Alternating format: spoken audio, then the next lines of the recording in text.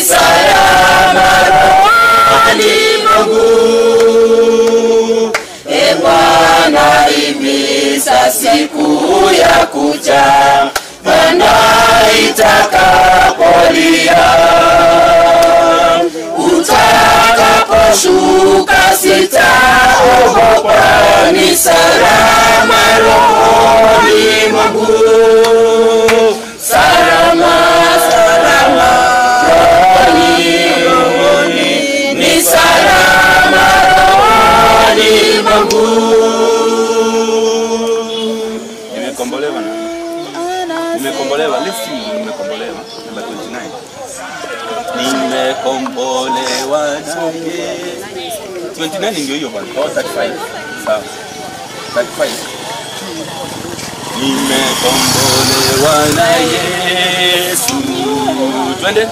Nimekombolewa na Yesu, na sasa nimefurahi kwa bei ya mauti yake. Mimi ni mtoto wake. Kombolewa, nakombolewa na damu ya Yesu. Kombolewa,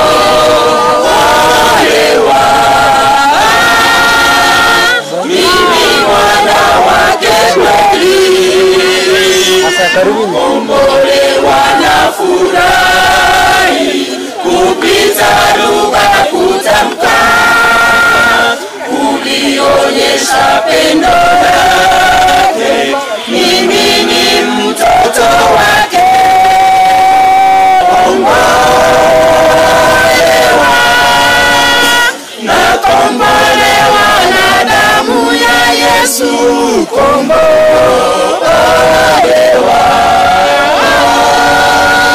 mimi mwana wake kweli. Nikamwona mfalme wangu katika uzuri wake, ambaye najifurahisha katika torati yake. Kombolewa, nakombolewa na damu ya Yesu. Kombolewa,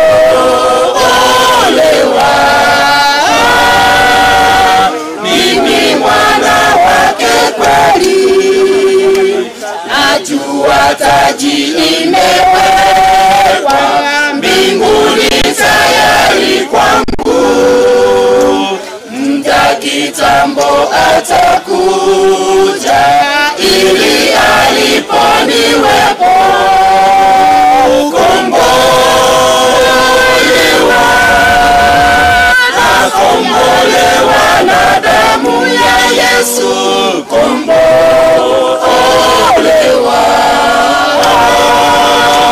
mimi mwana wake kweli.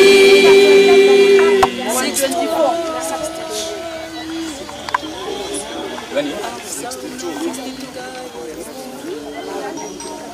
Number 62. Inaenda? Napenda kitabu chake. Mtoa kia chini. Napenda kitabu chake.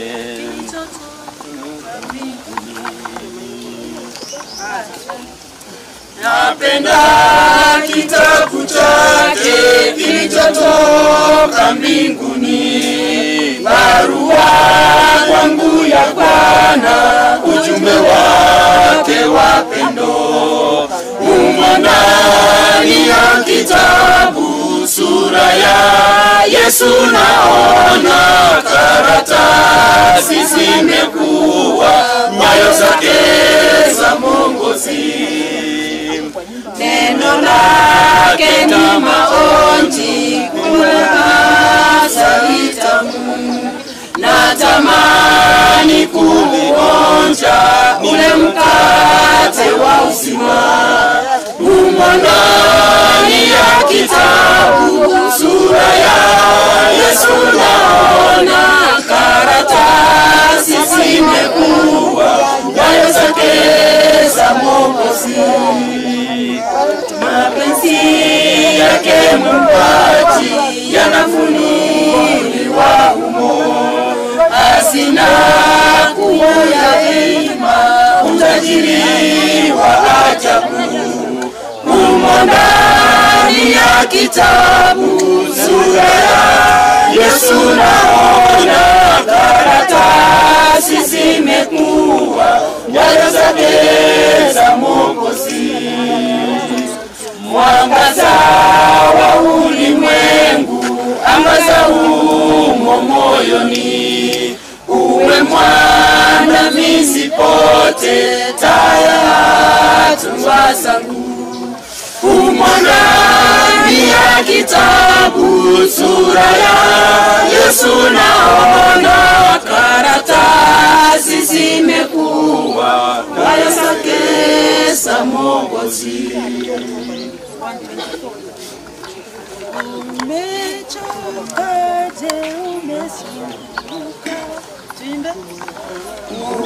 Umechoka je, umesumbuka?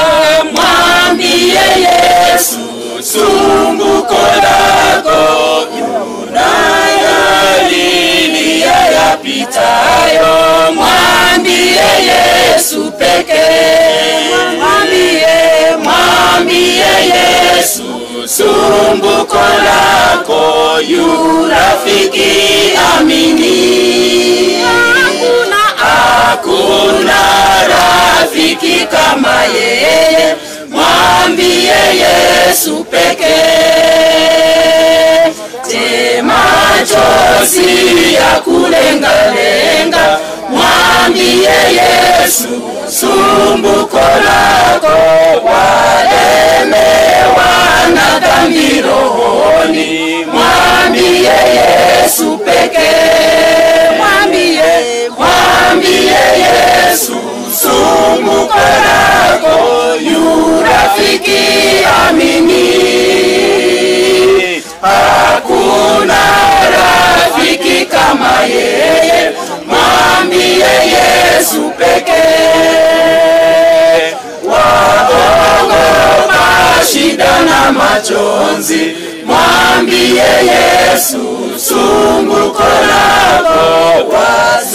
Wasumbukia mambo yajayo, mwambie Yesu pekee. Mwambie Yesu sumbuko lako, yu rafiki amini.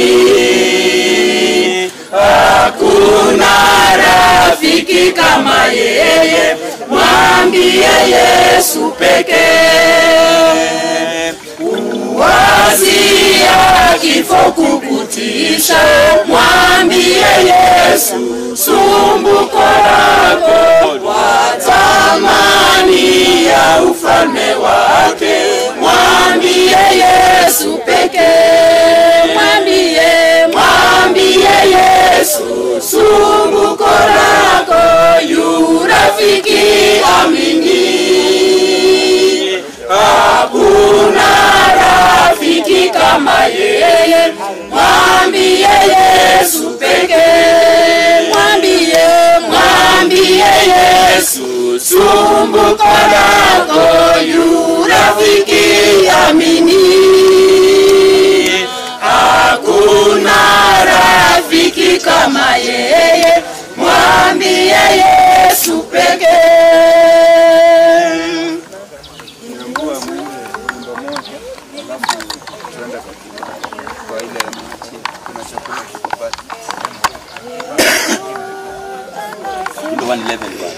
Namba ngapi hiyo? 111 ni tabibu mkuu. Tumeimba tena.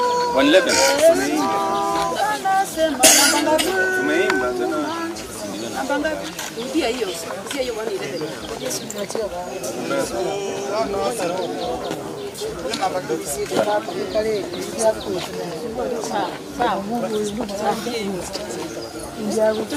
Tabibu 180 about 168. 168.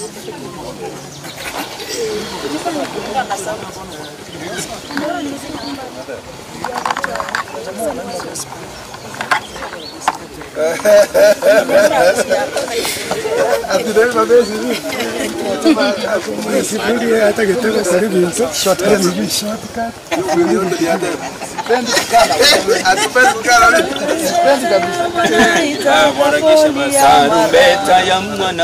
Tarumbeta ya mwana itakapolia mara. 1 2 3 twende. Tarumbeta ya mwana itakapolia mara, milele itakapopambazuka, nao wawaki watakapokusanyika ng'ambo, majina yaitwapo niwepo. Majina yaitwapo, majina yaitwapo, majina yaitwapo, majina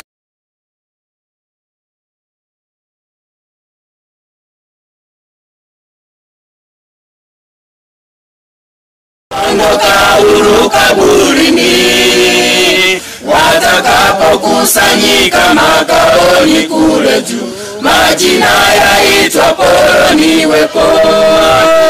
Majina yaitwapo, majina yaitwapo, majina yaitwapo, majina yaitwapo niwepo.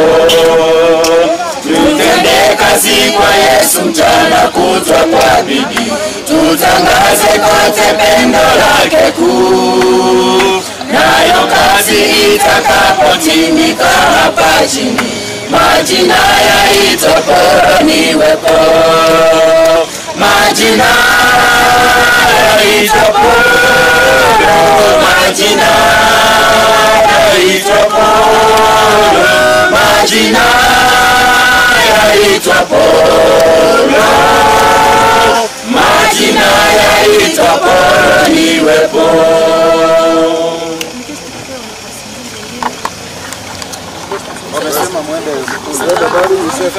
Let us go there.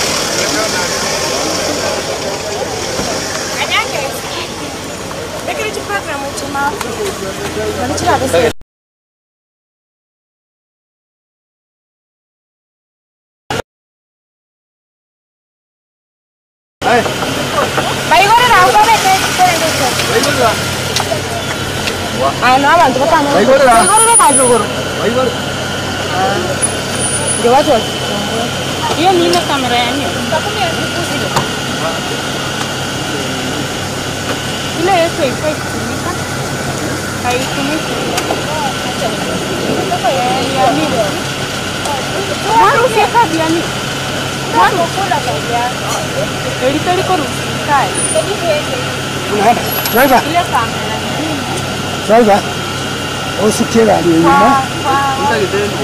Otakitoro. Kiagera ngana kwa basi ndio kwa basi. Sio kupata tu. Dai tena sio kwa watu ndio ndio hicho.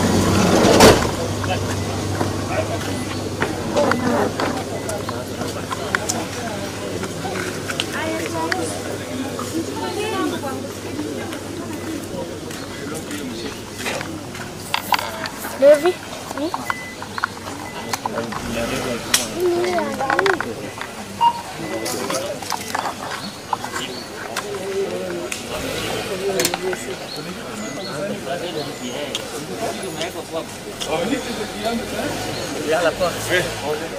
Wewe nyono? Nyono?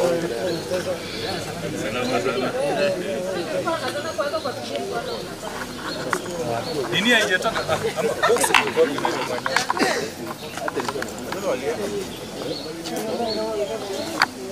wewe, yeye ama mkifungwa hiyo yeye ama mkifungwa mnaipona.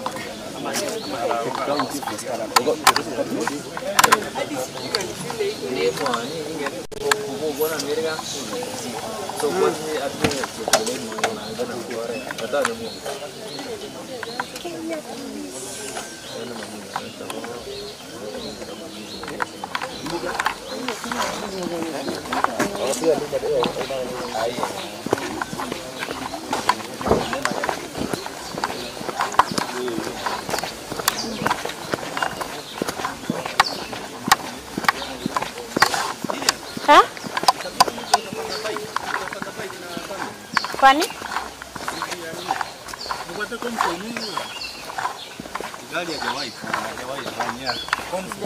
Sini unatuletea. Unatumia Leo pia utatumia kutoka huko kidogo. yangu, unajua si sana. Yako ni huko tu.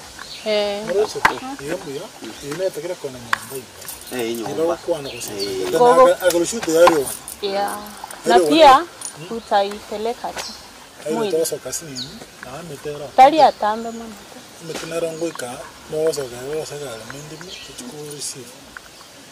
Aina.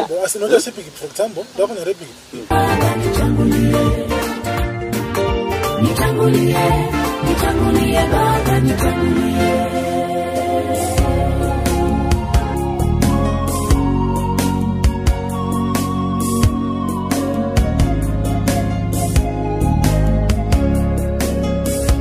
Maisha ni mafupi na ni kama madendeza supu upipwa mdata.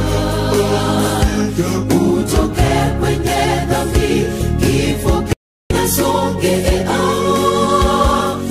Mlango wa rehema utakufa, nikaenda Mwokozi, nitamsifu sana sifa, kweli ni kiongozi.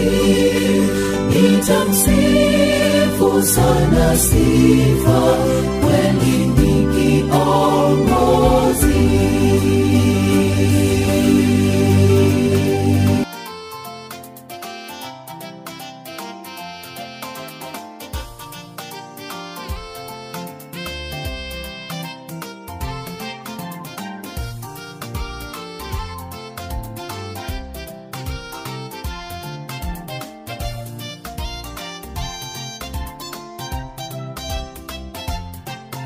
Hatua kwa hatua ninayopiga, ninakaribia kaburi langu. Hivyo natengeneza njia zangu na Bwana kama yule Hezekia, ili siku yangu ikifika nilale katika Bwana wangu. Hatua kwa hatua ninayopiga, ninakaribia kaburi langu. Hivyo natengeneza njia zangu na Bwana kama yule Hezekia, ili siku yangu ikifika nilale katika Bwana wangu. Natengeneza njia zangu leo, maana ya kesho yamefichwa kwangu ni kama giza. Giza totoro, siwezi ona mbali. Hivyo natengeneza njia zangu na Bwana kama yule Hezekia, maana mwanadamu aliyezaliwa na mwanamke siku zake ni chache. Natengeneza njia zangu leo, maana ya kesho yamefichwa kwangu ni kama giza. Giza totoro, siwezi ona mbali. Hivyo natengeneza njia zangu na Bwana kama yule Hezekia, maana mwanadamu aliyezaliwa na mwanamke siku zake ni chache.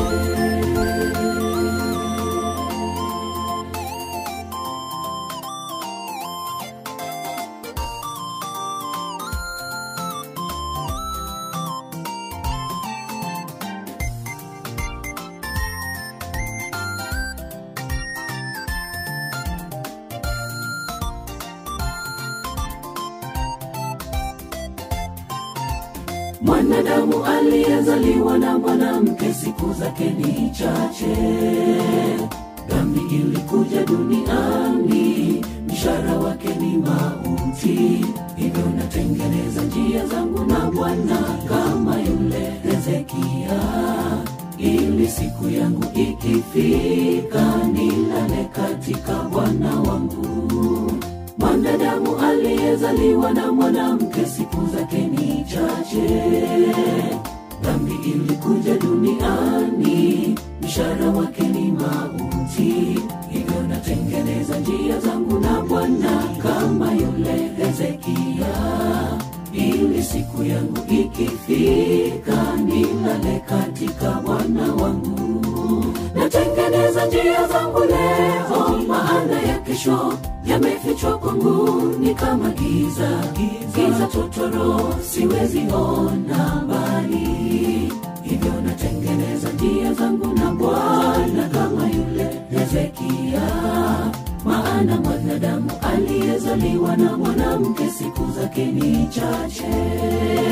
Natengeneza njia zangu leo, maana ya kesho yamefichwa kwangu ni kama giza. Giza totoro, siwezi ona mbali. Hivyo natengeneza njia zangu na Bwana kama yule Hezekia, maana mwanadamu aliyezaliwa na mwanamke siku zake ni chache. Natengeneza njia zangu leo, maana ya kesho yamefichwa kwangu ni kama giza. Giza totoro, siwezi ona mbali. Hivyo natengeneza njia zangu na Bwana kama yule Hezekia, maana mwanadamu aliyezaliwa na mwanamke siku zake ni chache. Natengeneza njia zangu leo, maana ya kesho yamefichwa kwangu ni kama giza. Giza totoro, siwezi ona mbali. Hivyo natengeneza njia zangu na Bwana kama yule Hezekia, maana mwanadamu aliyezaliwa na mwanamke siku zake ni chache.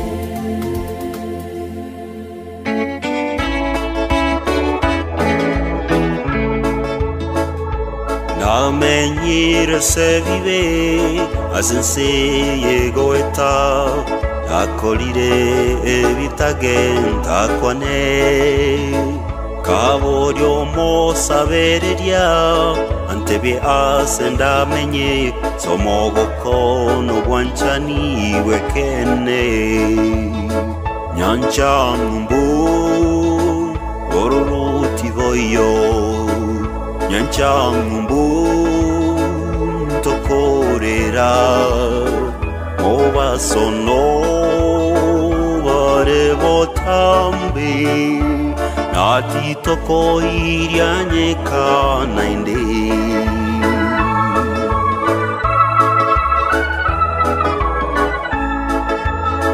Follow the footsteps of the King till you hear the voices ring. They'll be singing out the glory of the land.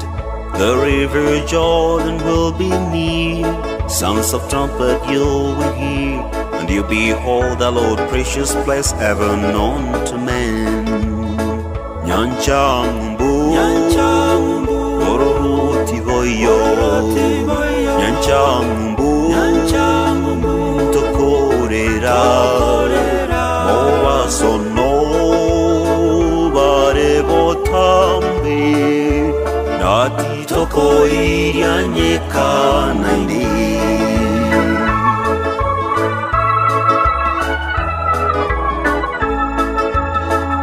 Across the bridge, there's no more sorrow.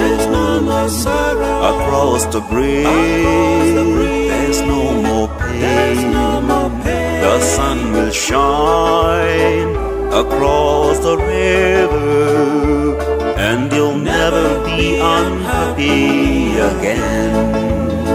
Nyanja mbu, oruruti voyo, nyanja mbu, tokorera, moa sono, bare botambi, nati toko irianye kanaindi.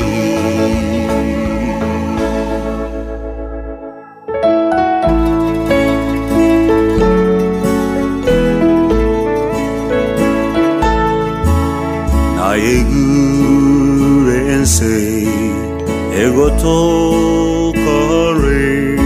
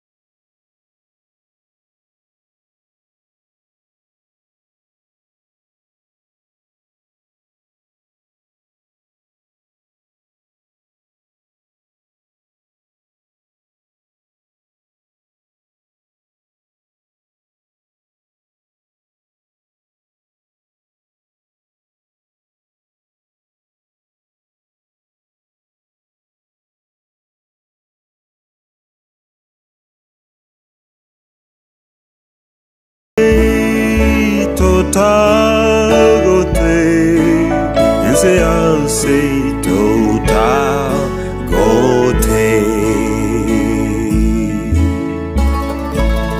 When Christ shall come with shout of acclamation, prepared for the good and blessed, waiting his parcels of power to unfold. Time's dark night of sorrow will wear away, when our Savior will pronounce the glad word, well done, faithful servant, thy title is clear, to end the joy of the Lord. Totagote, Totagote, and say I'll say Totagote. Totagote, Totagote, and say I'll say Totagote.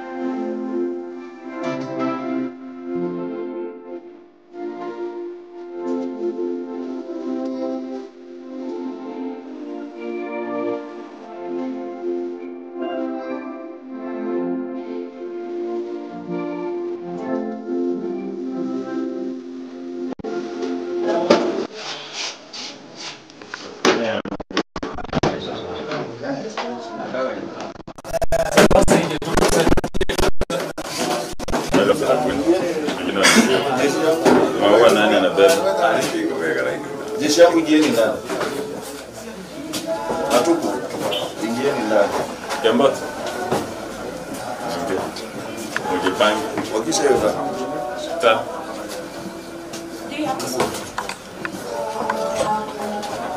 Tutaki mtu anapokuwa kwa mlango, ndani apitaye ndani.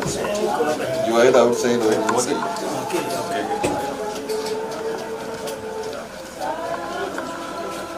Sasa tuombe. Asante kwa sababu ya ulinzi wako. Upendo wako wetu. Siku ya leo ni siku kwa wenzetu Victor. Hizi ya kupumzika ni leo. Na kuondoka nyumba kwa ulinzi wako mpaka tutakapofika.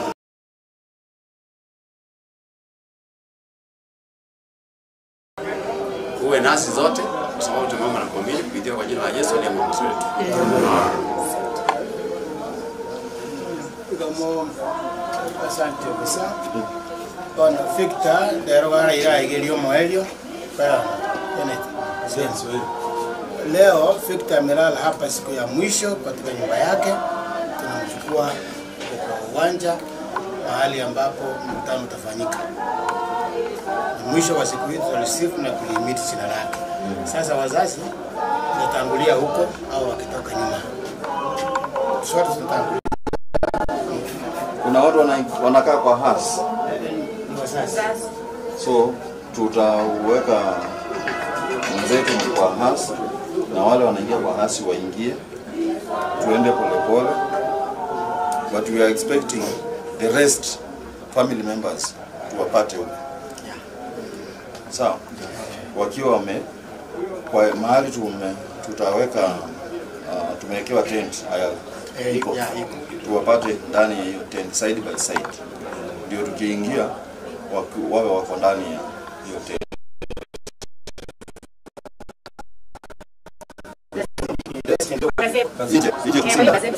Side by side, alafu hao ndio wataingia ndani waweke.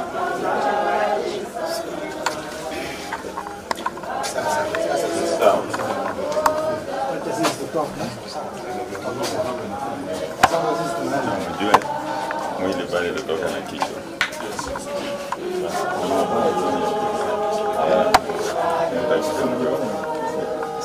Wewe first ni nini iko na nini? Iko na kamba. Sitaki kuona kofia inaanguka mpaka saa ile itatolewa. Iko sawa kama yako iko sawa. Iko na kamba. Iko kamba imewekwa hapo. Najua iko. Haya. So nisione kofia ingia. Ni ya muda kitambo mateso. Ni ya muda kitambo. Ndugu jipe moyo karibu kutapambazuka. Siku njema yenye fanaka. Kwa walopanda kwa machozi watavuna kwa furaha. Ndugu jipe moyo karibu kutapambazuka. Siku njema yenye fanaka. Kwa walopanda kwa machozi watavuna kwa furaha.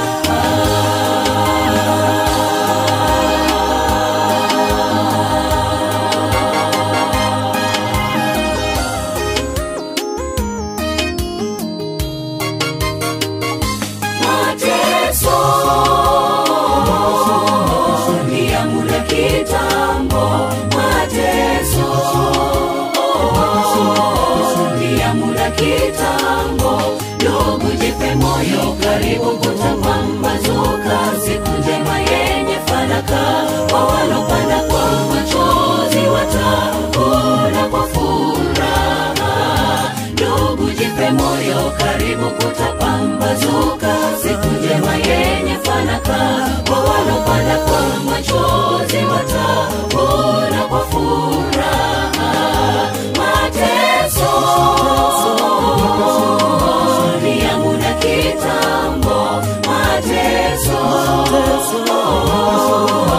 ni ya muda kitambo. Ndugu jipe moyo karibu kutapambazuka. Siku njema yenye fanaka. Kwa walopanda kwa machozi watavuna kwa furaha. Ndugu jipe moyo karibu kutapambazuka. Siku njema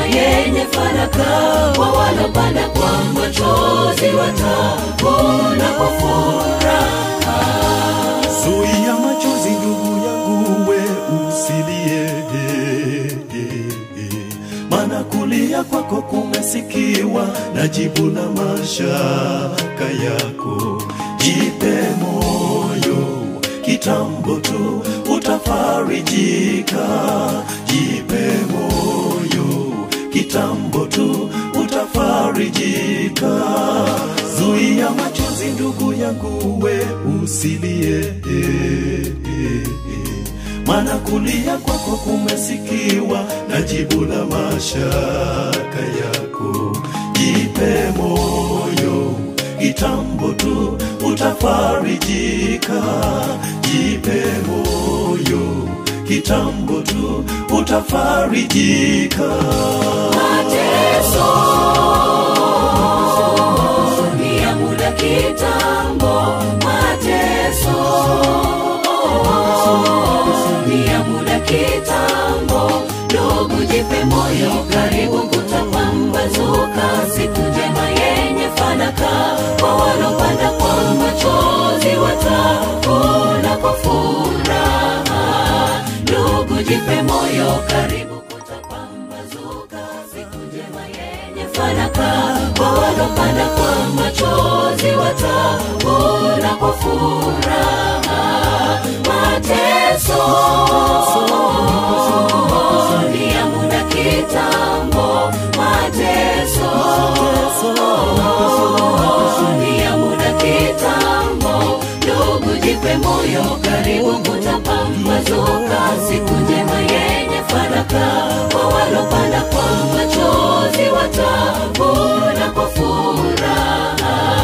Ndugu jipe moyo, karibu kutapambazuka. Siku njema yenye fanaka, kwa walopanda kwa machozi watavuna kwa furaha.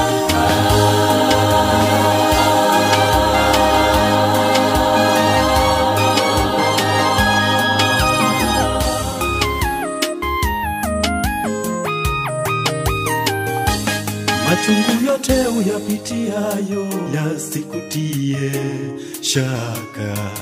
Simama imara, utazame juu, joka la shaba limeinuliwa. Kwake utatiwa nguvu na utaponyeshwa. Kwake utatiwa nguvu na utaponyeshwa. Machungu yote uyapitiayo yasikutie shaka. Simama imara, utazame juu, joka la shaba limeinuliwa.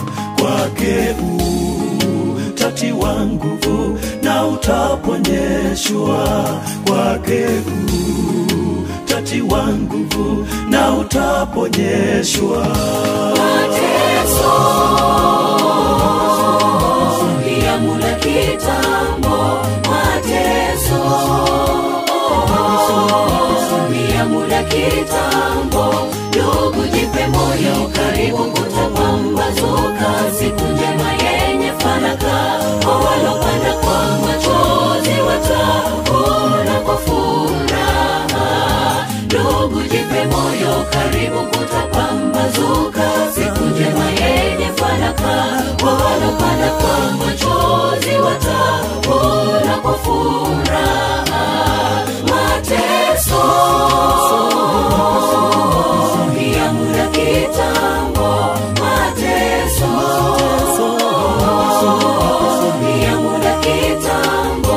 Ndugu jipe moyo, karibu kutapambazuka. Siku njema yenye fanaka, kwa walopanda kwa machozi watavuna kwa furaha.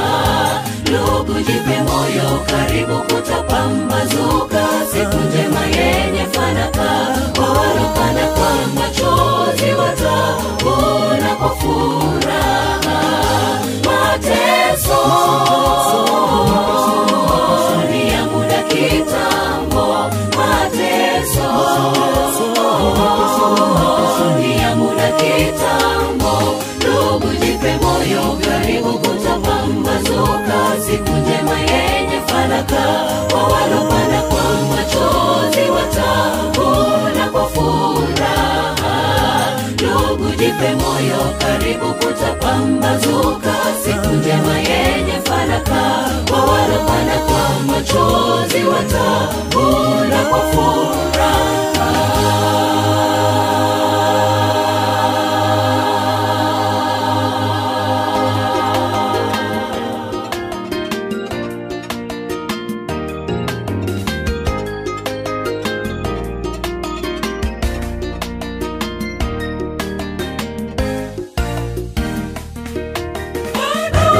Kitambo kidogo anarudi Yesu mfalme.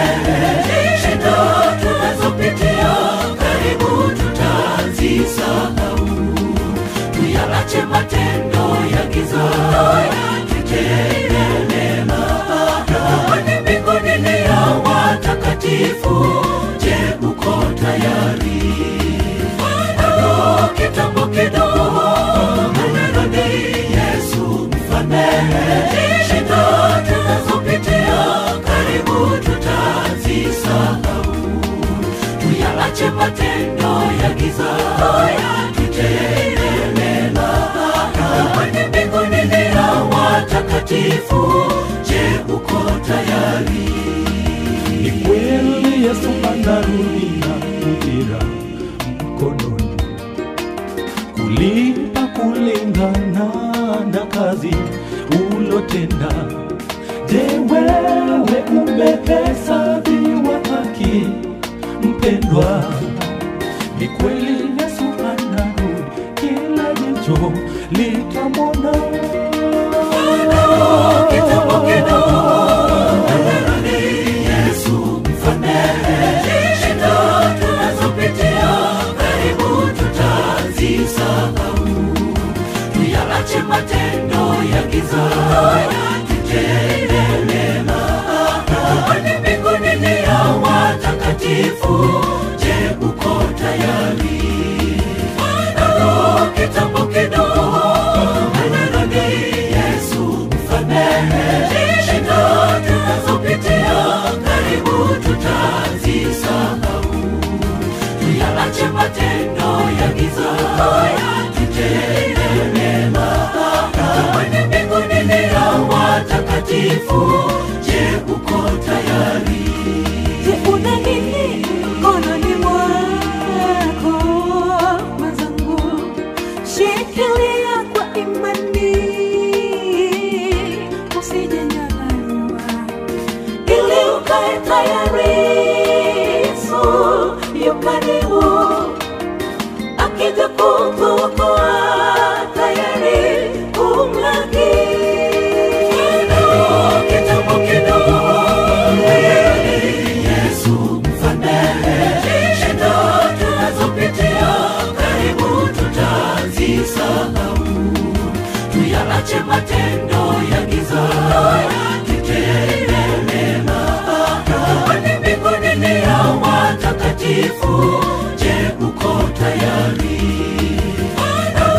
Kitambo kidogo anarudi Yesu mfalme.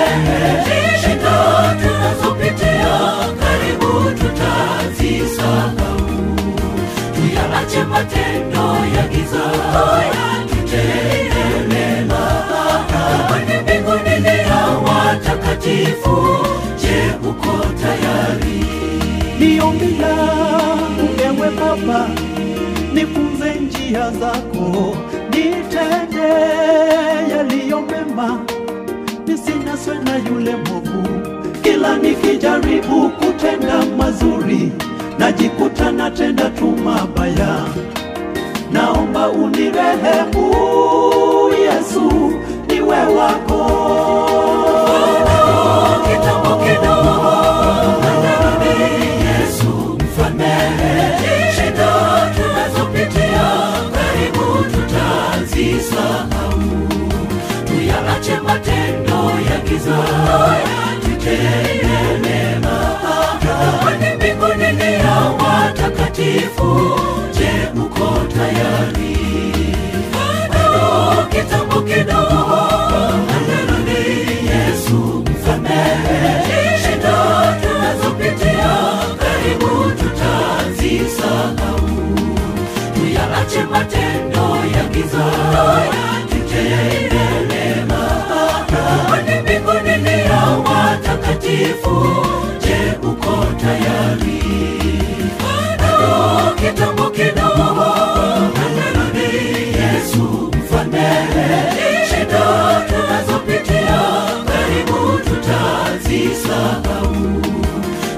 Tuyaache matendo ya giza, tutende mema. Kwani mbinguni ni ya watakatifu. Je, uko tayari? Bado kitambo kidogo, anarudi Yesu mfalme. Shida tunazopitia karibu tutazisahau. Tuyaache matendo ya giza, tutende mema. Kwani mbinguni ni ya watakatifu. Je, uko tayari?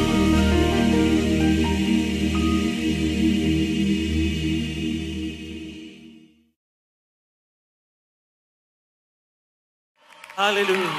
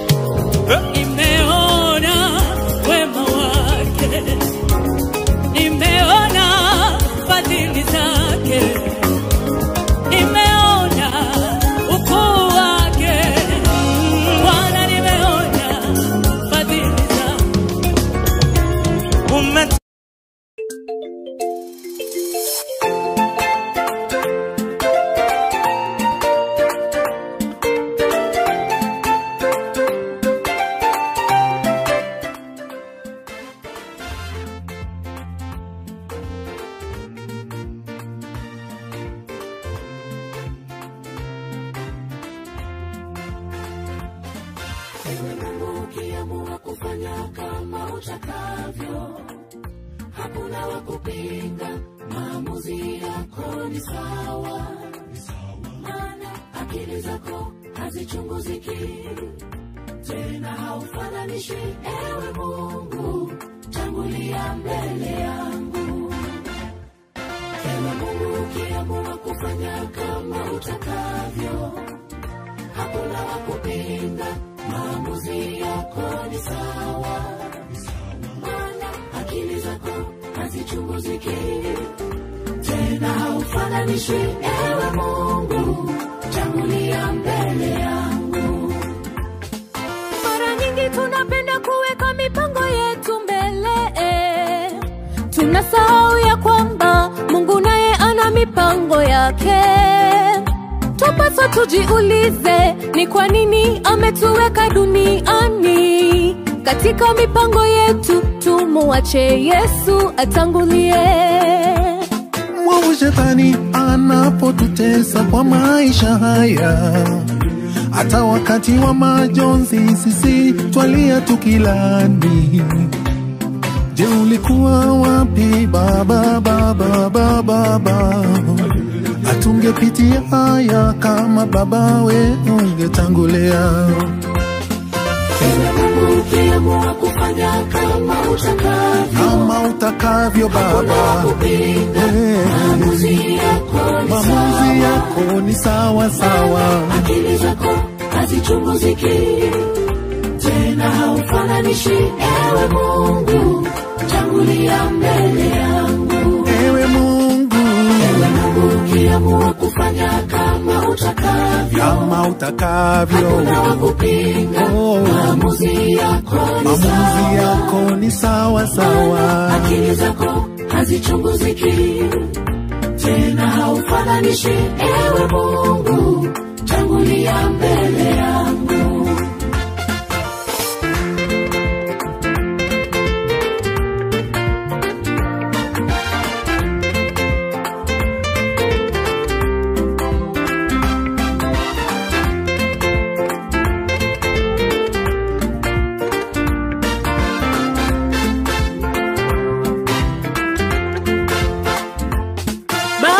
Zangu tuwe jasiri, tusiwe kama wakimbizi, maana duniani Bwana ana mpango wa kila mmoja wetu. umetupa uhuru wa kumuomba kila tunachohitaji wewe, ila tukumbuke mapenzi yake lazima yatimie. Wapo maadui wanaotaka kukuangusha kila wakati, wapo marafiki wanafurahia unapoanguka wewe. Omba Mungu akusimamie nyakati zote, na mapenzi yake kwa maisha yako yote yatimie. Nakuhitaji unitangulie mbele yangu, nakuhitaji unitangulie mbele yangu Bwana, nakuhitaji unitangulie mbele yangu, peke yangu siwezi. Nakuhitaji unitangulie mbele yangu, nakuhitaji unitangulie mbele yangu Baba, nakuhitaji unitangulie mbele yangu, peke yangu siwezi. Nitangulie Baba, nitangulie Baba, nitangulie Baba, nitangulie Baba,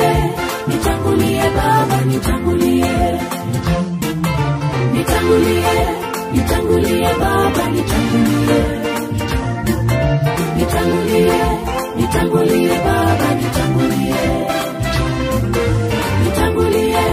nitangulie Baba,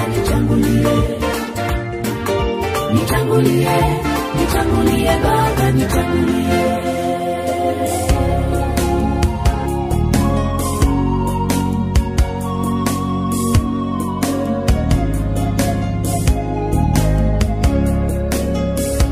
Maisha ni mafupi na ni kama matawi, wapendeza subuhi kwa muda. Siku zinakimbia, kifo kinasogea, mlango wa rehema atafungua. Wakati umekwisha, njoo kwake Yesu sasa akuita. Utoke kwenye dhambi, kifo kinasogea, mlango wa rehema utafungua.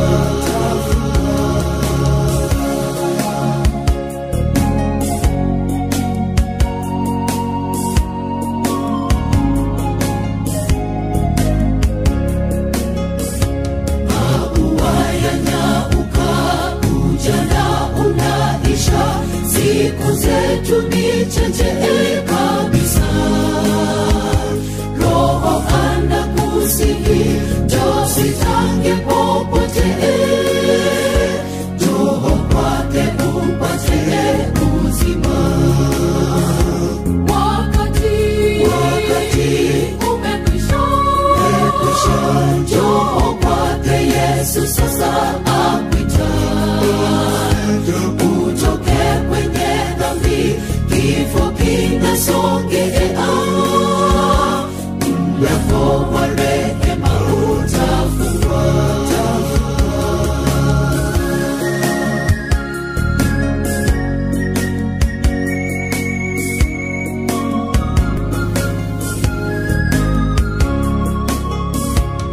Muda sasa waruka, kifo hukumu yaja, ruka mikononi mwake Mwokozi. Uhesabu gharama, usije kapotea, utupwe motoni jehanamu. Wakati umekwisha, njoo kwake Yesu sasa akuita. Utoke kwenye dhambi, kifo kinasogea, mlango wa rehema utafungua.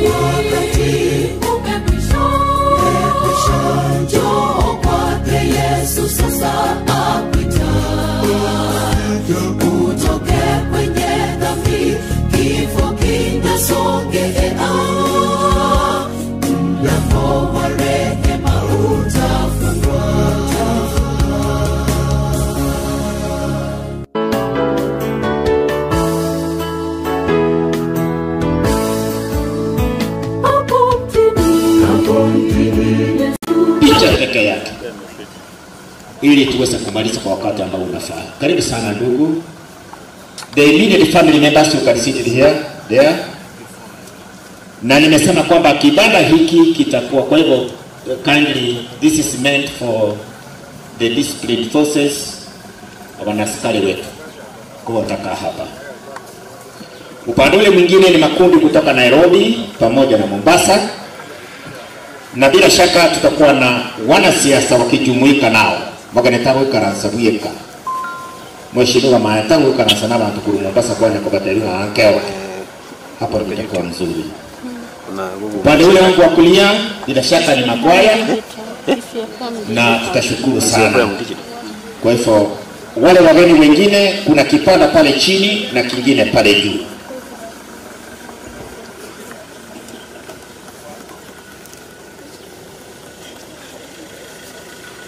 Sawa sawa. Penye hapa master of ceremonies anakaa, penye tuna mitambo, bila shaka ni wazee wa kanisa pamoja na pastors watakaa hapa. Kwa hivyo, na kwa upande wa vyumba vya usafi, pale chini naona kuna chumba cha usafi pale, na hata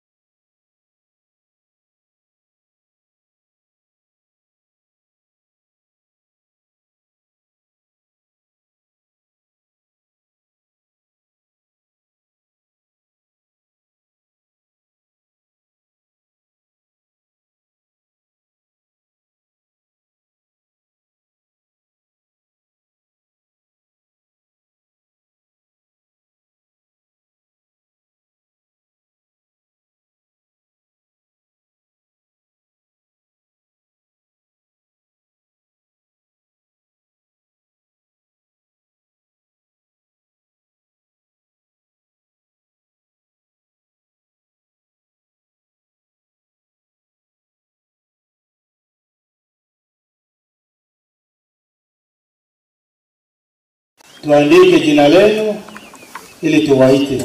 Kila kwaya ambayo imefika wataimba. Harakisha jameni. Na mhubiri uwe karibu hapa. Mhubiri uwe karibu hapa.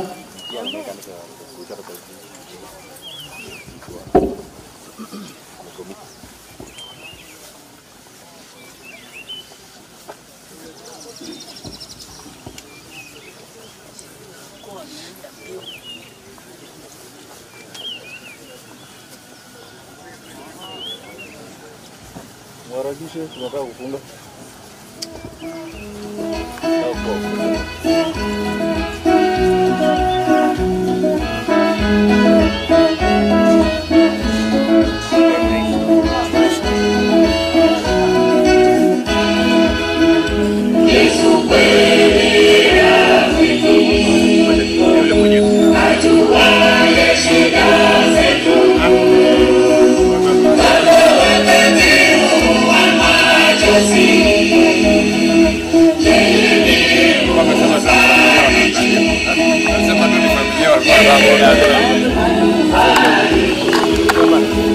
Madamu, tunaweza kufunga sisi.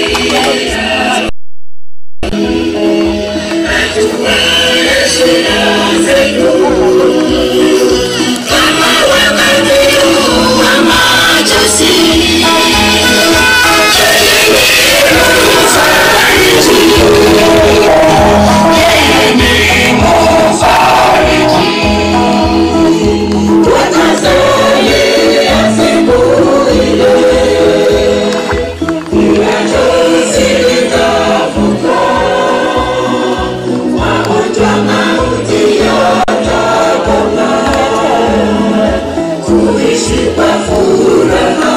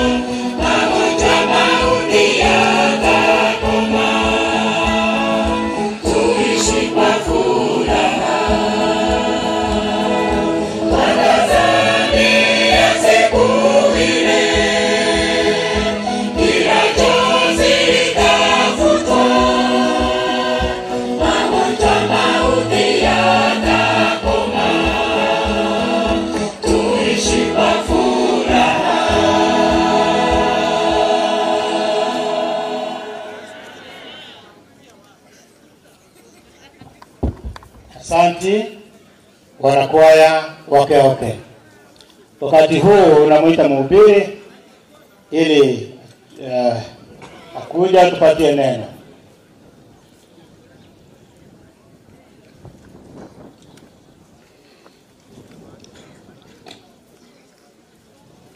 Akimaliza ile kwaya ya Mombasa mtakuwa karibu, akimaliza nanyi tuletea wimbo.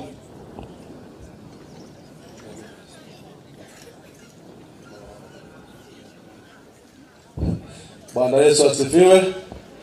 Kama tuko pamoja unipungie mkono, ndio ishara ya kwamba tuko mahali hapa. Basi nachukua nafasi kumshukuru Mungu kwa sababu ametupatia nafasi na pumzi ya uhai asubuhi ya leo. Mimi kwa majina ni Elda Joseph Mwachere. Ninatoka kanisa la Kongoea kule Mombasa, mahali ndugu Victor alikuwa anashiriki. Tutafanya kujiona baadaye, lakini kwa saa hii ningependa tukaweze kupeleka mawazo yetu, tukaweze kupata neno la Mungu. Naomba tu wale wamevaa kofia kwa kuheshimu mbingu waweze kutoa, alafu tukaweze kuomba. Mungu wetu na Baba yetu unayetupenda, tunakuja mbele zako wakati wa asubuhi kukushukuru na kukuabudu kwa sababu wewe unastahili sifa na utukufu. Uabudiwe milele kwa sababu wewe ndiye muumbaji wetu. Tumekusanyika mahali hapa kwa sababu ndugu yetu Victor ameweza kupumzika katika usingizi wa mauti. Wewe mwanzilishi wa uumbaji wa mwanadamu na viumbe vyote, unajua ni kwa nini imefanyika hivyo. Basi tunapoenda kuangalia neno lako ili likaweze kutupatia faraja na matumaini, naomba Mungu wetu kaweze kunitangulia mbele, mimi nikaonekana tu kama chombo, lakini maneno yote yakaweze kutoka katika kiti chako cha enzi. Ni kwa jina lako Kristo tunaomba na kuamini, amen. Sijui huku kama mnakuanga na msomaji, kuna mkuanga na mtu special wa kusoma? Kama hakuna, wapi Douglas? Douglas, unaweza kusoma? Basi naomba usongee karibu hapa hivi. Unisomee tu mafungu machache. Naomba tusome kitabu cha Zaburi 46. Wale ndio tutaangalia kwa muda mchache. Sijui kama tuna mic nyingine, kama tunashare hii moja. Kama iko basi naomba nipatie msomaji wetu atusomee kitabu cha Zaburi 46. Utaanza tu moja, nitakwambia mahali utaachia.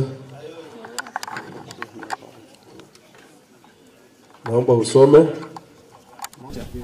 46 fungu la kwanza ukiendelea. Biblia takatifu yasema, Mungu kwetu sisi ni kimbilio na nguvu. Mungu kwetu ni kimbilio na nguvu. Msaada utakaoonekana tele wakati wa mateso. Msaada utakaoonekana tele wakati wa mateso. Kwa hiyo hatutaogopa ichapobadilika nchi. Kwa hivyo hatutaogopa ichapobadilika nchi. Ichapotetemeka milima moyoni mwa bahari. Ichapotetemeka milima moyoni mwa bahari. Maji yake yachapofuma na kuumuka. Maji yake yachapofuma na kuumuka. Ichapo pepesuka milima kwa kiburi chake. Ichapo pepesuka milima kwa kiburi chake. Kuna mto vichito vyake vyafurahisha. Mchi wa Mungu. Naomba wachie pale.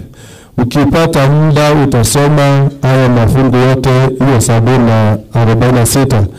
Mtumishi wa Mungu anatupatia maneno ya kutupatia faraja asubuhi ya leo, ya kwamba Mungu kwetu ni nini? Ni faraja. Wakati tumeketi hapa, kila mmoja kuanzia familia Msekene, Mama Ruth, ndugu za Victor, familia ya kanisa, wenzake kule walipokuwa wanafanya kazi, kila mtu amesononeka, kila mtu anahuzunika, kila mtu anajiuliza maswali, kwa nini hili limefanyika? Kwa nini kijana mdogo aweze kutoka katika uso wa mji? lakini Mungu wetu anatupatia matumaini ya kwamba yeye ndiye kimbilio letu. Wakati kama huu si rahisi kuambia familia poleni sana, kuweni na nguvu. Huwa si jambo rahisi, ni jambo mzito sana. Lakini nataka niwaambie waombolezaji wenzangu, kuanzia familia bana ya mzee Kenneth na waombolezaji wengine, ya kwamba wakati kama huu ambapo kuna huzuni mwingi ndipo tunamhitaji Mungu. Ndugu Victor mimi nimemfahamu kwa muda mrefu akiwa kijana kanisani kwetu Kongowea. Nakumbuka kila wakati kwota ilipokuwa inaisha, Victor alikuwa ananipigia simu ananiambia, "Ella, ukiendea lesoni uniletee na yangu." Ninakumbuka mahubiri Victor alihubiria mwisho na kuna wimbo aliweka na it was a touching sermon. Nataka niwaambie wapendwa, unapotembea katika uso wa dunia huwezi kujua wewe utamalizia wapi. Lakini Mungu anajua mwanzo na mwisho wa kila mmoja wetu. Mwenye anaandika kitabu cha Zaburi ni mtu aliyekuwa si mkamilifu. Ni mtu aliyetamani ya mke wa mtu, hata akaua mume wake, hata akazini na yule mke, lakini baadaye hakuwa na furaha kwa sababu ya kile kitendo alichokifanya. Ndio sababu anaposononeka kwa yale ambayo ameyapitia, anasema ya kwamba Mungu kwetu ndiye kimbilio. Wakati bahari imechafuka, kwa wale ambao tumetoka pwani, si wakati mzuri wa kuogelea. Huo ni wakati wa kuepukana na machafuko ya baharini. Wakati mwenzetu amelala, huu ni wakati ambapo kunahitaji utulivu wa pekee. Huu si wakati wa kumpatia yule ibilisi nafasi kwa njia ama namna yoyote. Huu ndio wakati wa kubond kama familia, kama kanisa, kama community, kwa sababu huyu ndugu yeye amefanya nini? Amepumzika. Na sisi tumefanya nini? Tumebaki. Na kama tumebaki, tuko na safari. Napenda tukaweza kusoma fungu lingine kuonyesha ya kwamba sisi tuko na nafasi ya kuweka maisha yetu sawa tunapokuwa hapa duniani. Naomba usome Mhubiri 9 fungu la 5. Mhubiri 9 fungu la 5 inasemaje? Biblia takatifu yasemaje? Fungu la 5. Kwa sababu walio hai wanajua ya kwamba watakufa. Kwa sababu walio hai wanajua ya kwamba watakufa. Lakini wafu hawajui neno lolote. Lakini wafu hawajui neno lolote. Wala hawana ishara tena. Wala hawana ishara tena. Maana kumbukumbu lao limeshauliwa. Maana kumbukumbu lao limesauliwa. Ndugu yetu Victor ambaye amelala, tunajua yale ametekeleza. Nimewasikiza familia jinsi wamemsifia, na ni kweli. Manake ninakumbuka familia ya Victor. Na hapa kuna deaconess ambaye anaweza kupea witness ya kwamba the family walikuja na program, wakasema wanataka kununua vitambaa curtains za pulpit kule mbele, na wakanunua set mzima from their own pocket. Wakaleta wapi? Kanisani. Tunaposiona pale mbele tunaziona. Ndugu Victor aliwahi kusimama na vijana wa kanisa letu la Kongowea, akafanya kusponsor the youth, akawasponsor, wakarekodi nyimbo CD mzima. Hiyo si jambo rahisi. Biblia inasema kwamba kwa sababu sisi tulio hai tuko na nafasi ya kufanya nini? Ya kufanya jambo. Lakini mwenye amekufa hawezi kufanya nini? Hawezi kufanya kitu sana. Sasa mami hawezi kumpatia mtoto wake uji, amwambie mtoto wangu kunywa uji. Hawezi. Lakini sisi ambao tuko saa hii, we have an opportunity to mend our ways. Nataka kusema nini? Nataka kusema ya kwamba wapendwa, siku hizi kifo kiko mkononi. Unatembea, unaanguka chini, unaenda. Unapita njiani, unakuta watu wanakata miti vile watu wamekuwa careless, mtu unakuangukia, umefanya nini? Umeenda. ama unagongwa na gari. Anything can happen at any given time. Kwa hivyo nataka kusema nini? Wapendwa, sisi tulio naye wakati wa kumtegemea ni Mungu, akaweza kuwa kimbilio kwetu. Mami, najua Victor alikuwa ni mtu wa karibu kwako. Hata mimi niko karibu sana na mamangu. So mama, itabidi ufanye nini? Ukubali. Mzee Kenneth, tumejuana Mombasa wakati wa harusi ya Victor. Na it happened coincidentally ya kwamba mimi ndio niliketi kwa pulpit wakati Victor wakioana. Lakini wapendwa, hizo zote sasa ni story. Kwa sababu umefanya nini? Lake limekwisha. Wewe uliyeketi hapa, maisha yako umeweka namna gani? Wewe ni mtu wa fitina? Wewe ni mtu wa kusengenya? Wewe ni mchawi? Si hata kuna wachawi. Kuna mtu uko kanisani lakini bado ameshikilia ushirikina. Naomba asubuhi ya leo tukaweza kumend our ways, ili wakati Yesu anapokuja, kwa sababu ndio faraja ya pekee kwetu, akaweze kutupokea na kutupeleka mbinguni, tukaweza kupumzika tukiwa pamoja naye. Fungu la mwisho tunasoma Mhubiri 21, Mhubiri 21. Ukiwa pale, naomba ukaweza kusoma kuanzia fungu la kwanza. Naomba uanzie fungu la pili tafadhali. Mhubiri hao Ufunuo. Ufunuo. Fungu la 21 fungu la 2 kuendelea. Biblia takatifu yasema, yasemaje? Nami nikaona mji ule mtakatifu. Nami nikaona ule mji mtakatifu, Yerusalemu mpya ukishuka kutoka mbinguni. Umewekwa tayari kama bibi harusi aliyekwisha kupambwa kwa mumewe. Umewekwa tayari kama bibi harusi aliyeweza kupambwa kwa mumewe. Nikasikia sauti kubwa kutoka katika kile kiti cha enzi ikisema. Ikisemaje? Tasama, maskani ya Mungu ni pamoja na wanadamu. Maskani ya Mungu ni pamoja na wanadamu. Naye atafanya maskani yake pamoja nao, watakuwa wake. Naye atafanya maskani pamoja nao, nao watakuwa wake. Naye Mungu mwenyewe atakuwa pamoja nao. Naye Mungu mwenyewe atakuwa pamoja nao. Naye atafuta kila chozi katika macho yao. Naye atafuta kila chozi katika macho yao. Wala mauti haitakuwapo tena. Wala mauti haitakuwapo tena. Wala maombolezo. Wala kilio. Wala maumivu. Tena. Hayatakuwepo tena. Naomba uachie mambo ya kwanza yamekwisha kupita. Kwa kuwa mambo ya kwanza yamekwisha kupita. Wapendwa, kila uchao tunasikia habari ya kifo. Nimepatiwa historia ya familia yenye wamepoteza almost 5 family members kwa wiki 2 kufuatana. Huyu anakufa, na si kwamba wanaonekana ni wagonjwa serious, lakini wanafanya nini? Wanakufa. Biblia imetupatia hakikisho asubuhi ya leo kwamba Mungu atafuta nini? Majonzi yale ambayo tunalia kwa wakati huu. Hatutaomboleza tena. Hakutakuwa na kilio tena. Kwa sababu Mungu atafanya nini? Atatuchukua, atatupeleka, tutaishi pamoja naye. Lakini hilo tu litawezekana kama sisi tulioketi katika huma huu tutakuwa tumemend our ways. Wewe uliyeketi hapa unajua maisha yako, unajua njia zako, na una nafasi ya kufanya nini? Ya kurekebisha. Kwa hivyo Mungu akaanza kutusaidia asubuhi ya leo.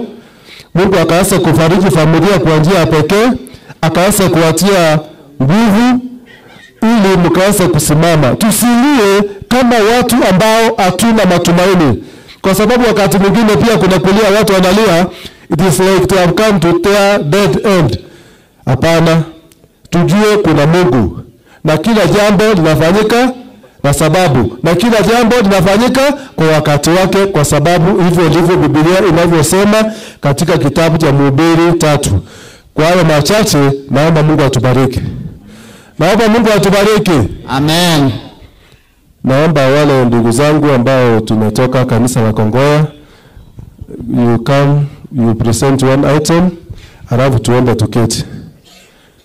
Naombeni tukujeni kama wanajeshi. wanajeshi na hiyo haimaanishi ya kwamba Elda Naftali sasa ataketi chini. Naftali asimame akuje hapa. Yes, because he's part of us. Ndugu Isaac, kujeni kabisa, na asante kwa kukubali kuja kwa safari kwa wingi. Mungu akaweze kubariki. Naomba tupate wimbo mmoja. Kama kuna mic mnaweza kutusaidia.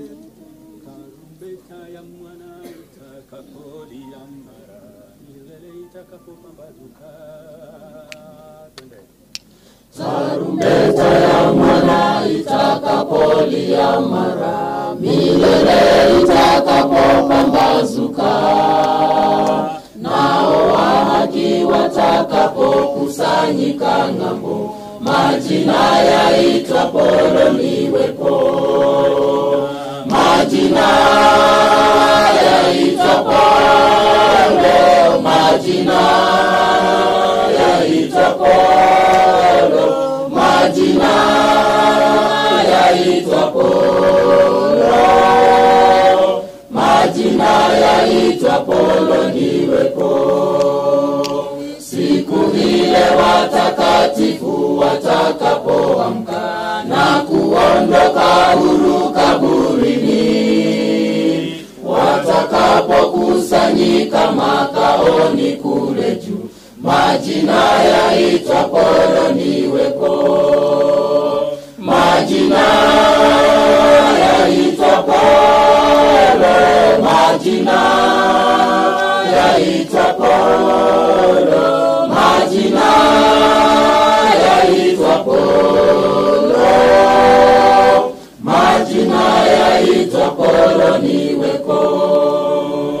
Tutende kazi kwa Yesu mchana kutwa kwa bidii, tutangaze kote pendo lake kuu, nayo kazi itakapotimika hapa chini, majina yaitwa Polo niwepo, majina yaitwa Polo, majina yaitwa Polo, majina yaitwa Polo, majina yaitwa Polo niwepo, majina yaitwa Polo, majina yaitwa Polo, majina yaitwa Polo, majina yaitwa Polo niwepo.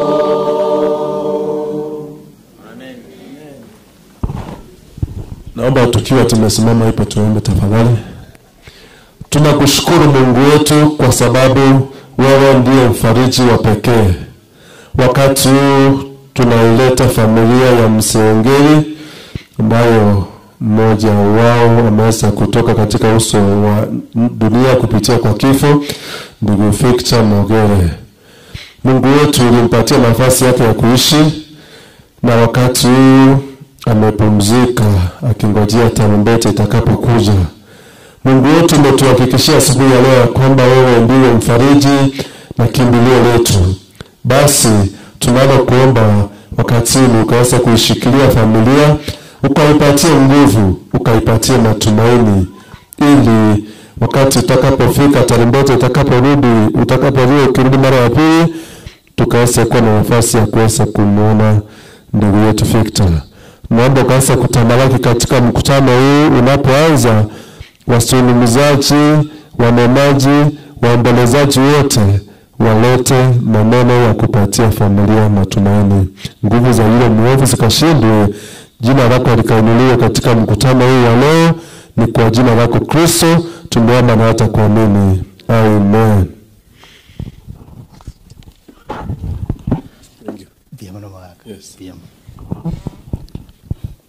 Career family. Career family, kuja haraka ikiwa mko. Career family. Career group. Hawako ni kama hawajakuja. Mkiona chairman amesimama, wale wote ambao wanatoka katika familia hiyo ya Career, fanya haraka, hata wakiwa wawili basi tumemaliza. Hakuna kuongea leo. Umeona tumeanza tu tukichelewa. Kwa hivyo ukija ama mkija tutaita tu makundi. Watu watakuja kwa makundi. Ikiwa mmefika, mmoja anaomba. Natolewa picha, mmoja anaomba. Fanya haraka.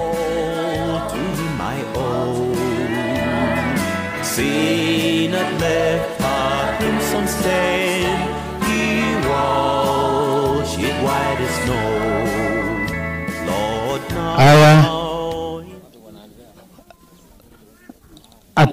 hatuwezi kungoja sana, tuwezi kusubiri mtu amekaa anaangalia anangojea wengine wafike mbele ndio aanze. Hapana. Sasa mmoja atatuongoza kwa maombi. Principal.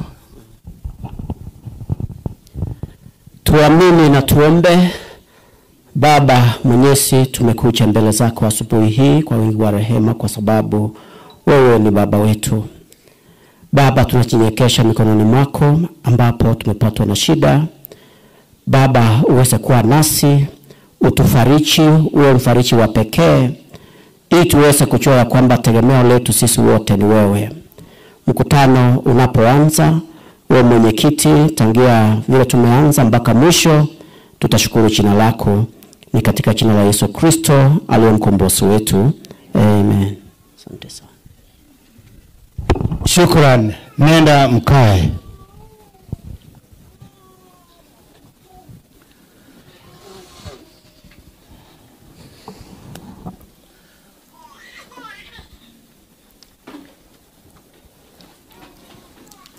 Sasa Birongo SDA Church Choir, mkuje haraka, na wale wengine ambao mmekuja, kwaya zingine ambazo zimeingia, tafadhali tupate jina lenu, jina la kwaya, ili tuwaite muimbe.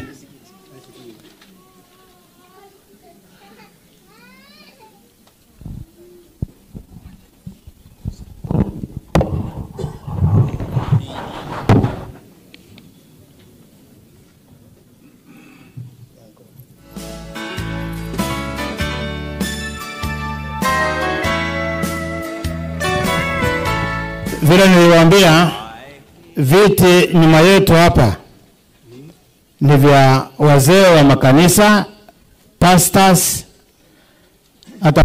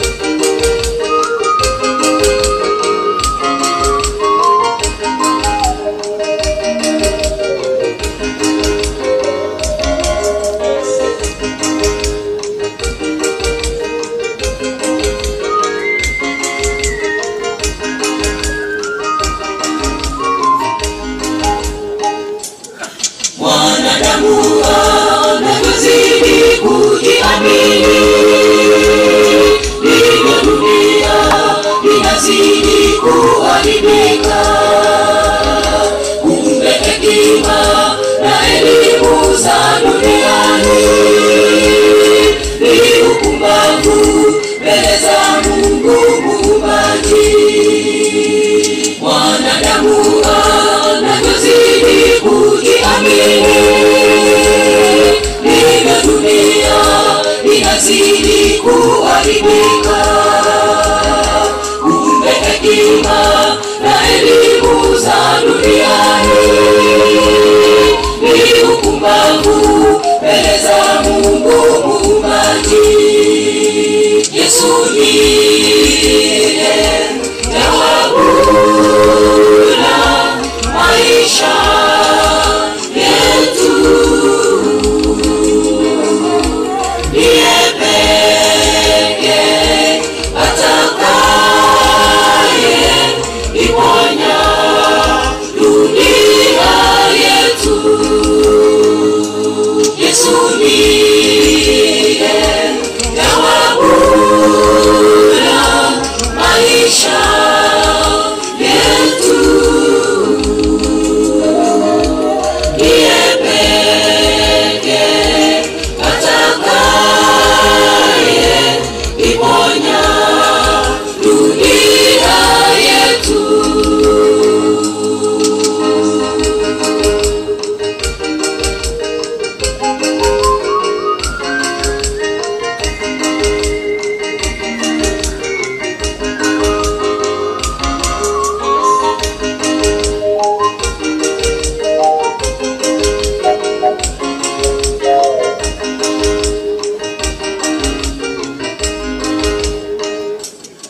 Tazama watu watendeanavyo uovu, wakiuana na kutendeana unyama. Sheria za dunia zinatetea dhambi, nani atakayeiponya dunia yetu? Tazama watu watendeanavyo uovu, wakiuana na kutendeana unyama. Sheria za dunia zinatetea dhambi, nani atakayeiponya dunia yetu? Yesu ndiye jawabu la maisha yetu, ndiye pekee atakaye iponya dunia yetu. Yesu ndiye jawabu la maisha yetu, ndiye pekee atakaye iponya dunia yetu.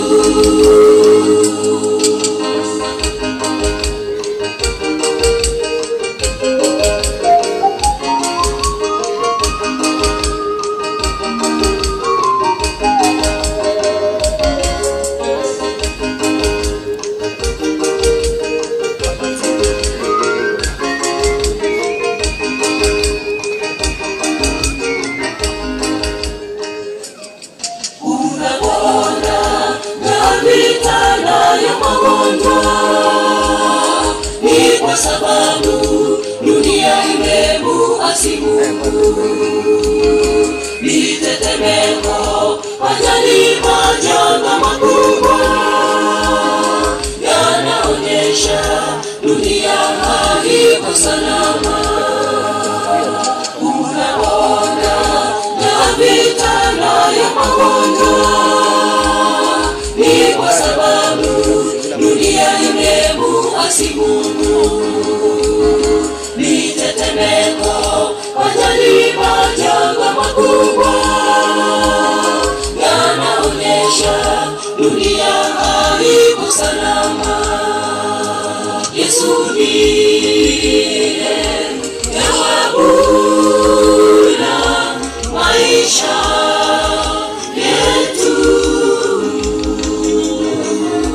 Niye peke atakaye iponya dunia yetu. Yesu ndiye yawabula maisha yetu. Niye peke atakaye iponya dunia yetu. Yesu ndiye yawabula maisha yetu. Niye peke atakaye iponya dunia yetu.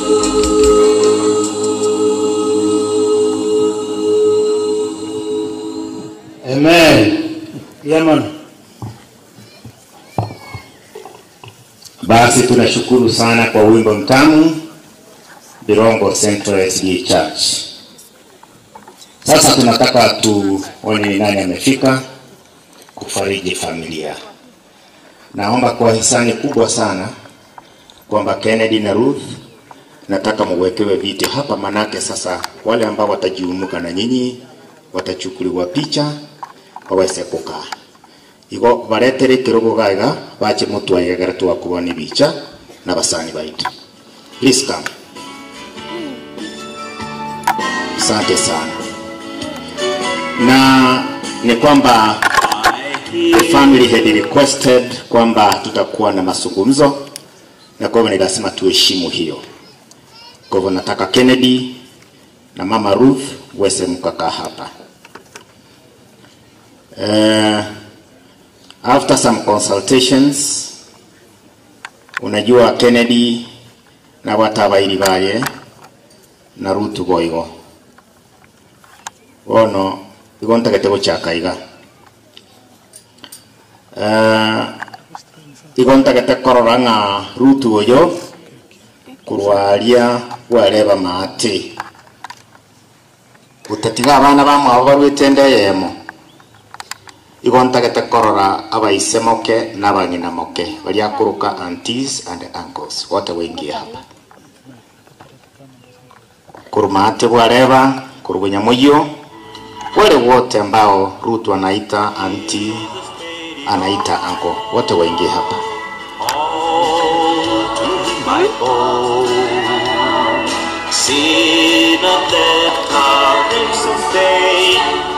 Very good.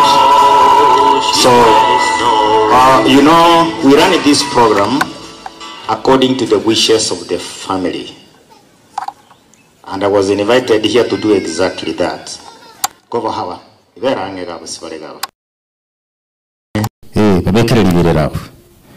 Suka maiga ke baba, ndimo koroka na buya. Aba na baba korokwa babono gochomuchu nabo nande bakorokubuna chikorera lakini nichi aunt gochia seruf. Muga konkoba in a very special way because you are also a church older. A word of prayer. Abana banyasai bakorera ko bakoiga pia mona sana. A word of prayer. Na tuombe. Esa wito oyore goromono na ndore no kubwa kiraringana. Watu achira sekero kya banene in a very special way. Aya saure moyo oyo watotungete toraba ikiranu lakini asingi chumugiye cheni asomugondo eteni tuwachoro gochora kurukube. And that's why makuli atchandre igotomenyete asimi chande menene lakini ando batorora mabira wetera somono Yesu Kristo agakwa somusaraba agatobolia agatobolie burungu bwao Sawa ito chinga kiechi tuna huzuni mwingi. Mwana huyo mochokoro kayatuwa semeri ya chieni munale nemerumu ya yere mebe. Umuturire utoruseriyo mwana ya samoka ito. Uyore ngoga semeri ya aserebwe kwa mwenyene kukina ne familia ye. Na intubo igo tobe tukunya kuliriria matunda kurwa sali. Na wetani igo konyogeire liso naendo yo kororo gokorense ya Kenya ngima.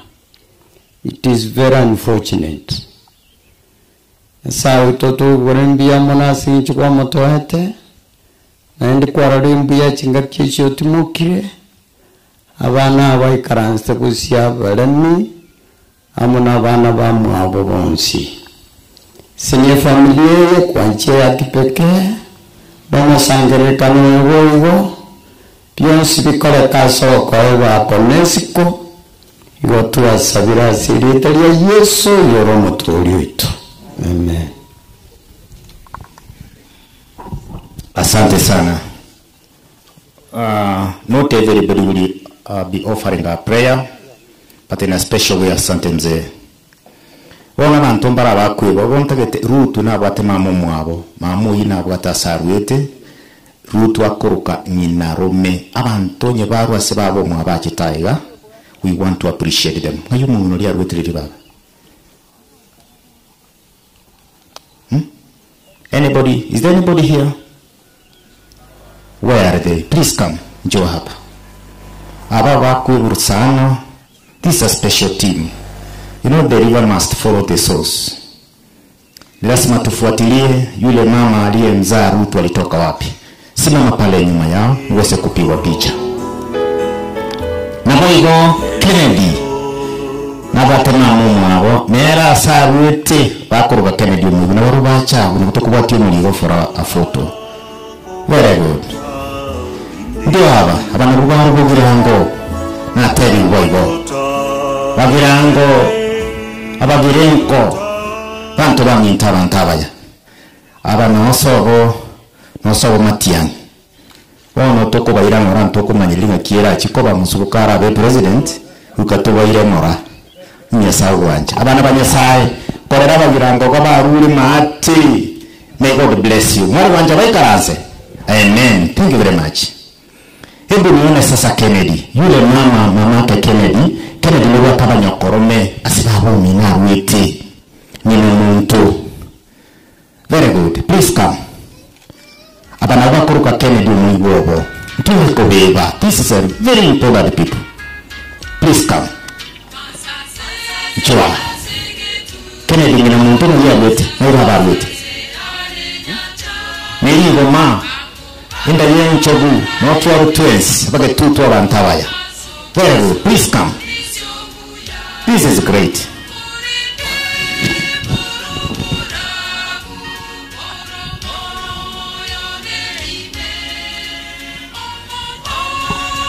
I don't know about any misarwete. Ligo ma. Bantabaya. Atungeweza kuwasahau. Abana baba minarome Kennedy. Mwabanye. Ikahucha igaki hina igoti hiyo. Ngoni nicheko watabia. This is nice. Abande mucha. Mwe baba igana nicheko watabia. Chuocha. Very good. Yule ambaye anapiga picha ikiwa umewashika wote. Chuocha balia uchakarimu ngurube tegirore. Nchumina. Very good. You know, relationship nero tanara kwere sigi sungi tayo. Una bono muntu manyite gisungo tigante bina nyokorome ngakia kurugu gisungo. Na nje na somere timaniti. Wono nyinarume ayabono oyo tali kuwiri eteyo motebe nyinarume neji ne Kiswahili abana banyasaye asiba abanyani sekondarwete bagetutu abantu enda bencho kwasabantu barwete ne barabakora makoira uya banyasaye basini enda mu karanse. May God bless you. Thank you very much.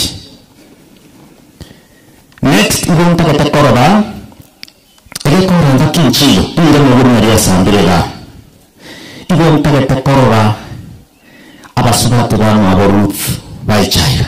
Please come. Unino for us. Abana bamu aborufu abuno choice ya na rose na ngongo tiba abana banora because ngo chabo chamoja in a very special way. Lakini Maureen ya chichi to represent Nora. What is Maureen? Where are you? Please come. Abana bamu abo Nora. Abu Charles Mporeta turiba murabamu abo aje gachavunye kamati mbiyore manye ndo wakili batamanya special navasi baadaye navasi ni manye tena kingo chokora bona abana bamu abo ru uyo kuwakilisha Nora mukyo bakongoro very good na icho isiare mulisangione dia mwana sana na irusi makogoti yale wonderful ni bile nganda ni eba asobamo abana banyasaba bakorera kobokoiga we will later recognize chikasen ja Victor bono gonta gatakorora umainta onko genda na ndeno genda ga igonta gatakorora abana baswati bamu abo Kennedy. Please come. Baswati bamu abo Kennedy. Onko genda rana nditura genda bwangu. Ugonta gatakorora baswati bamu abo Baba Evelyn, Josephine, Spora. Yes, Chaiga. Teresa, please come. Chobana Rubanga, and I'm told Naro a little late, and Spora, I mean, Magunde, Nekawata Bantawaye. You know, even if she's gone, I'm sure Nekawata Bantu will come here. Ava, Nabam, oh, he's here. Oh, no, don't go to Tiandro will say how disciplined you are. Abanaba, on your way to go to Kumanyama Tanga Chiari. You go to Baswat Bama or woman to Wakura. Bona today, the Murder and Taba Diri, the Murder and Taba made a duke, just a name. Bantu musangire kana bwensi mbiyamule. Nabata imbiyamana so chota pole. Elieta mpelts kimdu. Yobonkwa.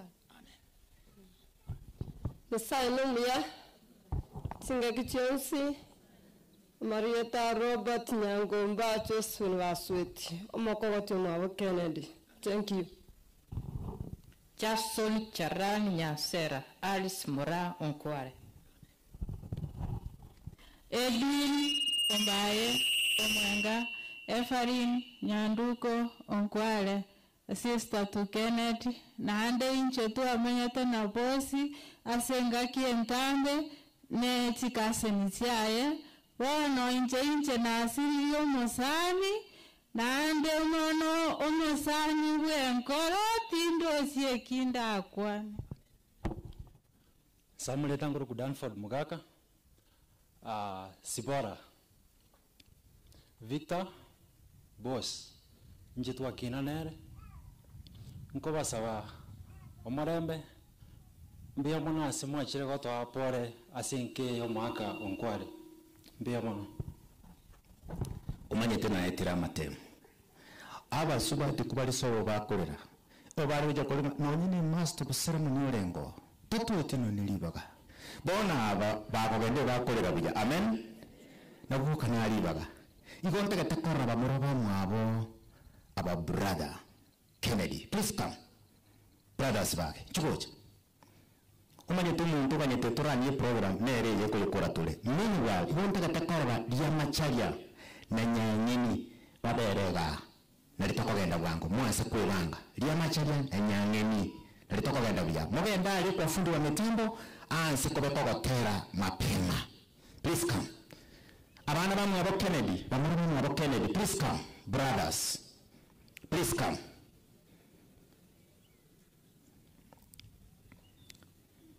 Where are they? Anybody?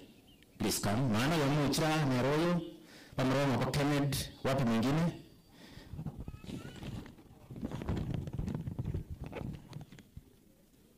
Aba murana bake barenge. Otuke and Peter. Beautiful. Beautiful. Keoke Nchugaiga. Amona, not Keoke. Nyangeni and Yamacharia. Very good. Very good. Sasa, you are the elder brother. Now you brother Manabuja Kennedy. Bono untake tote vya wantuma nyum. Ine cousin ya Kennedy. Now, naye. Igo untake tulitani karaba koreba koboka bana banyasai. Igo untake to okwane lieta yoka na ndote benga karibu. Those two words. Yoka igo. Kwani ya family. Abana banyasai nabakwani yimye muri mwezi. Nabatayiri asanti asobocha na karibu. Mbia mwana asene nchumwa chire batwali ibirira. Nje ngobwati Kenneth ngorokwera Ntuke. Yaman Helen. Here bana mukaranse. God bless you. Thank you very much. Chukota anga mabito wa terari. Diye kwa ready kurwari monte nimeredio. Eje nenta gotebero ya machayo nero ya bentangani please go kwa tera kwa inwari.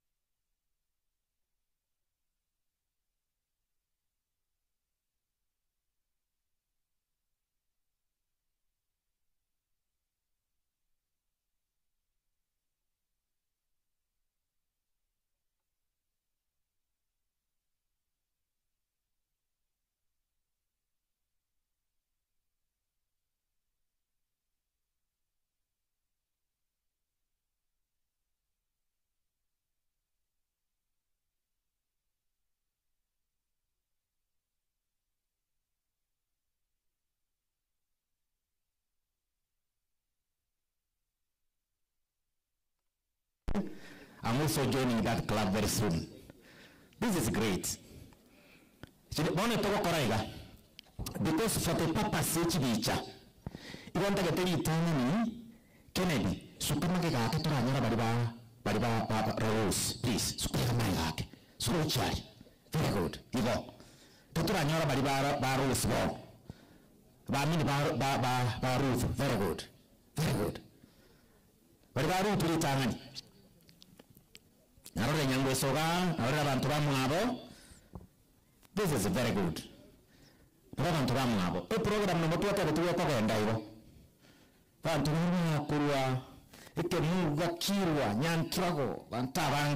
this is great. One of Baribaru to go Karitani Karasalutiga.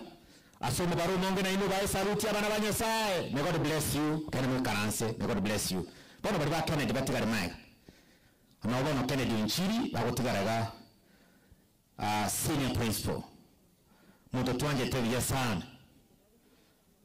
This is great. These are the cousins to Kennedy. Yamana brother Kennedy, even in difficult situations there is still God. Bana banyasaya na ibu bakorera kwa bakoiga. May God bless you. Thank you very much Kennedy. We appreciate you. Please get me currency. Bas, mono untagete oba tera koria, oba to you.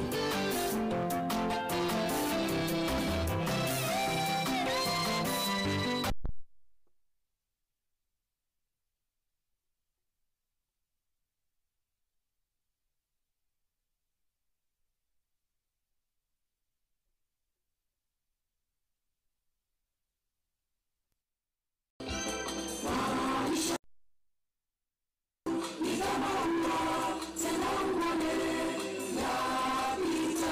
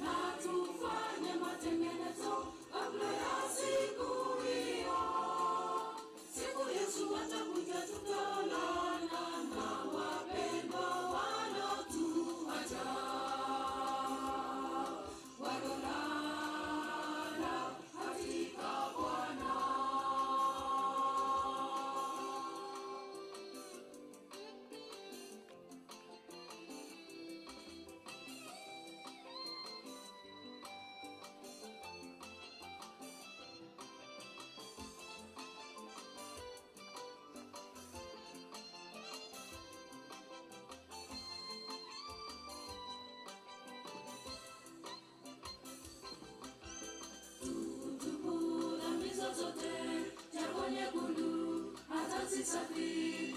Mungu wetu amesema yeye ndiye atoa dhambi zote, tuishi na tutakufa mbinguni.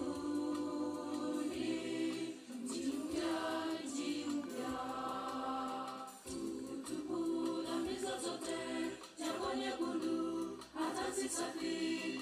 Mungu wetu amesema yeye ndiye atoa dhambi zote, tuishi na tutakufa mbinguni. Nchi mpya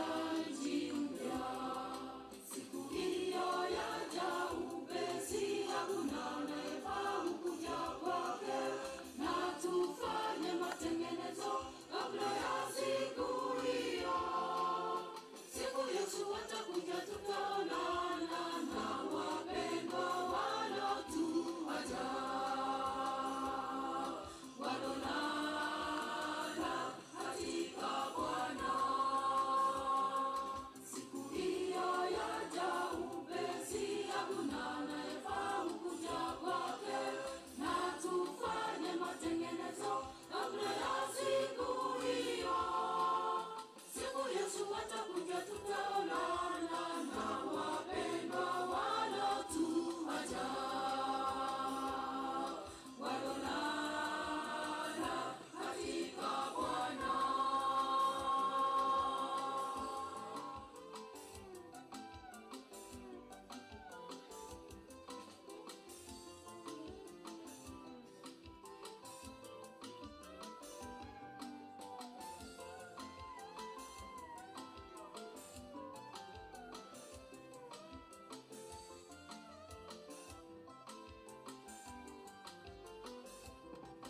Siku hiyo yaja upesi, hakuna anayefahamu kuja kwake, na tufanye matengenezo kabla ya siku hiyo. Siku Yesu atakuja, tutaonana na wapendwa walotuacha, walolala katika Bwana. Siku hiyo yaja upesi, hakuna anayefahamu kuja kwake, na tufanye matengenezo kabla ya siku hiyo. Siku Yesu atakuja, tutaonana na wapendwa walotuacha, walolala katika Bwana.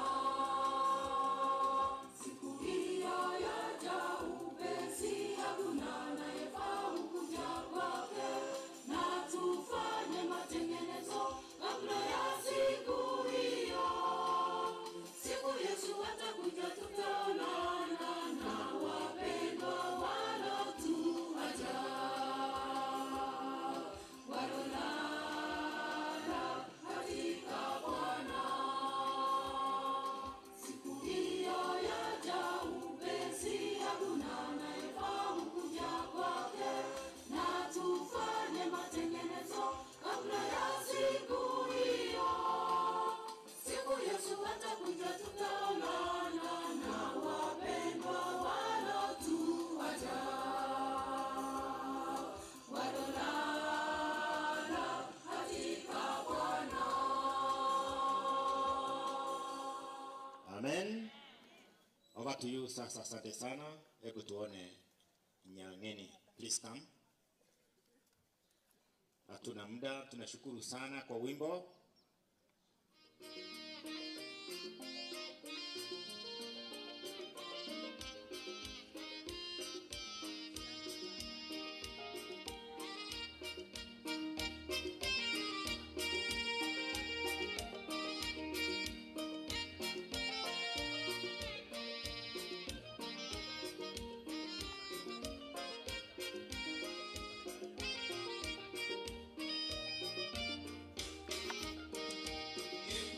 Sio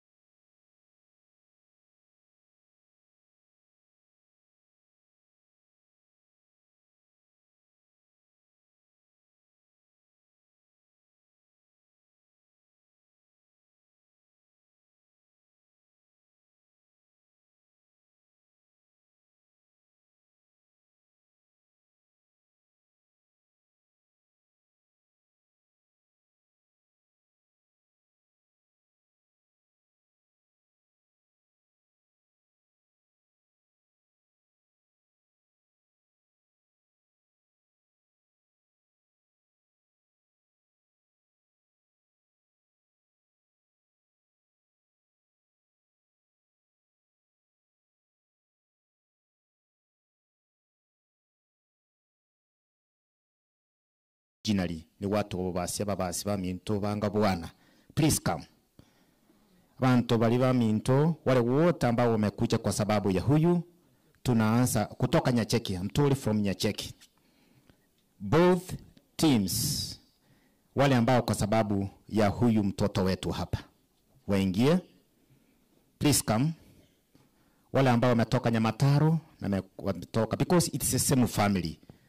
Labda originally walikuwa ni watu wa Nyacheki lakini sasa wanaishi Nyamataro. Please come. Wale ambao wamekuja kwa sababu ya Depora.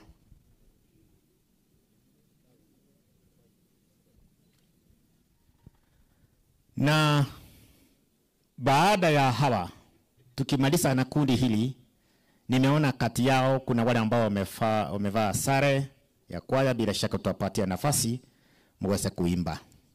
Sasa nataka tufanye hivi. Wale ambao tunaita mchecha kwa Kiswahili, yani ekorera naitwa mchecha. Nataka nione ekorera ya Kennedy na Ruth. Kama wako please wajonge hapa mbele, wasonge mbele hapa. Very good. Iko ntagete chikorera chiri na ichiri ibere. Very good. Bono ntagete umugaka. Ntagete ogenda utinari se korera musachari. Naje tinna korera simukorera mukungwa. Very good. Washike ndataka they should just stand next to chikorera. Ase ni chali tangani. Very good. Iko.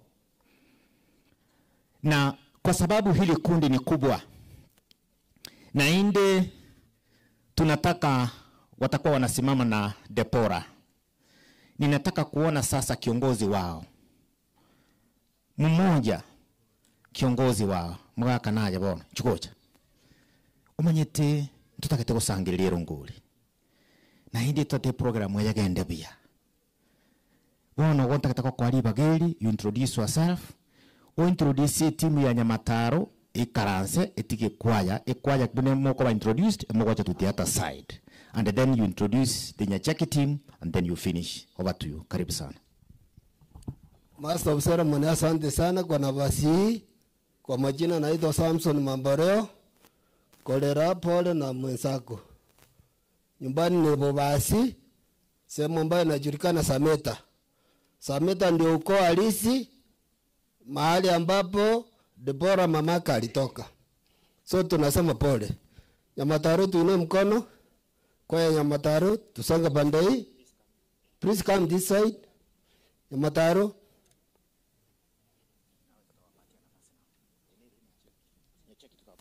Aya. Nyamataro wasonga pande haraka haraka. Yes. Nyacheki kwa Nyacheki tuine mkono. Tusimame pale kwa Nyacheki. Mkiendelea kujipanga.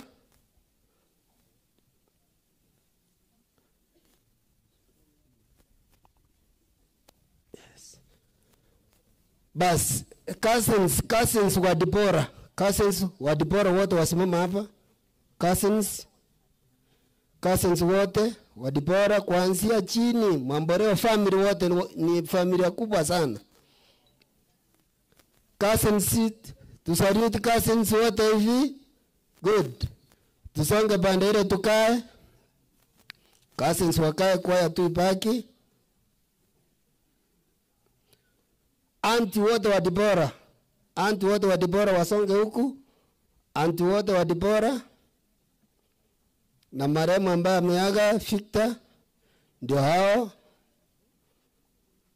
Kuanzia chini Bobasi mpaka juu Nyacheki huku. Tuone mkono hivi auntie wote. Auntie wa Depora ndio huyu. Mama mkongo anaitwa Anna Mamboleo. Tusonge tukae. Auntie wote wakae. Tana ndikolera. Tukae baba. Tukae. Basi nataka tuenda kwa uncles. Uncles wa Nyacheki kwanza. Uncle wa Nyacheki tusonge huku.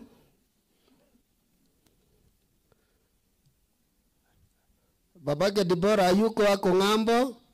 Yule wa ndani sijui ni nani yule ambaye ametoka huku kabisa ndani. Uncles wote wainue mkono kwa niaba yao, one word. Waambie Debora na familia pole. Poleni sana na intu twakira sengi jyo kwa kiroli mu mwana itoralire lakini obutali oro mali bobogima no muchakana ndo bobogima bonde oboyia tubwaterane tukoroma yebaye bia. Poleni sana. Santi munasaka. Bas ni wandani anko wa Debora ambaye ni kolera inua mkono ukae. Basi familia nyingine songea karibu. Nyachaki tulikuwa kutoka Nyachaki upande wa Babasi tulikuwa na administration umugambinga iwaji kuja.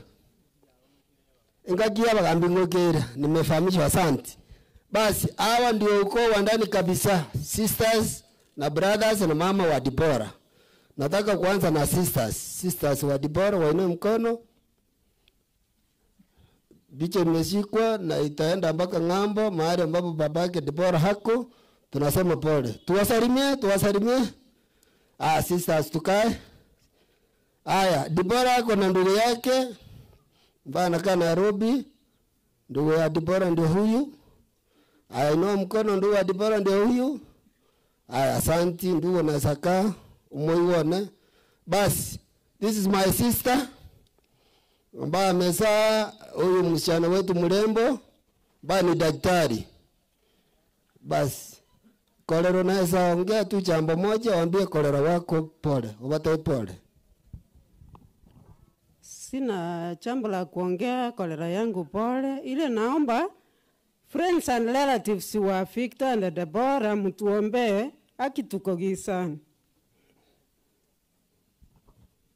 Basi asante kolero saka. So master of ceremony tumesema asante na tumefurahishwa na vile unaendesha shughuli hii. Kwa jumla watu wa Babasi tunasema pole. Tuko pamoja kwa kile kikao cha Matiang'i ambayo ulisema. Saa mwisho tuko brothers and sisters. Kabwe kama dalima yake. Nkwani ngoya. Ya saba sina ndaba rwaneta ndio sabotame ndio mwana master of ceremony. Na utikire chikwaye. Montomu ya tinkwana beswali bantu baiwe mambo leo nande nyeka katika leta kanyaruka ngocha tole chikolere ngije chiri discipline buna naye togocha mwale wanje abanyali bali bakolera nga babasi abanaba yo ne saba sene me God bless you over to you choir now.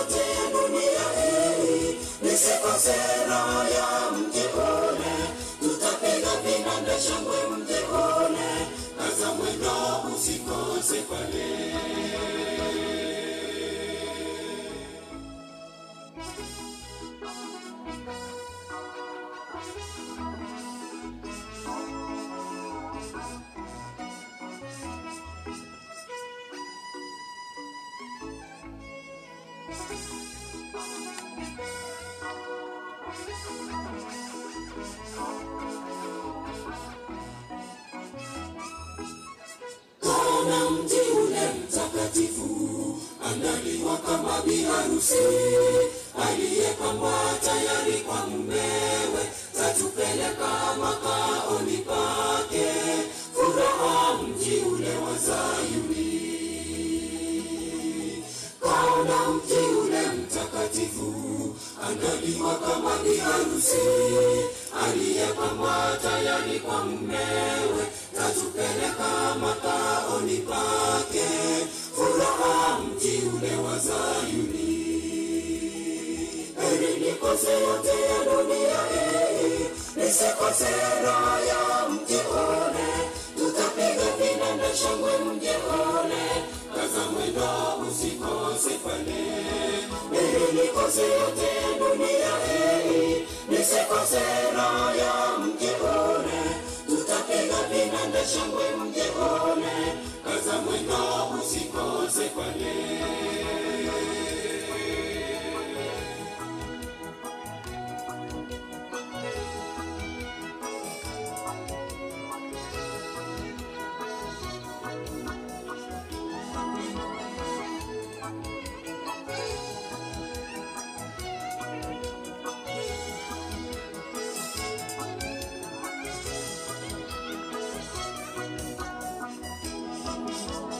Uishi mji ule mtakatifu, tutapanguzwa machozi yote, tutafanywa wapya kule juu mbinguni, sura zetu hazitazeeka kamwe, furaha mji ule wa Zayuni. Uishi mji ule mtakatifu, tutapanguzwa machozi yote, tutafanywa wapya kule juu mbinguni, sura zetu hazitazeeka kamwe, furaha mji ule wa Zayuni. Heri nikose yote ya dunia hii, nisikose raha ya mji ule, tutapiga vinanda shangwe mji ule. Kaza mwendo usikose pale. Heri nikose yote ya dunia hii, nisikose raha ya mji ule, tutapiga vinanda shangwe mji ule. Kaza mwendo usikose pale.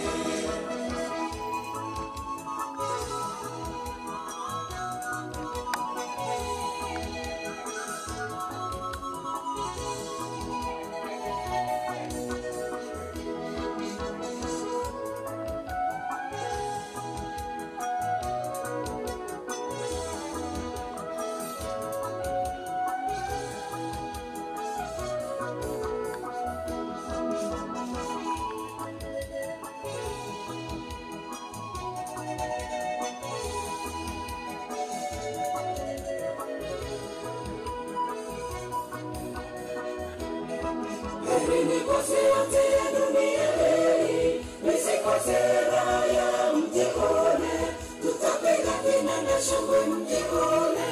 Kaza mwendo usikose pale. Heri nikose yote ya dunia hii, nisikose raha ya mji ule, tutapiga vinanda shangwe mji ule. Kaza mwendo usikose pale. Heri nikose yote ya dunia hii, nisikose raha ya mji ule, tutapiga vinanda shangwe mji ule. Kaza mwendo usikose pale.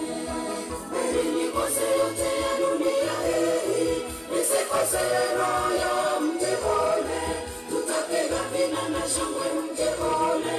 Kaza mwendo usikose pale. Heri nikose yote ya dunia hii, nisikose raha ya mji ule, tutapiga vinanda shangwe mji ule. Kaza mwendo usikose pale. Amen.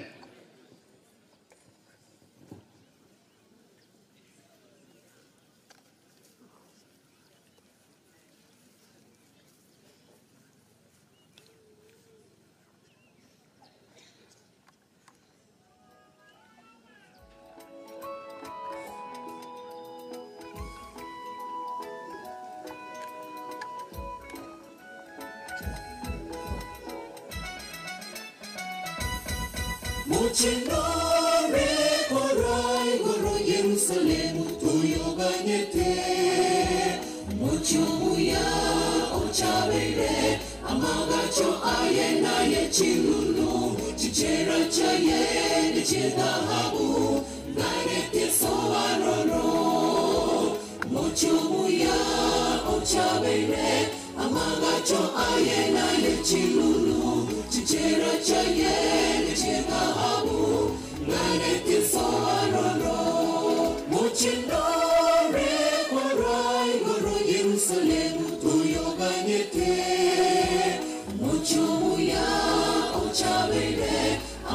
amagacho aye naye chilulu chichera chaye ni chidhahabu gareteso warono mochumu ya ochabere amagacho aye naye chilulu chichera chaye ni chidhahabu gareteso warono ese yini ngoro yeringa ni mkowinia amachinu masimara menye moko no moche tora menye mutambe no mone nuito mechano teyo tore pesengia no mone neto menye rara waika emyaka elifuyemo totere amatera ya mobui ikwega twa ikira roro ese yini ngoro yeringa ni mkowinia amachinu masimara menye moko no moche tora menye mutambe no mone nuito mechano teyo tore pesengia no mone neto menye rara waika emyaka elifuyemo totere amatera ya mobui ikwega twa ikira roro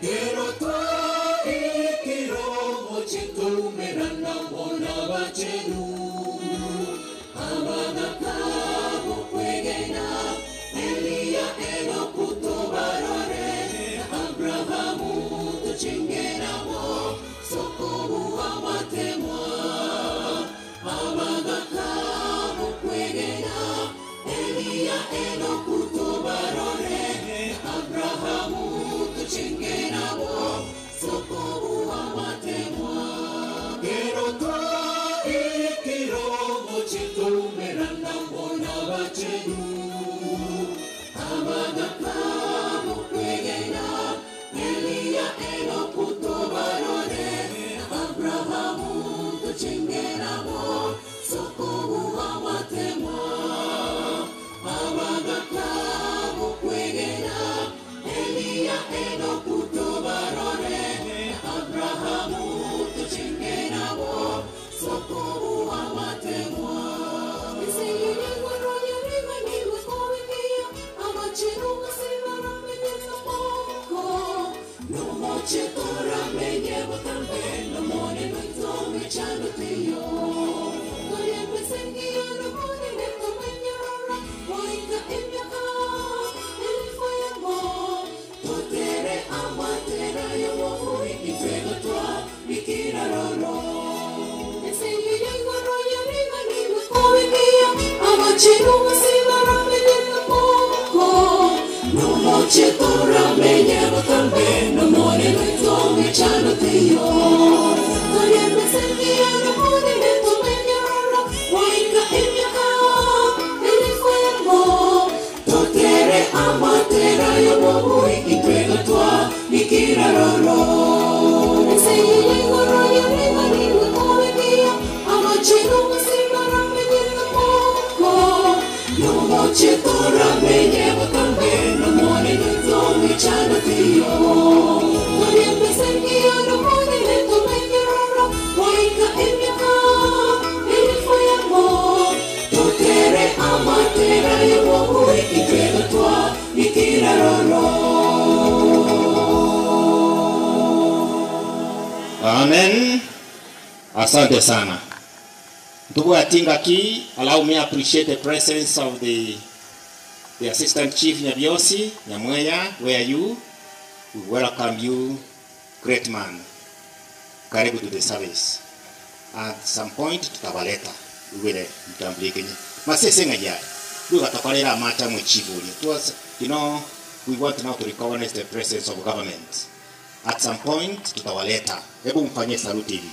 Barikiwa sana. Wakili njoo. Ndugu yake Rose, please come.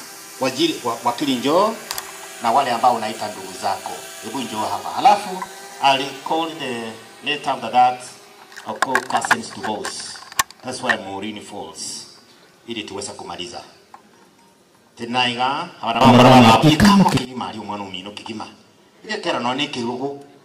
Hii inerenga batageti. Bono nko batebike gusi. Inungi na rome muntu tanya guita muigwa. Very good, mutugeke hapo. Sasa wakili tutaleta makundi mengine ya mawakili, lakini kwa sasa nataka umalize kama uncle to boss. Majina and then we finish. My brother, karibu sana wakili.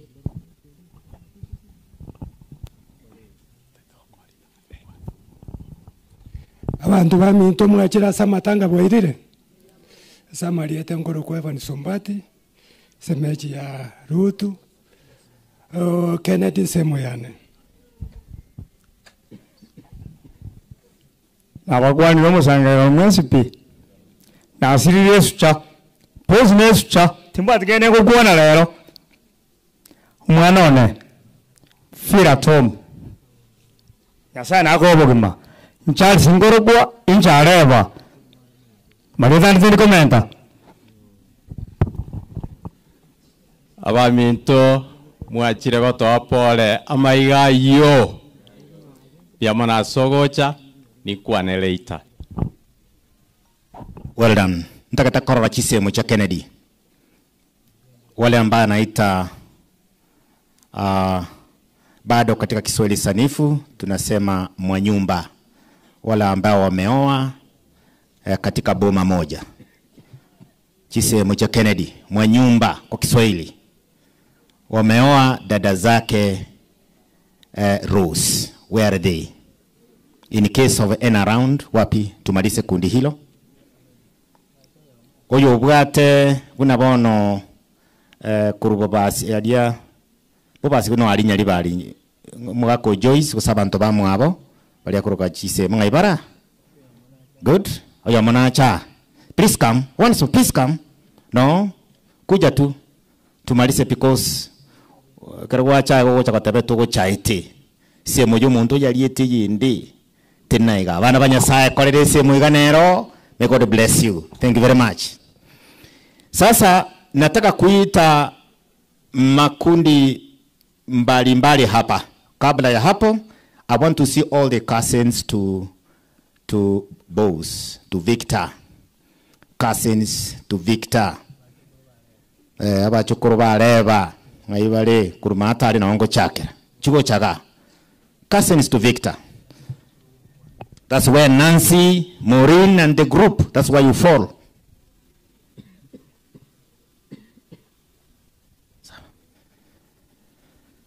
Na baada ya hapo tutaweza tukaleta, ninafahamishwa kwamba kuna wachecha wengine kutoka magharibi mwa Kenya, yaani tunaita kolera. Wale ambao walikuja hapa ni kutoka Bobasi, Nyacheki na Nyamataro. Wale ambao wanatoka Western na watakuja. These are the cousins, and these people played a very important role. Hawa watu, I don't know where Chris went, because I'm sorry, my brother Chris, please come. You're a special person to us. Please come. Please come. I must recognize you at this point. Chris is a husband to Nancy. Na hawa watu bila kundi hili wamesukuma. This is the oil in the engine which made sure that this program runs. So, you know, Chris, you are a special friend. Who is your... Simama hivyo. Ngoli nkoleta kaga. Ngoli yo manene mino ga mwezi. Ngoli nrojo wa Morini. Please come. This one is an assistant director. She works in Kisii County. My sister, on behalf of this team.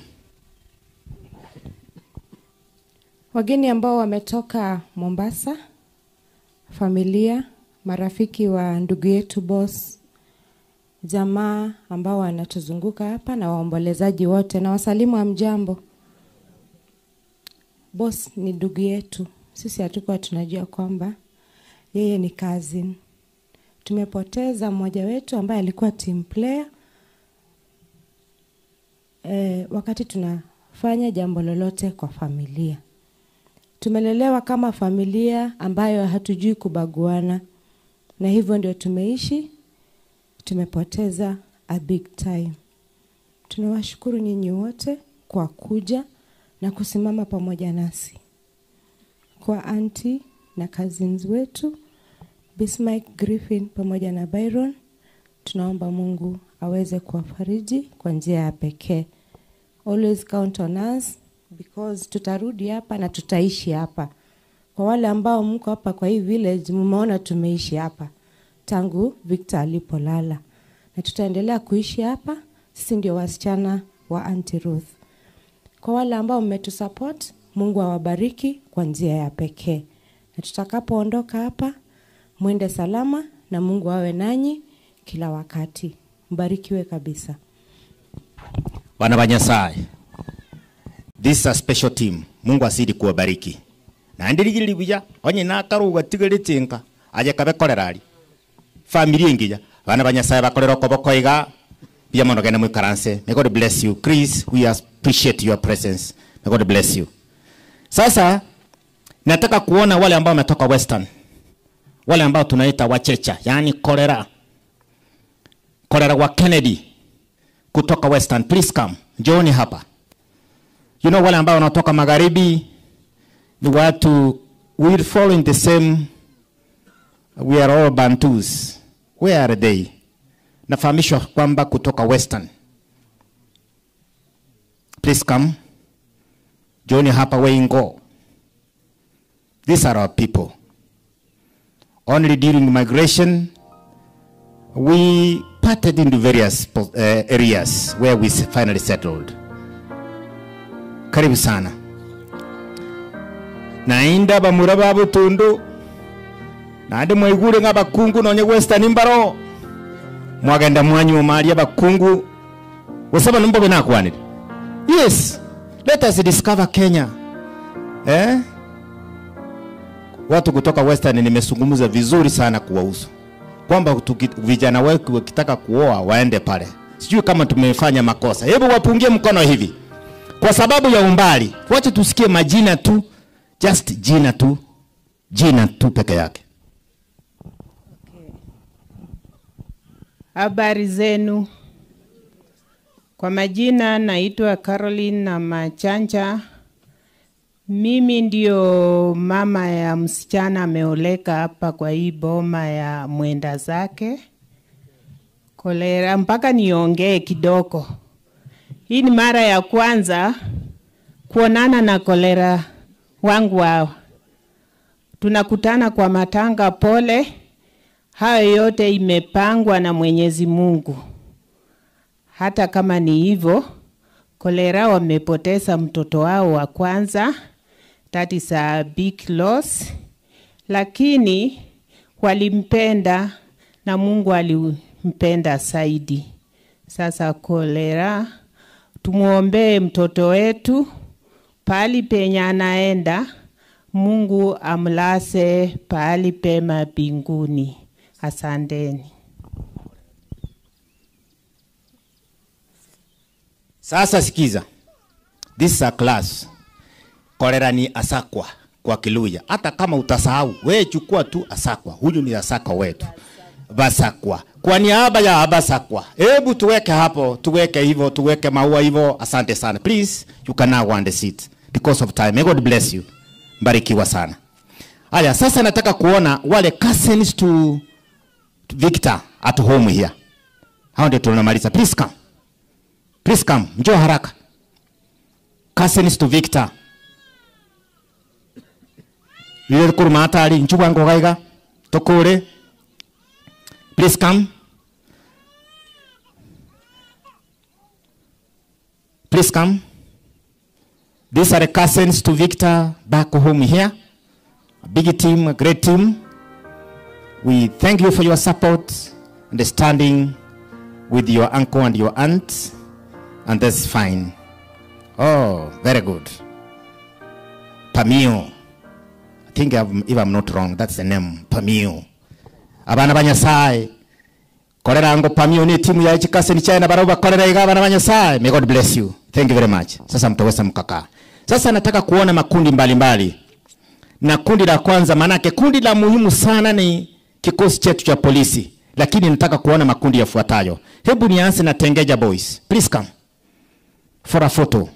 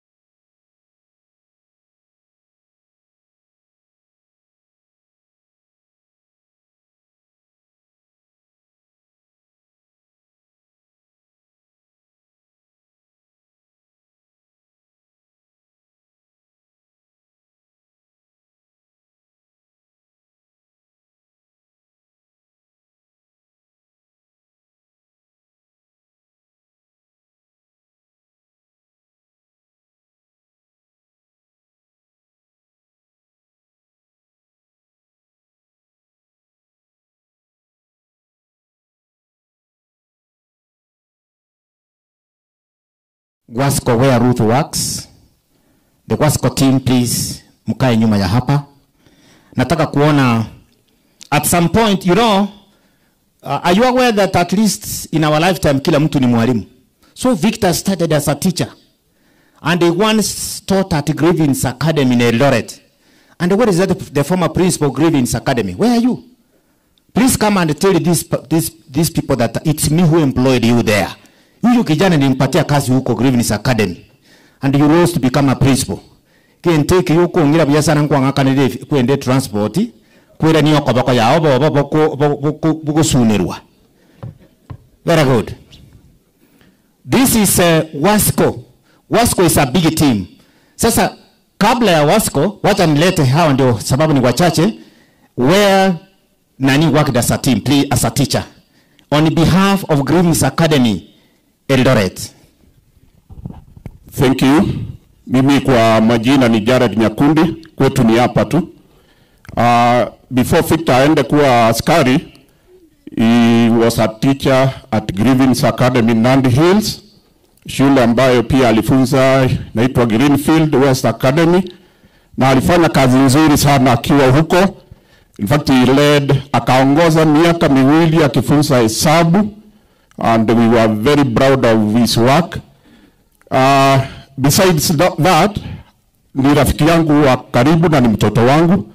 Ningependa tu kusema kwamba walimu wa Grievance Academy wangekuwa hapa, lakini pia wakapata shida, so they sent me, na director ambaye anaitwa David Yogo pia amenituma, akaniambia akanitumia 2,000 shillings ambazo nitapatia mama Victor. Kwa hivyo tumepoteza mwalimu, hata kama saizi mnamjua kama askari. He was a great teacher and we have really lost a teacher. Pole sana kwa familia. Asante sana. Sasa Wasco, who is the team leader? Please make a summary. Thank you. Waombolezaji na wasalimu mjambo. Amjambo. Kwa niaba ya Usi Water mahali dada Rutu anafanya kazi, tumekuja nasi kutoa rambi zetu na jamii yote. Mkubwa wetu ambaye ni managing director angefika hapa, lakini tumemwakilisha na kampuni kwa ujumla. Wanakijiji na watu wote kwa ujumla, Mungu atufariji sisi wote na tuwe na tumaini atakaporejea mara ya pili tuende mbinguni. Asanteni. Well done. Kwa niaba of this team, before uende, naomba kitu kimoja. Please pay the water bills. That's the only way Wasco can move forward. Mbobe na akorere gaki. Inche gweka mogo sera bakorwa. Bakorere gabana banyosa bekaranse. May God bless you. Thank you very much. Hebu nione sasa, you know, when you mentioned about, can I see Mogaka Nyarwali on behalf of Liamukobe where the boy learned well in primary? Please come. Hiyo hesabu mmesikia imetoka kwa mzee Nyarwali. Great mathematician and he also taught science. Wapi mzee? You must have left. Where is that mzee? Mogaka Nyarwali ngali nchocha. Ekare to kotaba nyama walumna umuntu nabo atorigine sa rote primary. Oyo sansu na yanko maretanda. Oyo nere Nyarwali. Nchenga kie yina ari gutiri umuise boas. Sabu kwangitete minisiko mwakolia. Mogaka kwa niaba ya Liamukobe, just one word. Abali mumbara. Abali mbali Liamukobe please. Oh nchukocha. Wapi Nyambu? Nyambu na chagose. Wapi wale walimu? Anybody from Liamukobe? I saw some boys in Mombasa. Nyamwange family. Narora ga Liamukobe alumni ngaibali. Please come. Anybody? There is somebody here who became, I think, an health officer. Wabi Undieki? Okay, kwa niaba ya iti mzee.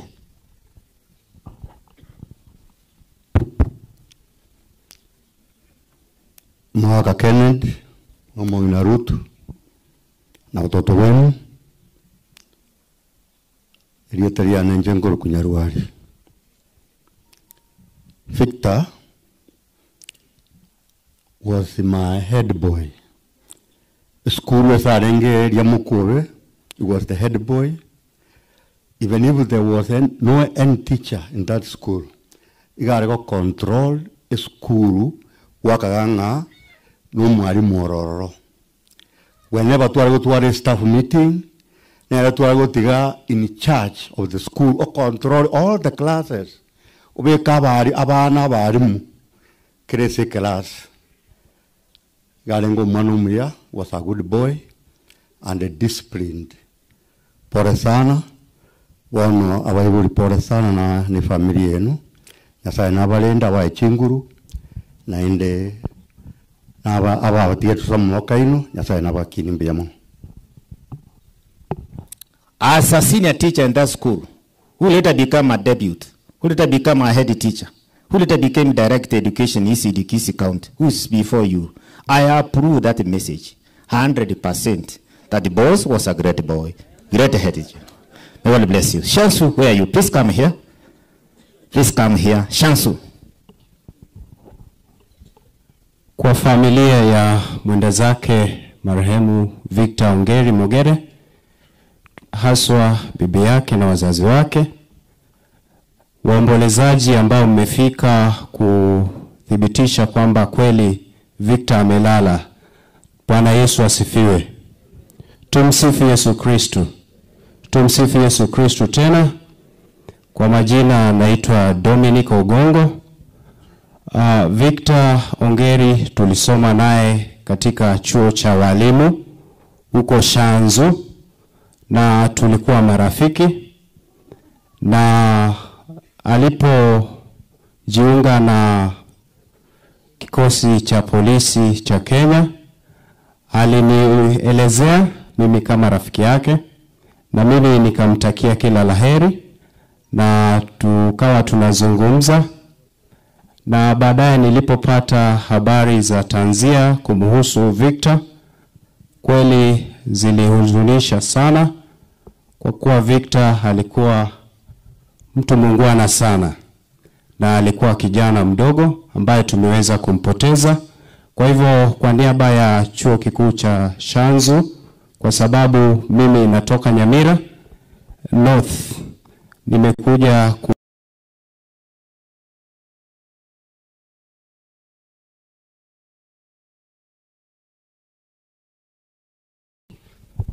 barikiwa pia. Hebu sasa nione, please come. Hao wanaitwa Okata. Is it Okata? Thank you, Okata. Tunawasalimu kwa jina la Yesu. Amjambo. Ya sisi ni marafiki wa Victor, and at the same time we are business partners. Tumeshikiliana na Victor for a long period of time. Kwa wale ambao mjui, Okata Wellness Solution is a network marketing company. Penye Victor alikuwa very instrumental kwa kutuongoza na kutupatia mwongozo. So this is his team. All of us here, some from Mombasa, others we are from Nairobi. And because of time, you'll allow me to read the message of condolence from the management of Okata, which says that to the family of Victor Ongeri, on behalf of the management and distributor community of Okata Wellness Solutions, we extend our deepest condolences to the untimely passing of beloved colleague, leader, a friend, Victor Mogere Ongeri. Victor was a dedicated member of our family, a passionate leader in the field, and a beacon of hope and inspiration to many within our network. His contribution to the mission and growth of Okata Wellness Solution will always be remembered and deeply cherished. As a small token of our support during the difficult time, please receive our condolences contribution of 50,000 attached herein with to assist with the burial arrangement. In line with our company policy, we will also like to inform you that any unpaid commissions and distributor account of the late Victor Mogere Ongeri can be transferred to a designated family member should the family wish to continue with his legacy. We will be honored to guide and support you throughout the process if you are interested. May you find comfort and strength and the legacy Victor leaves behind, his memory will forever remain in the heart of Okata family. With heartfelt sympathy, Selina Adera Odhiambo, Country Manager, Kenya. So that is the information from our company, and also from, on behalf of the team, he was reading called Dream Drivers Community. We are deeply saddened for the loss of our mentor, and he was very, very instrumental into our growth. I remember in the month of April, when he came to Nairobi, he went ahead and told me, he gave me his back office credentials and told me to be with them. I never knew that he was saying goodbye to me, and he left me to lead this group. So we are so deeply saddened, but we believe that Victor is resting in a very good place. Thank you so much. Kabla wajatoka, please, asubwengi gesongo kia baraisi abangena mwewa siri eligwa misini babeke family. Aitalia mangana maya. Basabera maya batebimbi yamono. And above all, I also want to be part of this team. And I want to tell you today, kwamba for those who are providing medicinal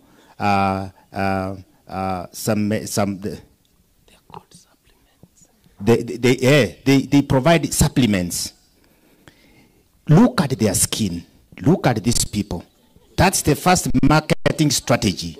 It tells you whatever you get from them, you will become smooth, just like their bodies. Hallelujah. Please go and see it, Okata Group. May God bless you. This is a great team. This is a great team. Hebu sasa nione haraka haraka, manake tunataka kumaliza. Can I see all the teachers? All the teachers seated amongst us here. Walimu wote.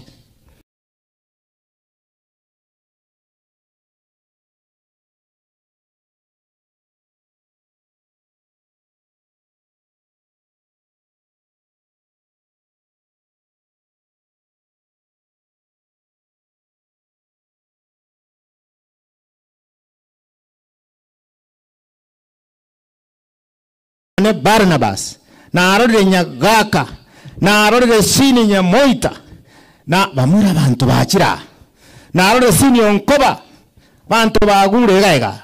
Charles Nyangayo, you are about to retire, great man. Anto jingoja toto kuchingirire gari kabisa. Choice na morore Duke Ondiek, my friend, na arore Charles na arore Magati na arore Siocha Njoki. These are the teachers. And I want to tell you today, without teachers, Pastor, where are you? Pastor Tuere. Without the teachers, nobody could have even known heaven, because it is teachers who teach you how to read the Bible. And then you get the word of God.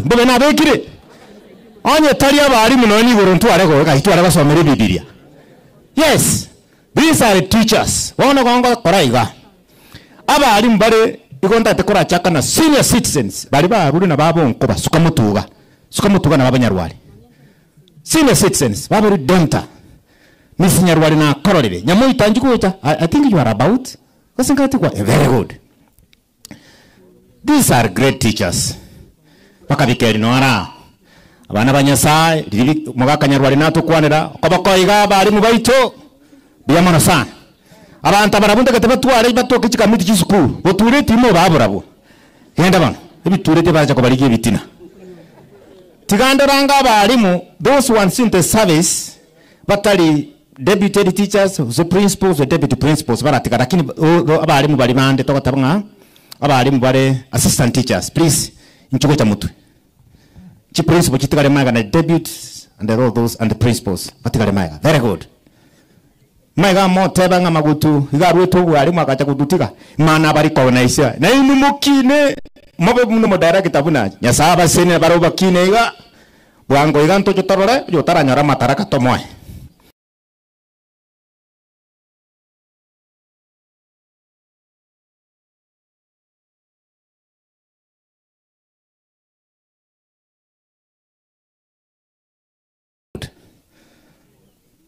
This is good now.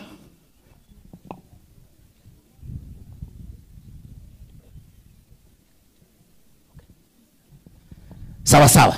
Hebu wapungie hivi. Miss Nathan, nimeona Msani one, mwenyene Shiners. I hope you run that school. Bia mwana sana. Waona banabupata responsibility. Chukua cha mtu anaini principals. Please come. Jongea mbele hapa. Sasa kwa sababu ya muda, Elda Nyang'ao, please come. Just please come. On behalf of this team, I want to pray. And I'm announcing, and I think you don't get embarrassed. Oyonomo gisangione, weri buru elimo, tuwalete ligene elimo tuguta bantu sita, kotogo soma irundi. Ntaragenda nyambali. Ngoji chande shere yao. Na ande turuotoge ende yonchiri. Matuku make na inche munche ya. Mware kwanje na inche nditage. Tigatokorero gusaba. Tuombe. Asante Mungu kwa sababu ya mapenzi yako. Asante kwa hii sherehe ya kijana Victor. You are there when he passed on. Twasabire familia yatigere nyuma omorembe no anchani jana sipate nafasi yoyote katika ile familia. Moro vile yake toko yogeni bake kaeto gukora obama na intwe sababu tumeomba na kuamini kupitia jina la Yesu aliye mwombezi wetu. Amen.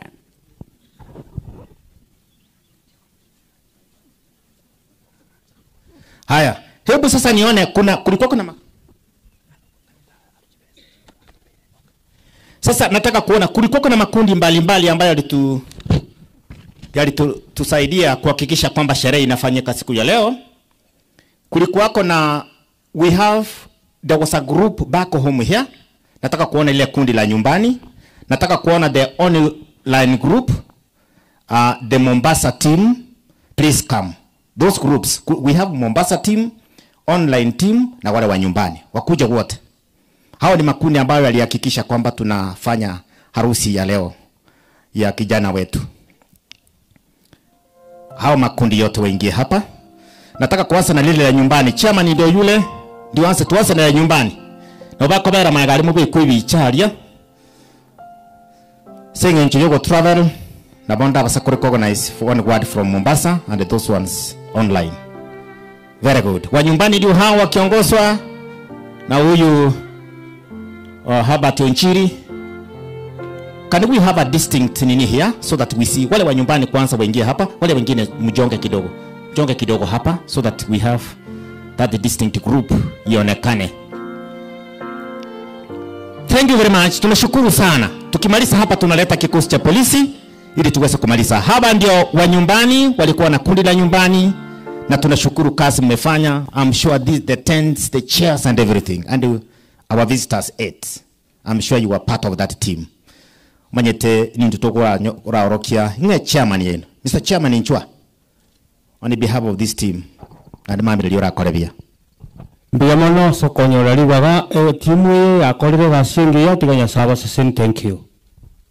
Bakolero kobokoiga, may God bless you. Thank you very much. Timu ya nyumbani wakae. Sasa halafu ninataka kuona ile timu ya online. Waende pale kwa picha. The online team, please. The online team. And I'm reliably told that's where Wakili now also belongs. Wakili who is uncle to boss. Online team. Jongea pale karibu na familia. Please, online team. Bangi na online ministero tukubeka WhatsApp chibesa chawo. Chiko genda muna chiko buka bwango sana. Bantabaya. Nani nyasanya ko baseni mure merweme kwende. Iwuzi bona senga nchulivya ranga kiko kora Wakili. Biamano, kwa niaba ya team ya online abachokoro bali batene ngonga imole. Bali mwenzi muamiteti as online, my sisters tenango mwenzi.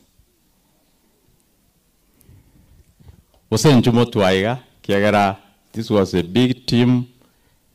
Yale komiti gochakera saa 3 mpaka saa 6 ya usiku kuhakikisha nga umupangilio wonsi okorekanire ni bingi byakorekana na sengenje ya timu yeye. Kwa hili kundi nisipolitambulisha wala ambao wametusaidia sana itakuwa inanihuti sana.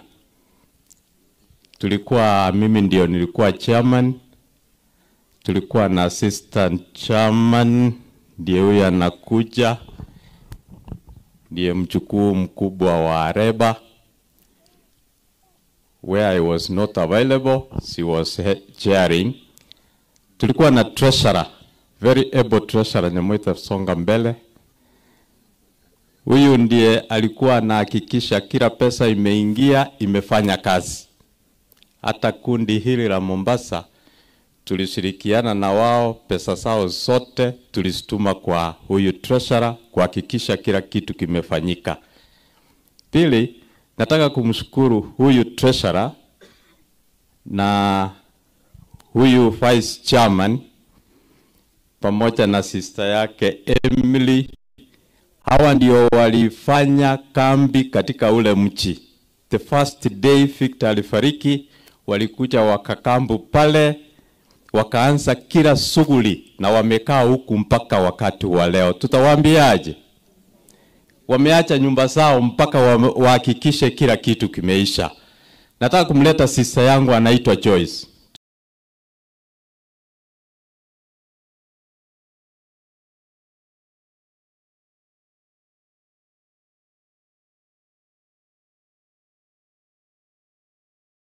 Mombasa. Si kwenda Mombasa, lakini yeye amekaa Mombasa tangu wakati huo mpaka leo. Jana walirudi kutoka Mombasa. Huyu ni mwalimu, aliacha kazi kwenda kusaidia sister yetu Ruth na amekaa huku. Nataka kumshukuru sana kwa sababu ya kujitolea hivyo. Na hawa wote ambao wamekaa hapa kila usiku, yale masaa mlitumia, ile credit mlitumia kununua bundles ili tuwe na mkutano, Mungu awabariki na asidi kuwabariki zaidi. Well done. Wapungie mkono chamani. Very good. Sasa watu wa Mombasa, njoo hapa. Karibu sana. We appreciate you. You are staying in Mombasa. Very supportive. When one of us departs from us, you always support us. May God bless you. Na chete Mombasa limontara manya. Nge boyti kabiso muishe ni suti. Ngochugo ikoro libere likamanya kongotora. Nkanya kurushi ngore emo ngaja kutigala naka akanera na beti. Komoko na Mombasa na bayibiru bubisi. Takopeka chiguti nilibere randiro. Bana banyasaye bakorera abantu ba Mombasa.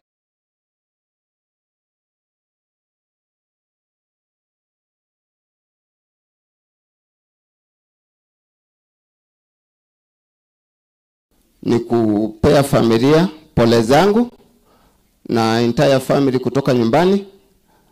Tunawapa pole kwa kumpoteza mtoto mchanga kama huyu, ambapo amepata kazi na ameenda kabla ya chochote.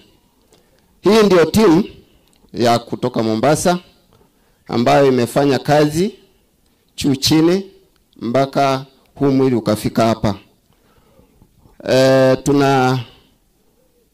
Lazima tutawapatia mic waseme jina yao moja ili tuende haraka.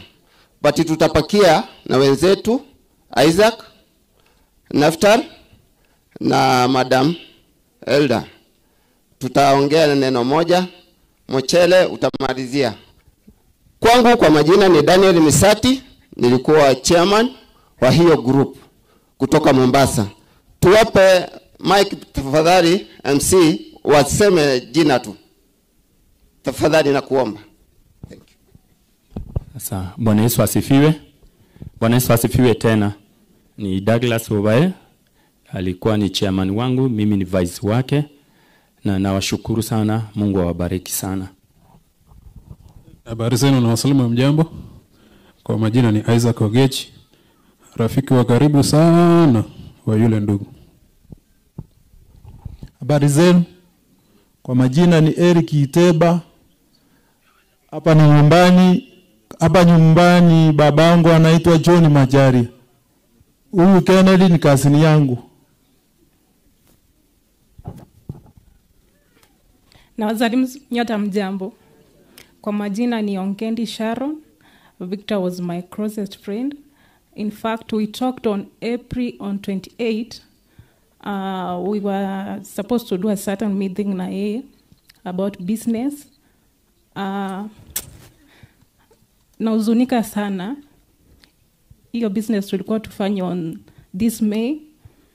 Victor alienda Kanyamanza, so I was like Victor ni kama ataki mambo yangu tena na manye tugose Victor na ruarete ngonyore best ya no koro ku Brian lero posted on WhatsApp na ringu mobori kwani Victor asire na manye tugose na ruarete na igwetobe sana serinto chitu gukora biashara ibunere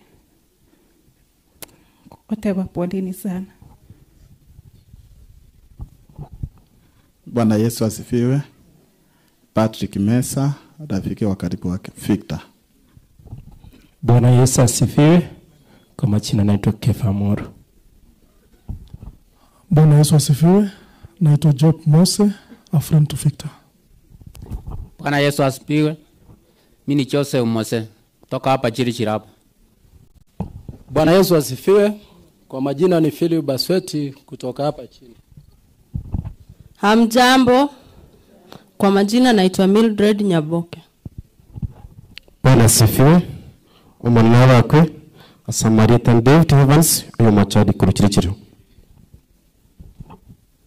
Mwezi nabakwa nirimbiya muri ngoro kunora nyakwama no yubuke ndo se itere kurwari karibu naba mansai to bagaine bo machoge ya mansai. Victor ne ememba ya nase he mchachi yane nande na tipora akabanga bakagura ebitamba byo pulpiti wande mutikonesi na tumme kanisa mune mutikonesi family pole na tipora pole nyasa akomento chinguru mbiya mona selibaga. Bwana asifiwe. Bwana asifiwe tena. Kwa majina ni Evelyn Kerubo. Nimewasalimia mjambo. Kwa majina Nancy Buyaki. Mimi ndio nilikuwa matron kwa harusi ya Victor. Bwana Yesu asifiwe. Kwa majina naitwa Beatrice Buko from Kilwa. Bwana Yesu asifiwe. Dorka Mura. Brian Orengo Ngangi, rafiki wa Victor. God is good. Otieno Jennifer, friend of Victor. Bwana Yesu asifiwe. Amos Nyakundi, friend.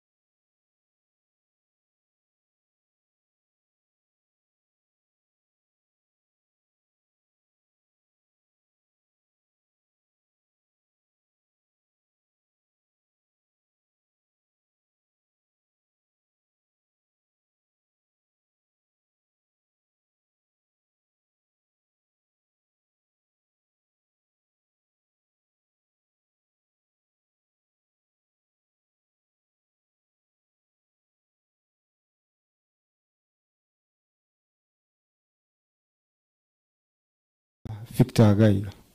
Onko iraniria family nga pole sana asoko siri omwana na especially omwana monene. Toko basaberanga Nyasaye abagate na abawo bolemwe azichinga kichiga chinkomu. Asante.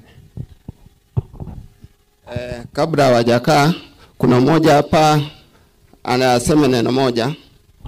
Asante chairman kwa kunipa nafasi. MC, I will even pay just to give me 1 minute. Victor and I met Victor 11 years ago. Immediately he was posted to Mombasa. Agawache kanisa ya Kongoya SDA Church, and immediately we clicked. On daily basis, Victor he always calls me on the window, Nero Korete, Nkaswa Java Skali, because previously, mimi ulikuwa unaniona skali anatoka hapa na mimi napita na huko.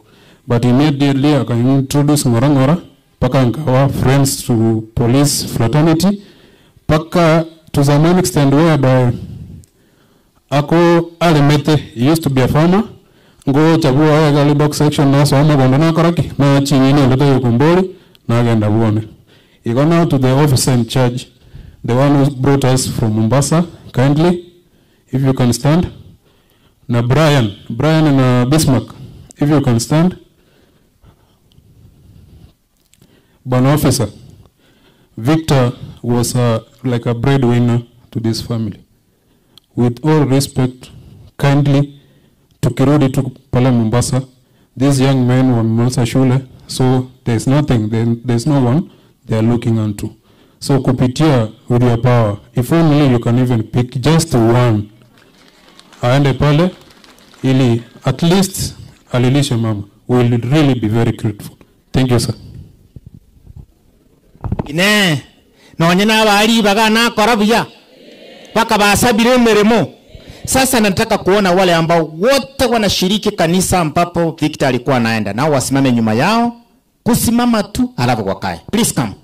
Wale ambao wametoka Mombasa, ile choir pamoja na church members, any other person left outside there, wako hapa ndio hawa.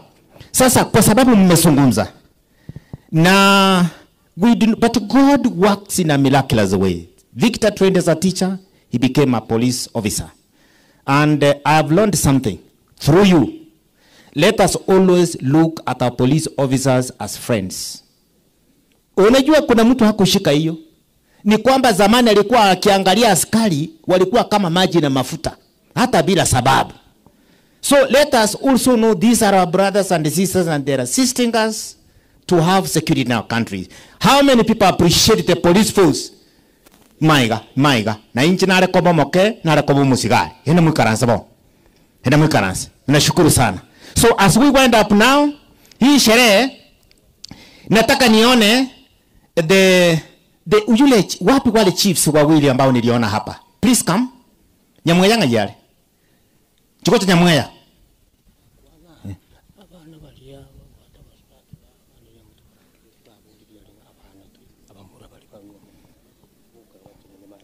Very good. Very good.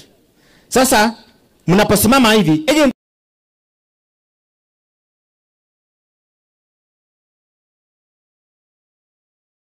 abana mpale bali banyomete kurwaiga kurwase Kennedy.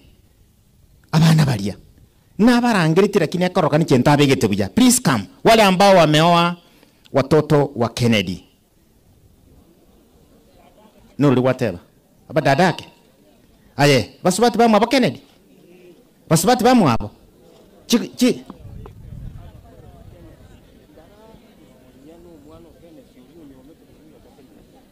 Karatiga mbiyandaye. Umwana naleta, unajua nilileta wale wachecha kutoka Western. Lakini yule ambaye ameoa hapa, yule mtoto akuje hapa. Please come. Ameolewa, yes, samahani. Yule mtoto ambaye wapi yeye?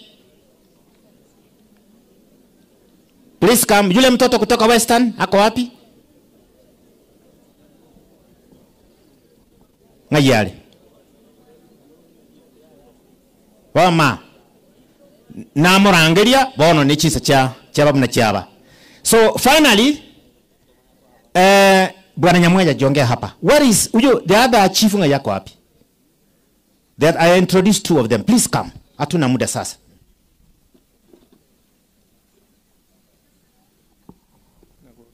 Please come. After this group, tunaenda kwa police. So because you are home, introduce your brother, then we finish. God is good at all the time. Kwa majina naitwa Paul Nyamweya, ni assistant chief Nyabiose. Nimesimama hapa kwanza kutoa rambirambi kwa niaba ya area chief ambaye hatuko naye hapa kwa sasa sababu ya kazi nyingine ya serikali. Administration, hii ni siku yetu kwa sababu tumepoteza mmoja wetu.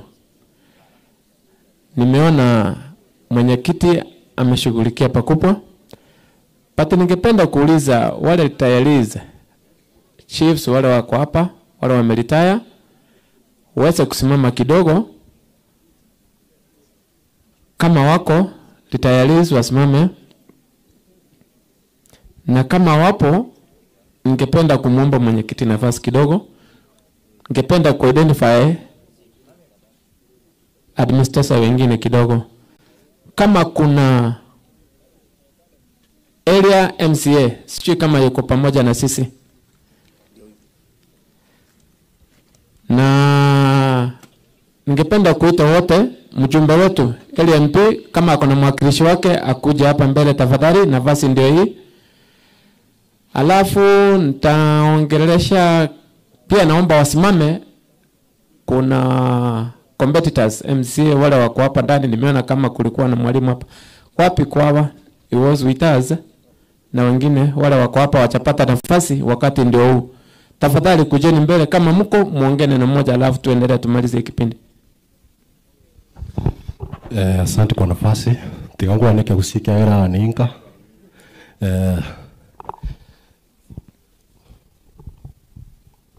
Gokoro kwa Elijah Ogoti. Naonka. Nere polling station ya nangu akekura. Noga. Ena atenire asengencho yeribaga. Rio kuligyo mugambi wanya ribari chache. Okuruku David Riogi. Omoiwa Onyamwange. Enka ya erega ariondonga. Omoji wasiole. Ngobarenge ga Ken Pole. Asogo sirio mwana o. Aya itekire tokotanga ntoko nyara kunyabucha. Nanga 2000 shillings.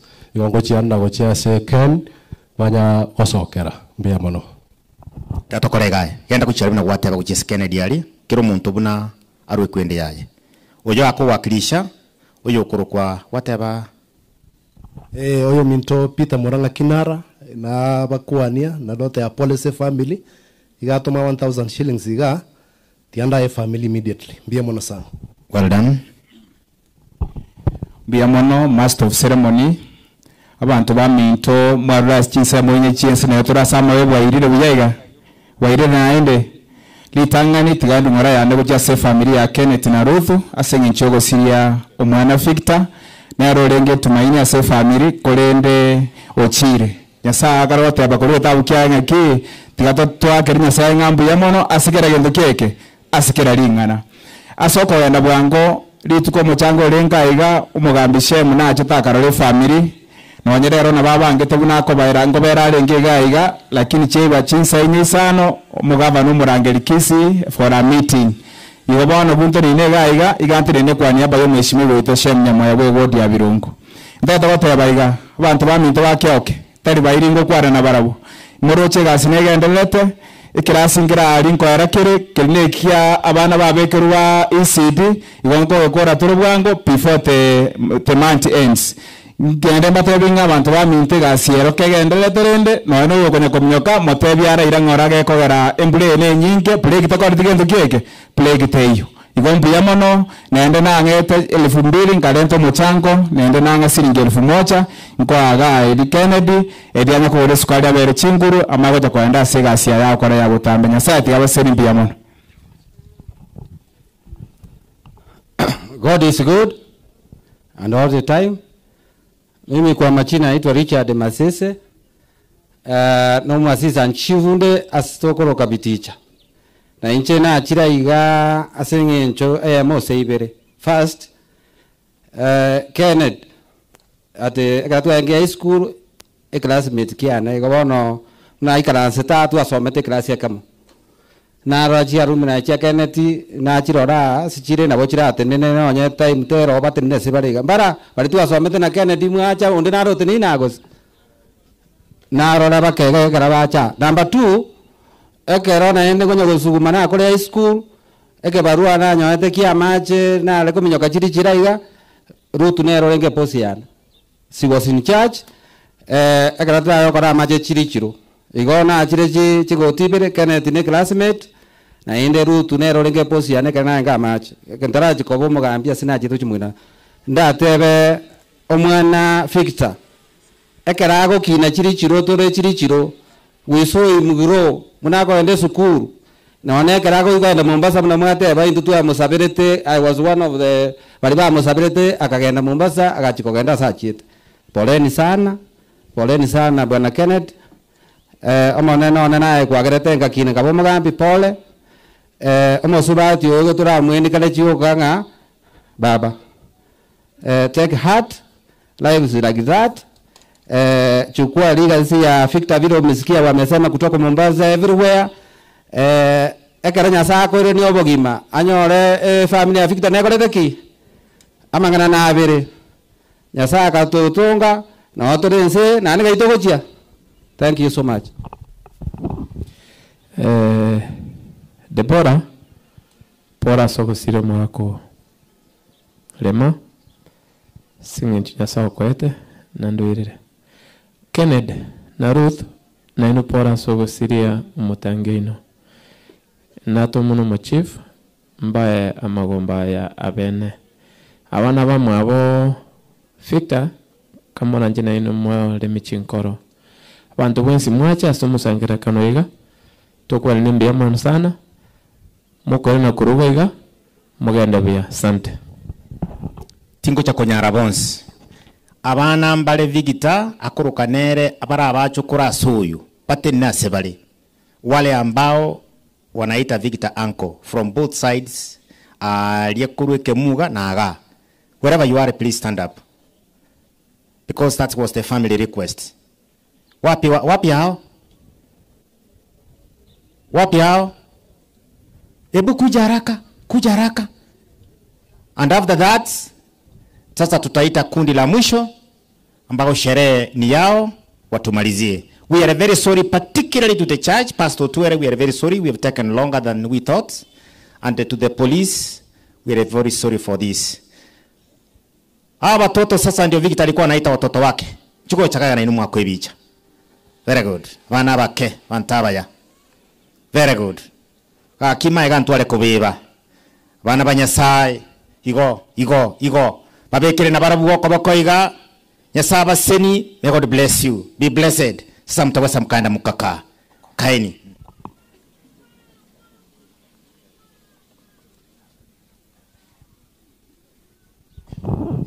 Pole, umugambi nara orunya cheki kurwa se Deborah. Tafadhali, mahali upo naweza simama tuku identify.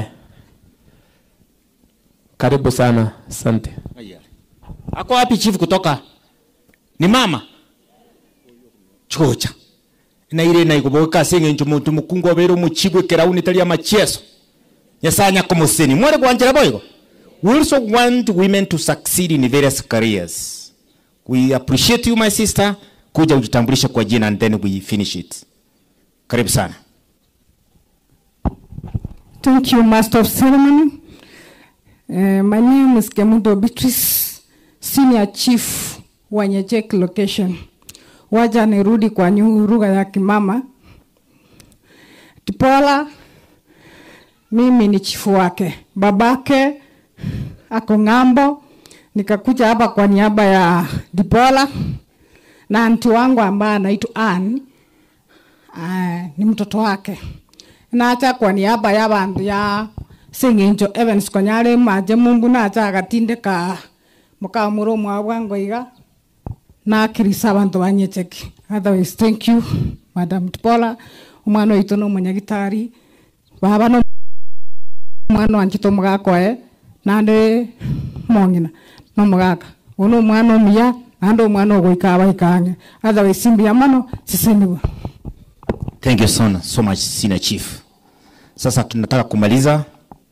Now with a lot of humility, I want to call upon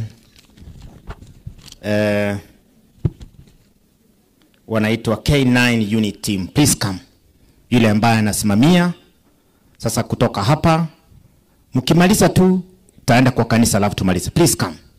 The police force, the police, we call them the Kenya, it's a service these days. Please come. Yule ambaye anawaongoza atangulie ndio awapange. Please come. Wakati ni wenu sasa. Bangina mano tegerera. Wane serikali ya ikili. Serikali bono giranga irange. Kwa sababu no amachoni ya ikili. Aya na machoni. Saruti inga kimoroje kuwa.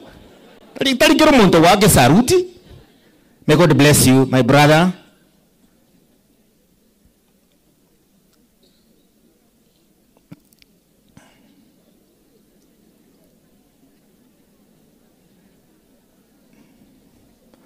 Woikiraga umanyete bono nkora lya ndegete. Abangina mbia na amenyoka na tema. Bono sasa unajua nikikupatia hii, this is the first one I've received ever. And I'll make sure you are saluting a director. So perhaps I'm senior in rank in the government. I'll make sure I assera you. You understand that? I understand. My brother. Thank you so much. God is good and all the time. Sina saa hapa lakini nafikiri ni saa 7:40. Kwa majina naitwa Crispus na Mr. Nyakundi. Ni Mr. Nyakundi? Ama nani? Mr. Nyakundi? Magutu? Yes. Asante. Yale amenileta hapa ni mambo kama mawili matatu. Jambo la kwanza ni kuja kupea familia Mr. Kennedy, Mama Ruth, Deborah and the entire family. Poleni sana. Na mpokee pole pia kutoka kwa Commandant K9 ambaye nasimama hapa kwa niaba yake, ambaye pia hata yeye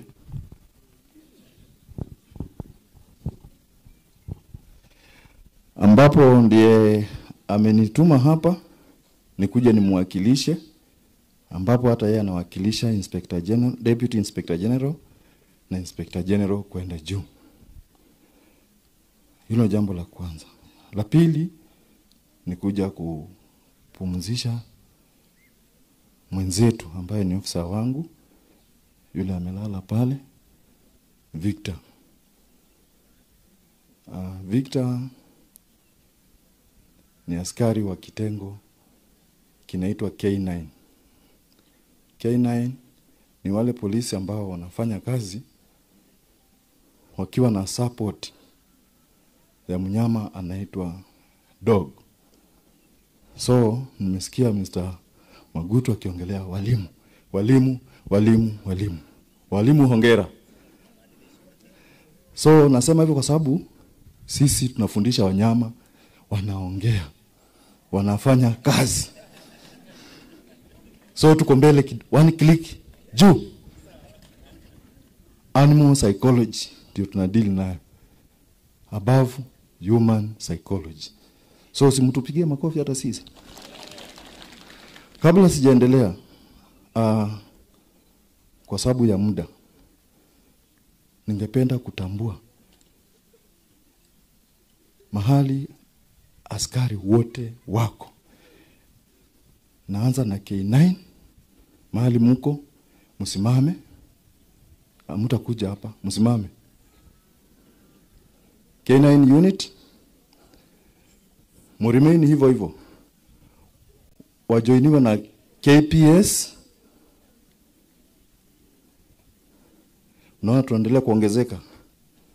Twende APS. Mahali APS yako si lazima uwe na uniform. Najua mko huku. Msimame pande hiyo nyingine. Inua mkono. APS. Yes, natambua kama discipline forces. Prisons, msimame. Wale mko hapa prisons, haraka haraka. Tunaendelea kuongezeka. Tukitoka KWS, kama huko simama mahali huko, wewe ni askari. Na finally KDF, kama huko simama na kutambua. Hicho ndio ile kitengo ambacho ni senior most katika kitu cha national security. KDF msimame. So wamesimama wote ni askari na wamekuja kwa sherehe. Mnaweza kaa. Wamekuja sherehe za kuja kusindikiza shujaa mwenzao. Askari ni mtu wa ajabu sana. Sisi badala kutoroka hatari, huwa tunakimbia kwenda mahali hatari iko. So ndio sababu tuko hapa kumwambia aende kuendelea kuwa soja, ajoin the Archangel Michael huko juu, waendelee kufanya kazi ya soldiering. God is good.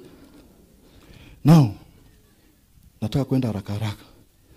Kitengo cha K9 unit kina wale askari ambao waliajiriwa siku moja, that was 12th January 2013.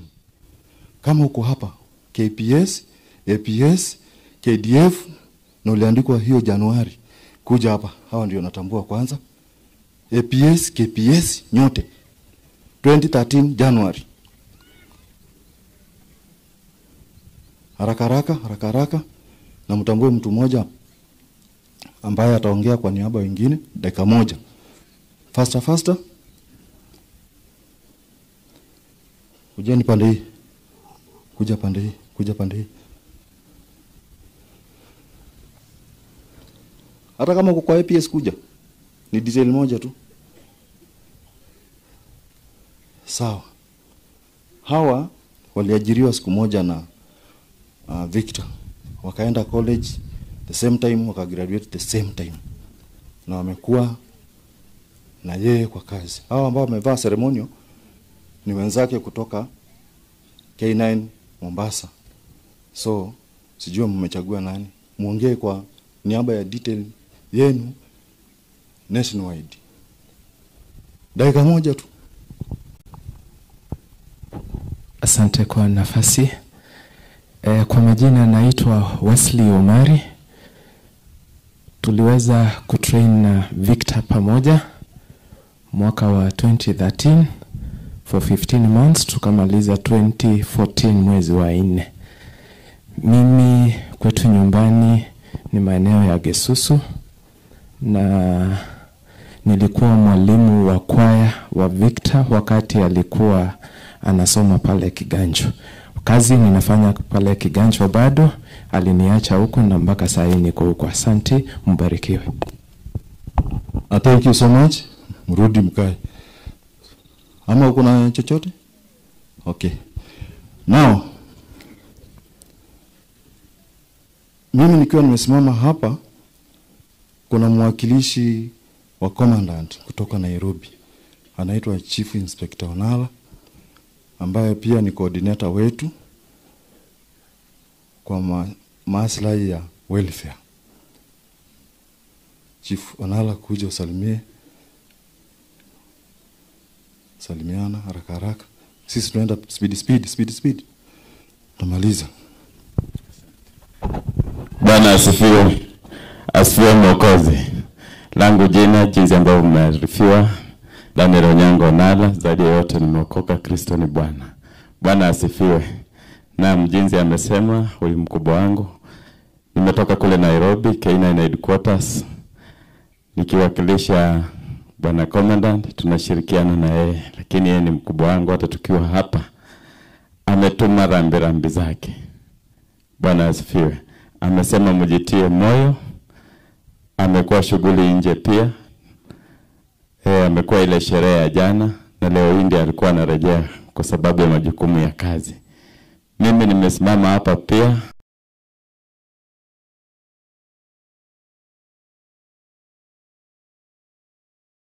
K9 hawa officers wote records zao mimi nakuwa nayo kule juu.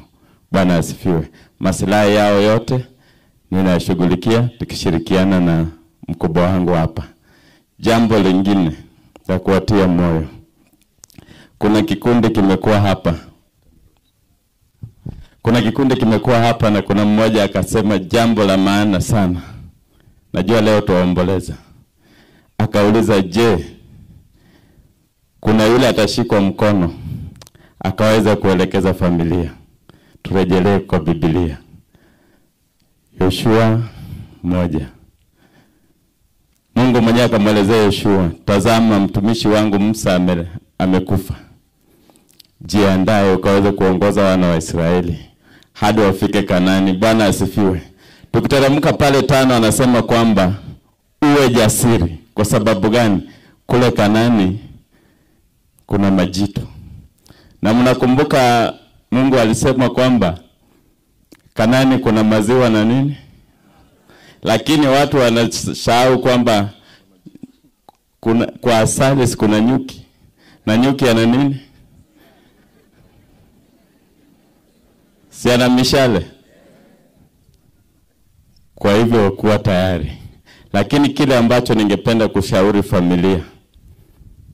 Huyu bwana nimesimama naye hapa. Mshikilie sana. Mpe ile jukumu.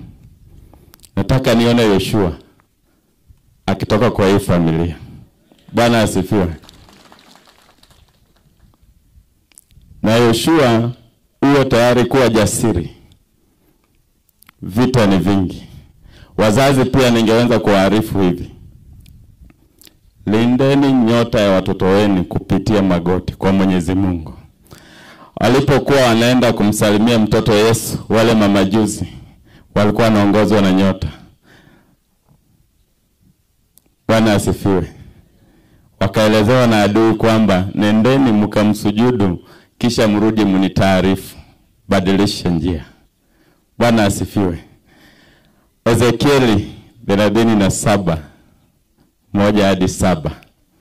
Akaulizwa, anasema kwamba mkono wa Bwana ukamjia Ezekieli. Mkono inamaanisha kwamba nguvu za Mungu. Ukambeba ukamwelekeza kwa the Spirit of the Lord, ambaye ni Roho wa Bwana, na ukampeleka ukamwonyesha, tazama kuna bonde.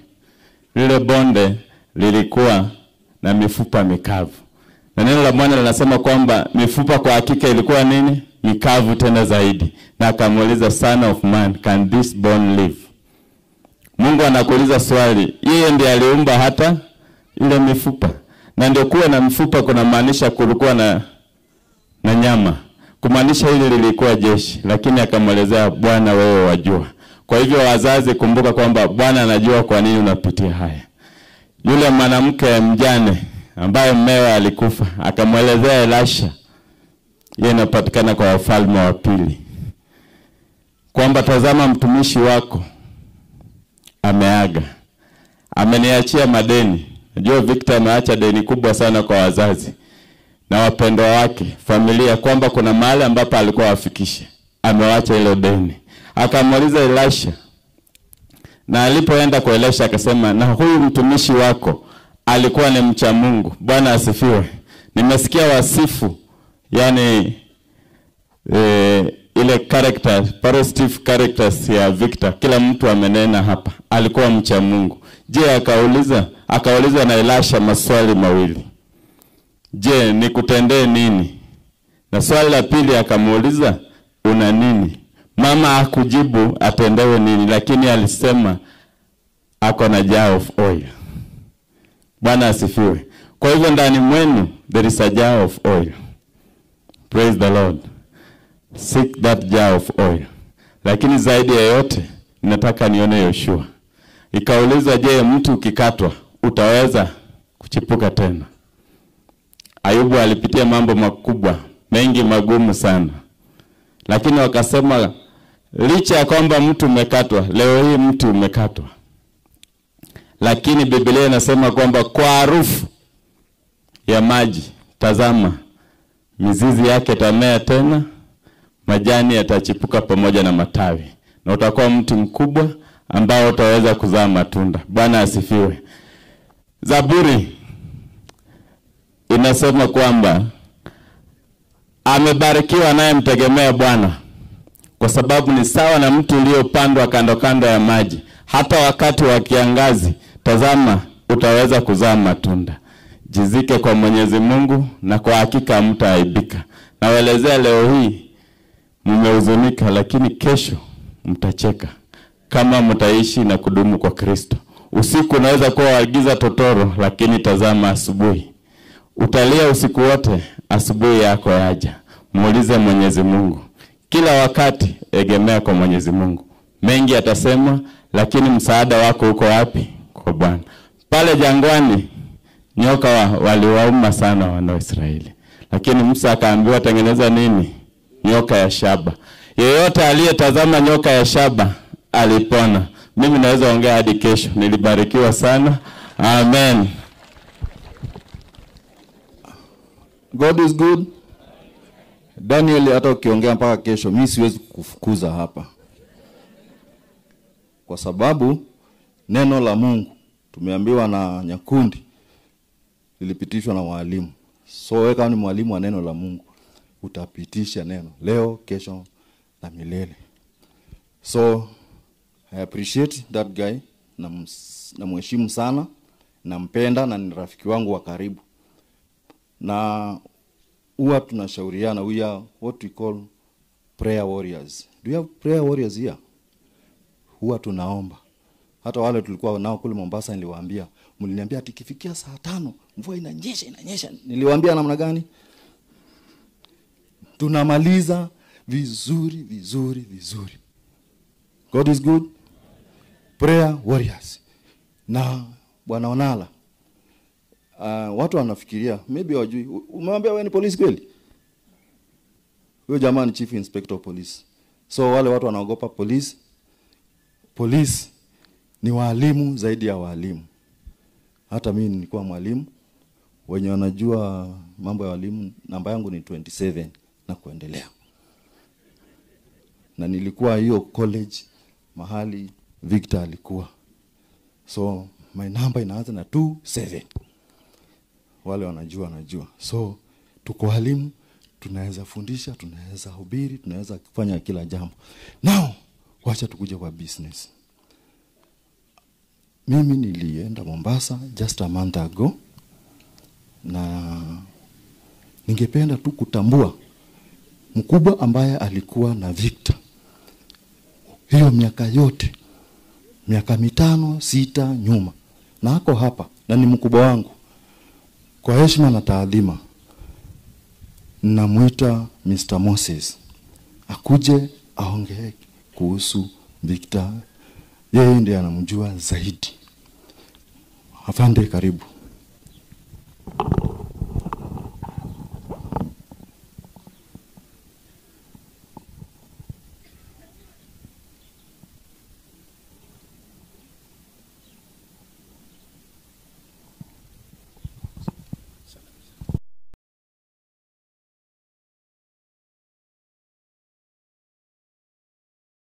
Tena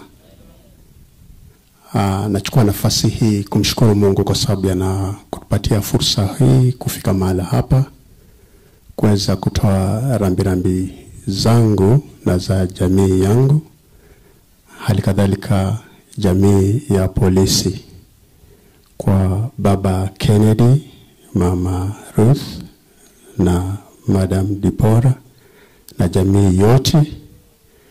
Pokeeni pole zetu kutoka roho zetu. Hata pia kwa jamii yote wa mahala hapa, pokeeni rambirambi zetu kama familia ya polisi, kwa sababu tumempoteza askari na tumempoteza mtoto, tumempoteza mtu wa maana sana katika taifa hili.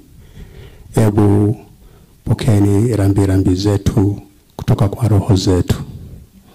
Kama Bwana Crispus alivyosema, nimeweza kuwa na Victor tangia nilipoenda Mombasa mwaka wa 2019, na alipokuja kuoa nilikuwa naye na alipokuja kuwa mgonjwa tokea mwaka wa 2021 2021 nimeweza kutembea naye kwa hiyo safari.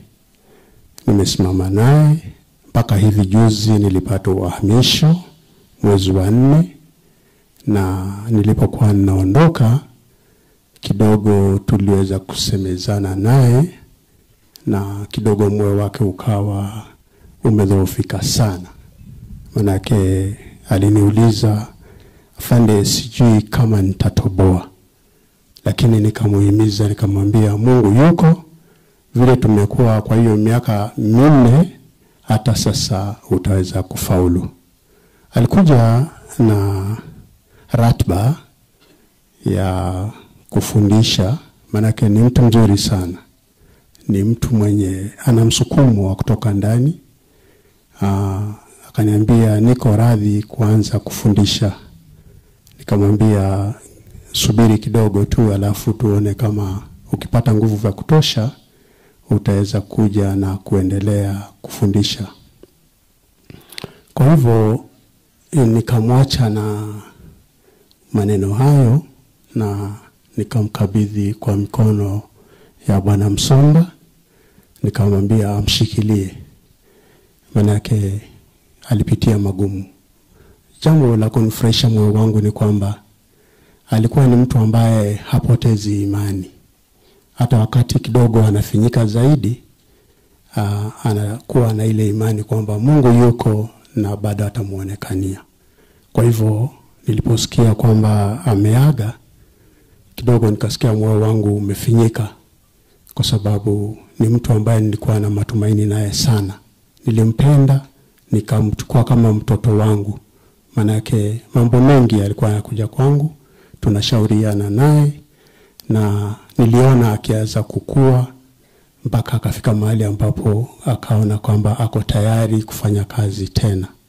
Ameugua kwa muda mrefu. Ni mtu ambaye kidogo ana nguvu ya kustahimili mambo.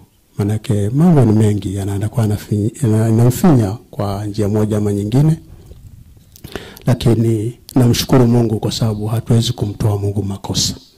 Yetu ni kumshukuru Mungu na kumpatia nafasi yake.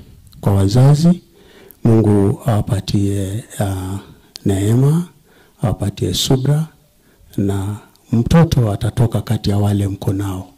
Mipango ya Mungu hatuwezi kuyatoa makosa, na tuache Victor aende salama. Mungu wa rehema atatukutanisha naye siku itakapofika na sisi tuondoke dunia hii. Maana kufa jameni ni lazima, kuishi tunaishi kwa bahati. Na hatujui nani anatangulia nani anayefuata. Lakini kwa sababu Mungu anafanya kazi kwa mpango na hana kamati ya kuweza kuuliza tufanye vipi, wacha tukubaliane na hali jinsi ilivyo. Otherwise nawatakieni pole. Mungu wa rehema awe juu yenu, na tutazidi kuonana, na Mungu awe nanyi hata tukiondoka mahali hapa. Asante sana. Thank you, sir. Nikimalizia, nataka kuwapea utaratibu ule tutafuata tukitoka hapa. Program nimesema inaraniwa na polisi na kanisa na familia. So kanisa, pastor ako wapi? Nani anaongoza mazishi? Ako wapi? Anarudi? Sawa. Ni mbio. So nasema hivi, kwa kifupi, nikimaliza kuongea hapa, nikipeana rambirambi za Deputy Inspector General, nitaalika kanisa li take over program. Nikimaliza ni program ambayo sijui ni kiasi gani. Kimaliza wale officers wako pale wataweka mwili kwa gari, halafu kulingana na mipangilio ya Master of Ceremony tutatembea tuende kule, na tukifika kule kuna sherehe za kusindikiza mwenzetu za kipolisi. Na nimeona nafasi pale, space ni limited. So we are likely to have very small number, ambayo kwanza ni familia, pili wale officers ambao watakuwa kwa hiyo sherehe ya kumsindikiza.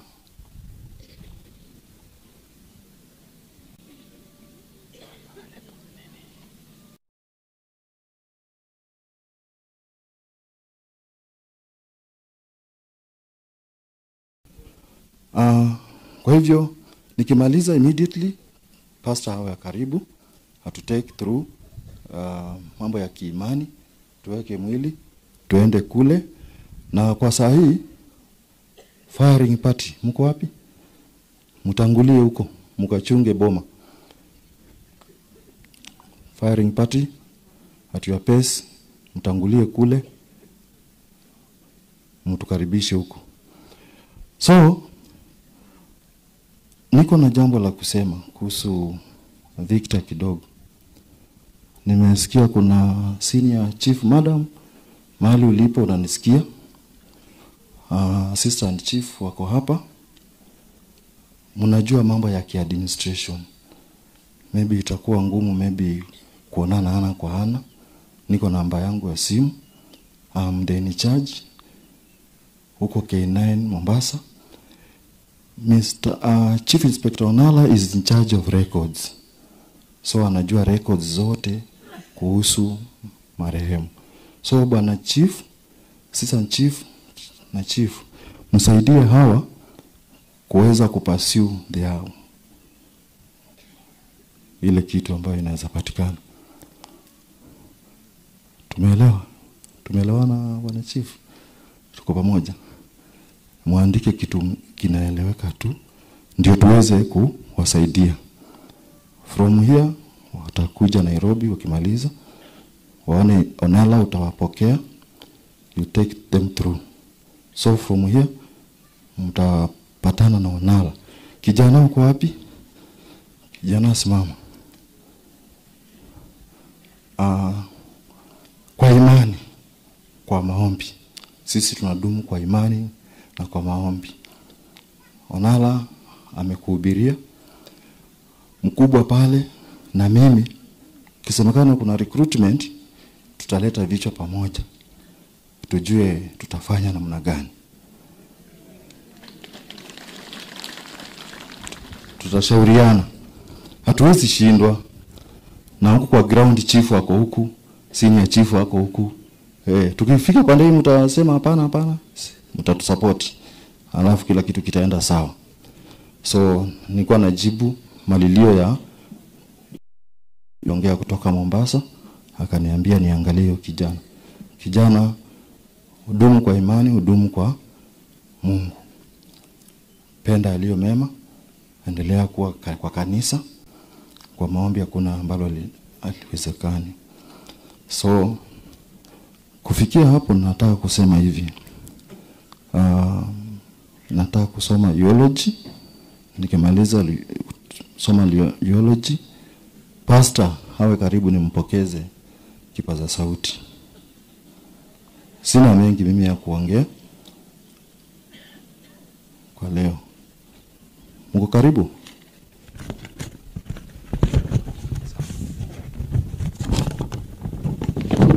So nitasoma kwa lugha ya Kiingereza ambayo imeandikwa letter of condolence.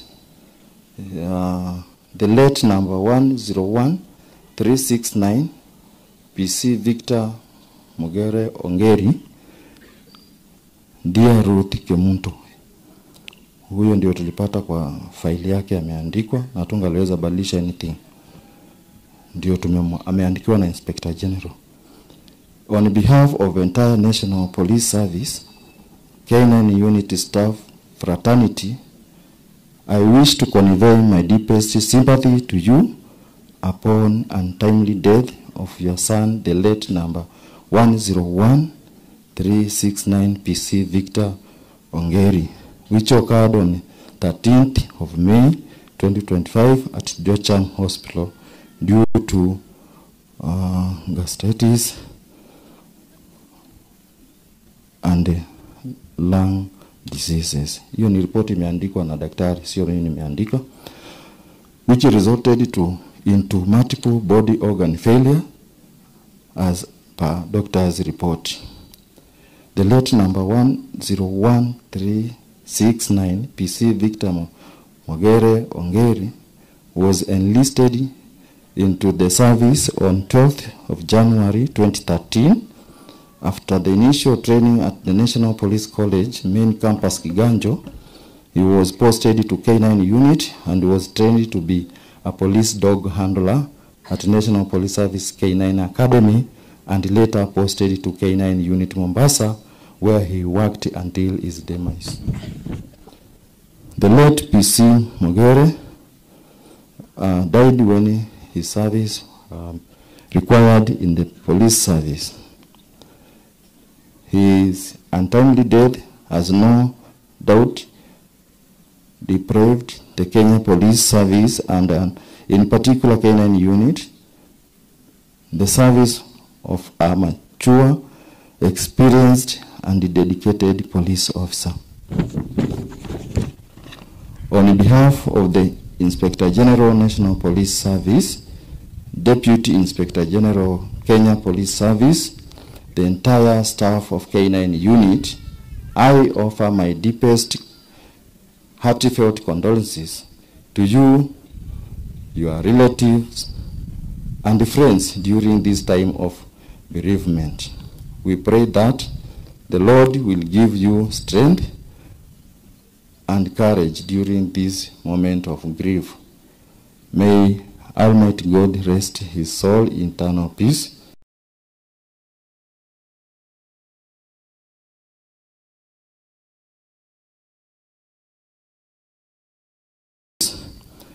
Copied to Inspector General, copied to Deputy Inspector General. Asante.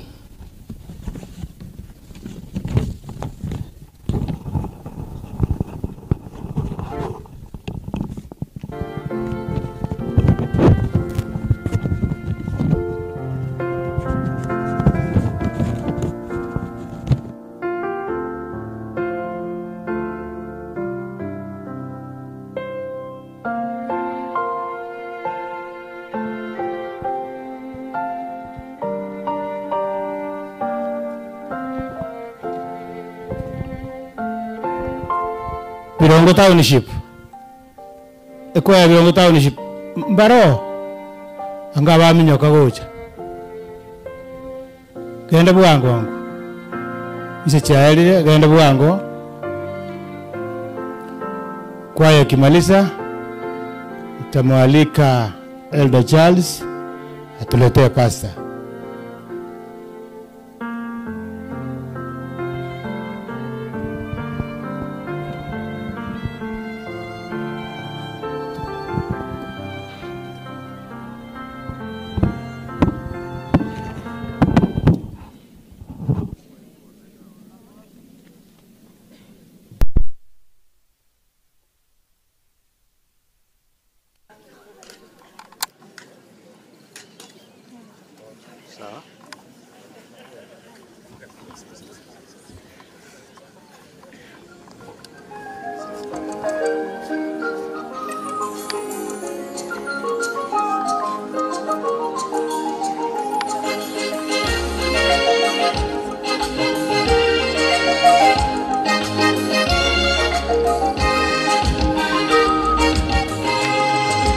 Barabanda ya Bwana italia wakati mwana wa Mungu ataporejea kuja kuwachukua wale washindi, watamlaki juma winguni falme.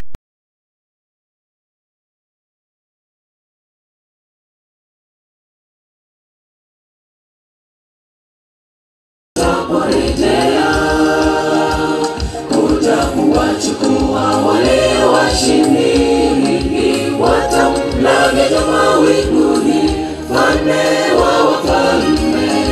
Itakuwa ni siku ya furaha, ni yenye matumaini ya kumaliza shida za dunia hii. Washindi wote tutapanda Yesu mawinguni kwenda mbinguni.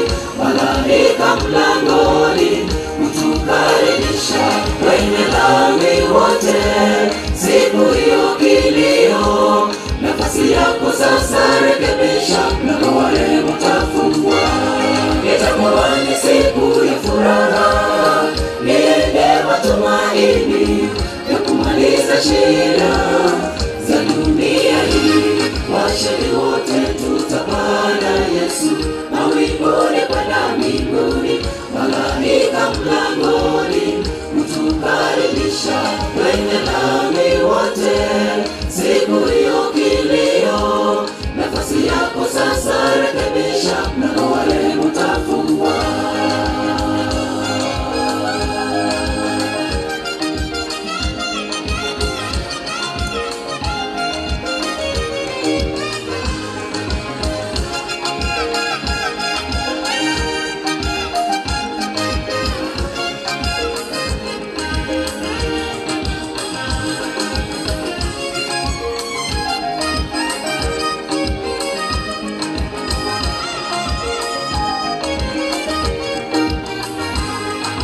Ndugu yangu, wakati wako ni sasa, rekebisha mambo yako usiangamie. Siku hiyo wengi watalia na kusaga meno, itakuwa siku yenye huzuni. Achana na maovu ndugu. Ndugu yangu, wakati wako ni sasa, rekebisha mambo yako usiangamie. Siku hiyo wengi watalia na kusaga meno, itakuwa siku yenye huzuni. Achana na maovu ndugu. Itakuwa ni siku ya furaha, ni yenye matumaini ya kumaliza shida za dunia hii. Washindi wote tutapanda Yesu mawinguni kwenda mbinguni. Malaika mlangoni kutukaribisha wenye dhambi wote. Siku hiyo kilio, nafasi yako sasa rekebisha, mlango wa rehema utafungwa. Itakuwa ni siku ya furaha, ni yenye matumaini ya kumaliza shida za dunia hii. Washindi wote tutapanda Yesu mawinguni kwenda mbinguni. Malaika mlangoni kutukaribisha wenye dhambi wote. Siku hiyo kilio, nafasi yako sasa rekebisha, mlango wa rehema utafungwa.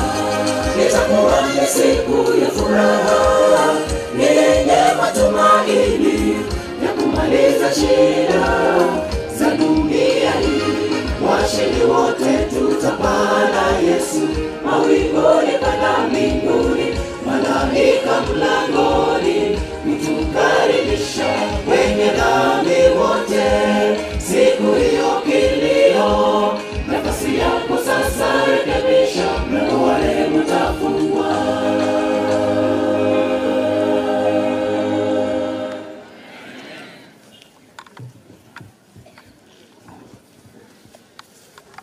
Elder Charles.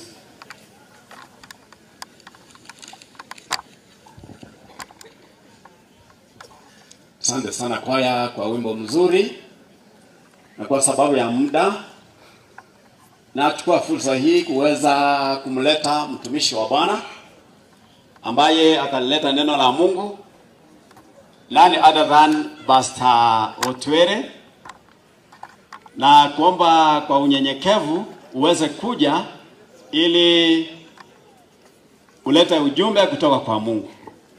Karibu Pastor.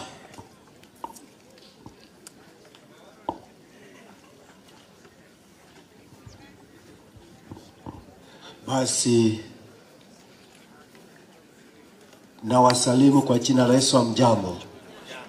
Hamjambo? Asante sana viongozi ambao walikuwa wanaongoza mkutano huu. Charles, asante sana Ken. Mungu akubariki sana. Watu wamejaribu kuvumilia. Asante kwa kuvumilia na asante kwa kukaa vile mlivyo. Naomba kwamba imefika wakati wa kuleta neno la Mungu. Wale ambao mnahitaji kusikiza neno, na waomba tu mtulie hivyo hivyo. Na wale ambao mnataka kwenda nyumbani, na waomba tu muende, kwa sababu kuna wengi inafika wakati wa mahubiri wanatoka. Ndio sababu nimekuomba, kama hautaki kusikiza na kuomba tu utoke pole tu. Injili sio kulazimiza. Lakini wanasiasa wakikuja tu, wewe unachilazimisha tu kukaa. Unaangoja tu upewe kidogo. Mimi sina pesa kukupatia, lakini niko na injili ya Yesu Kristo. Kwa hivyo, na wala tu wanapenda kupiga kelele tu, na waomba muache tu kelele kidogo tu. Asante sana kwa wale ambao mmeamua kukaa. Mungu awabariki sana. Kuna siku moja nilikuwa Matanga, wakati nilisimama kuhubiri watu wakaenda. Wakasema tumemaliza Matanga vizuri. Ikawa bahati mbaya sikuhubiri. Nikapata askari ndio hao wanakuja. Wakachukua mwili. Nikabaki tu na Biblia kwa mkono. Sasa wakaenda na mwili. Wale walitoka mapema wakaambia watu, tumemaliza Matanga, tumeshika yule mama. Sasa jioni wanasikia redio inasema Matanga hayakuisha. Askari walikuja wachukua mwili. Sasa nani wa ukweli? Ni nani atasema ukweli? Ni yule alitangulia kwenda ama ni yule alipaki akamaliza na Matanga? Sasa vile tuko hapa, wengi wataana na story nyingine sio story ya ukweli. Story ya ukweli nikimaliza na wewe mahubiri, basi ndio taambia watu tuliona Pastor Utwere. Waambie watu tuliona askari. Asante sana kwa nafasi ambao mnipatia. Pastor wetu ambaye wa district hii amenipigia simu, ameniambia ni wasalimu. Tena ameniambia hako nasi, ni vile tu alienda kupewa madawa, najua yeye hako na shida kidogo. Kwa hivyo naomba tuwe pamoja katika jina la Yesu. Abana ba Nyasaye nabakuanira muri ndangana magoko. Haleluya. Basi Kiswahili ni kutumia ili wageni wale ambao wametoka mbali waelewe kidogo. Sasa ninaona kwamba tuko na huzuni. Kweli kuna huzuni. Kijana huyu mdogo ambaye amelala, kweli tuko na huzuni. Ama amela manene. Kwa sababu huyu kijana angekuja kuwa mtu mkubwa sana katika kijiji hii. Huyu kijana yeye ndiye alikuwa tegemeo letu kwa kijiji hiki. Naomba kwamba watu wetu ambao mko hapa mjue kwamba sisi kama watoto wa Mungu, sasa shetani anatupiga kweli kweli. Shetani ako nyuma yetu kweli kweli. Shetani ako nyuma yako. Unapobarikiwa kupata cheo, unapobarikiwa kupata kazi, na shetani hana amani kwako. Ndio sababu tunasema kwamba watu wa Mungu mjue kwamba wakati huu hatuna mahali pa kukaa, hatuna uwezo wa kufanya kitu dunia hii. Tunaomba kwamba Mungu aweza atusaidie tukienda kukaa dunia hii, akae nasi katika jina la Yesu. Abana ba Nyasaye, nataka niombe sasa. Wacha niombe. Baba wetu, Mungu wetu, asante kwa wakati huu. Sasa nimesimama mbele ya watoto wako, wale ambao wote wamekuja kuomboleza. Naomba unipe nguvu, naomba unipe uwezo, na kila mmoja ambaye ako hapa, Yesu Kristo, na kuomba utume malaika akae na kila mmoja. Wakati ninapoleta neno hili, kila mmoja aelewe na ashike na wewe mtakatifu. Anapotoka kwenda nyumbani, aenda akiwa mpya katika jina la Yesu aliye mkombozi wetu. Basi nale kwa manyanga makudi gendikibi. Makudi teboti murembe. Makudi ya kutuchana. Makudi hana amani kwako. Makudi hauna uwezo na mauti. Mauti yanaguza mkubwa. Mauti yanaguza masikini. Mauti yanaguza tajiri. Mauti hayana amani. Mauti hayana kitu ambao unaweza kulinga. Yametuletea madarau mengi. Yametuletea shida. Mauti yamechukua watoto wetu. Mauti yamechukua wadogo. Mauti yamechukua hata watu wako na pesa. Mauti hayana amani. Kwa hivyo ndugu zangu na dada zangu wale mko hapa, hakuna mtu ataweza kushinda mauti. Lakini leo nitawaambia yule ambaye atashinda mauti kwa jina la Yesu. Kuna mwenye ambaye atashinda mauti, lakini kama wewe unajua kwamba unaweza kushinda mauti, hautaweza. Lakini nakwambia leo kuna mtu ambaye atashinda mauti. Abagaka mano. Baka rusi wao wanaona. Sio mbegu kimungu. Baka rusi wao wanaona kimungu. Yeye anasiku sema pia. Yesu aliposimama mahali rafiki wake Lazaro alikufa, akalia machozi. Huyu ni Yesu.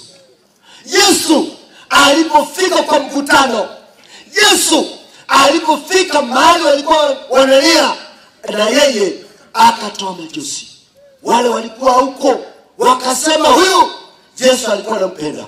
Wakasema huyu ni mtu ambaye alikuwa anapenda huyu rafiki wake, tena amekufa. Na wao wakasema oyiria mariga umusacho Yesu, oyiria mariga asengencho yomusani oye oyo kurukurasaro musacho oyiria mariga wase hapa abantu babitulike bayiria mariga bato oyiria mariga akungu bayiria mariga abasacho bayiria mariga because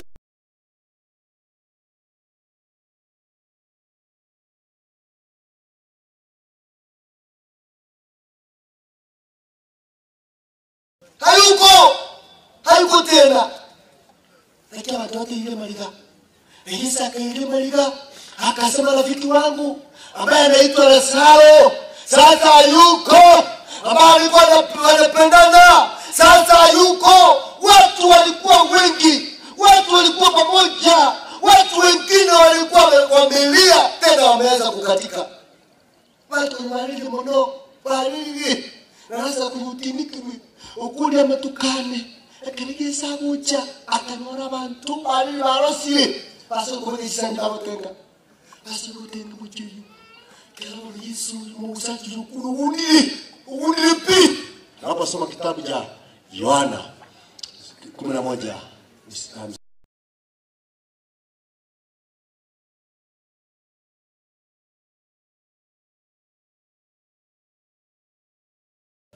Yohana 11:35 inasema nini? Biblia takatifu yasema Yohana 11:35 inasema hivi. Neno la Baba lasema, neno la Baba linasema Yesu akalia machozi. Yesu akalia nini? Machozi. Basi nimaliza mahubiri, sina mengi ya kusema. Ile Yesu alikuwa tabanga, Yesu akakora keke. Yesu akalia mariga. Yesu yeye ni rafiki wa Lazaro. Kuna sababu ilimfanya akalia machozi. Akaangalia dada yake Martha, dada yake Miriam, wote walikuwa wanajua kwamba Yesu wanapendana na Lazaro. Dada yake Martha alipoona Yesu akaweka makoni chini, akasema Yesu mwenye kualenga tango mwana mito kukurasaro kanga na kweti mwenye kualenga Yesu mito mwenye kualenga kanga mwana mito kukurasaro takweti. Yesu alipoangalia, Yesu alipoona Mariamu akalia machozi, akasema wale wote watu walikuwa huku ekalama rejesa kuile Maria bakate musachulili amana amwangete musachulili namangitu musachuyu igonda ketukubatia bana ya saa ya kwamba unapoona mtu akilia machozi kuna mambo mengi anafikiria. Mtu anapolia machozi kuna vitu vingi anaona. Mtu anapotoa machozi sio kwa raha tu. Kirumunta kulila tajigusaiko kirumunta kulila tajira nani mabana ko batebinde agina nyuwa bakakanywe keroko rumunta ko rumboro ko musachu ko rumboro Yesu alilia machozi sababu alikuwa anapenda huyu anayeitwa Lazaro. Sababu aliona watu ambao walikuwa kwa matanga ya Lazaro hawakuwa wanaamini kwamba Yesu akija huyu atafufuka. Walikuwa wanajua kwamba huyu amekwiza ogundie. Tumekeleza mtoto wangu ogundie. Takumbuka lindi. Huyu tioki. Takumbuka lindi. Huyu taiyo. Watu wakaanza, Yesu alipoona akajua hawa watu hawajui mimi ndio maisha ya milele. Mimi ndio nitatoa watu ambao wamekufa. Mimi niko na uwezo. Wale watu hawakujua. Yesu akatoa machozi. Yesu akalilia banda baba kwigena na ninje kubukia. Banda mbali kwigena na ninje kurubina. Nakeka Yesu alikulira. Iyo Yesu kulirare abantu bataramwigena. Yesu kulirare abantu bataramwitaba. Yesu kukulirare munone azubijano. Yesu kukulirare munone amtubyuka. Antu babati bitina. Nonasa matanga. Antu babati bitina. Nonaso kulira. Antu babati bitina. Nonaso kuchandika. Watu mabwati bitina. Yesu akalia kwa sababu hayo. Sikia tena. Yesu akamwambia hivi. Fungu la 25. Yesu akamwambia dada yake Mary. Yesu akamwambia Martha ya kwamba fungu la 25 inasema hivi. Yesu akasema hivi. Biblia inasema Yesu akamwambia mimi ndimi huo ufufuo. Mimi ndimi ufufuo na uzima. Yeye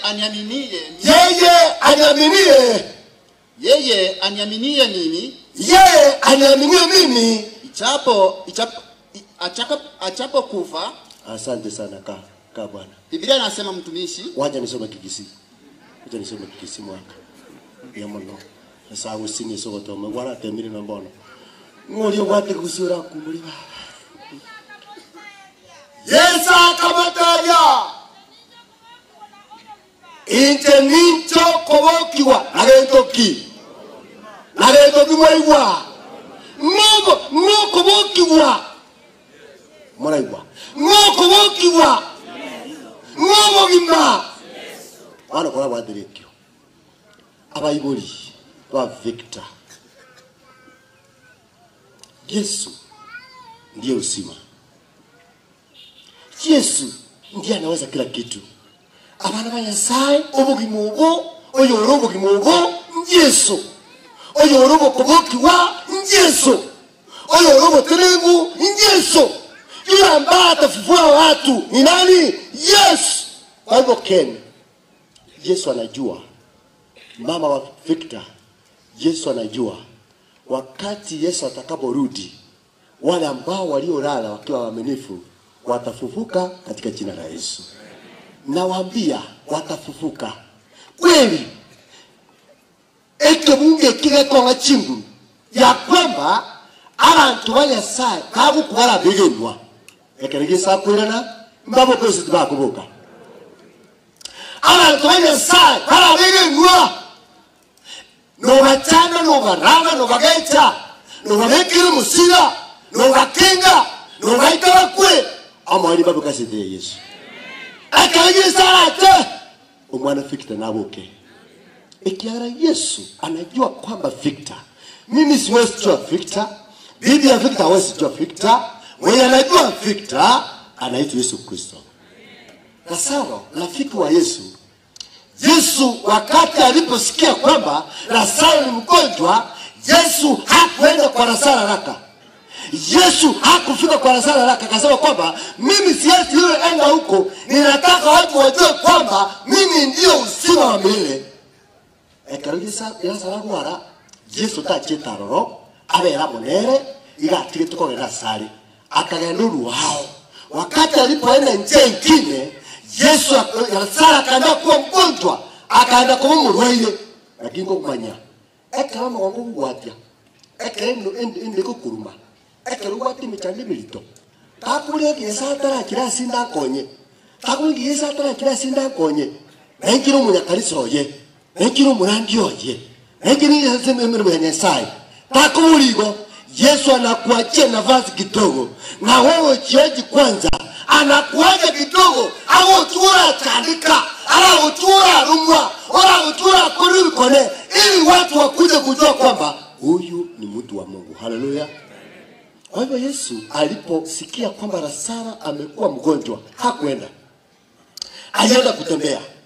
Alienda kwake. Alienda kwingine. Yesu alienda wapi? Alienda kwa watu ambao walikuwa wanamchukia. Wakati alienda kwa watu ambao walimchukia na wao akawaambia injili ya Mungu. Akawaambia nini Mungu anawapenda. Hata ingawa munitaki. Na viligo. Na lepo nyorekana. Na no muntu uyokogejete tokumwanga. Uyokogejete nero uwanja. Uyokogejete nero gokonya. Uyokogejete nero wikange. Uyokogejete tomwangaye. Aye mwanje yesa kumukiriguru. Iga bantu b'Nyasaye. Uyokogejete oitabe. Lazaro akaenda. Lazaro wakati aliana, Yesu alienda, wakati Yesu alienda, akaambia wanafunzi, sasa tumesikia Lazaro amekufa. Twende sasa. Wakaenda. Pakaraka Lazaro ile. Alipofika pale, wakapata Lazaro amelala ndani ya kaburi siku ngapi? 4. Kuna watu pale walikuwa wanayoongoja, wanayolia na dada Miriamu na dada Martha. Wote walikuwa pamoja. Balikuliramo, abandi balikutenga, abandi balikujichaye. Ekera Lazaro uralinze amatukalenga. Alenga alikesembenga. Ana tuko ane iwa mwigwe. 4. Abantu bamenyeto. Abantu baikeresito. Abalenga matango. Abandi balikutenga. Abandi babwate binanda byabo. Na balenga ensemo. Bali waketa sikuli kweli. Wakati Yesu alikuja, wale ambao hawakuwa wanaamini wakaambia Yesu, Yesu, huyu hawezi kuvuka. Baada muda kumuko kweli gege, ogundie. Yesu akamwambia, nje na achire abantu abagundu. Ibanye kuri mugunda, ondogo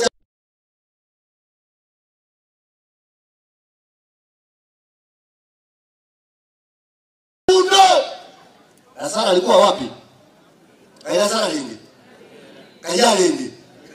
Abanga nali mwigwege. Ndangomarale. Ndangomarale. Ekaraje saho teruna Lazaro ugundire. Kaya lingi. Kaya lingi. Asimbira. Asimbira. Abantu barabagundite. Bataboke lingi. Abantu bagote banga tokuboka. Vuige gundite.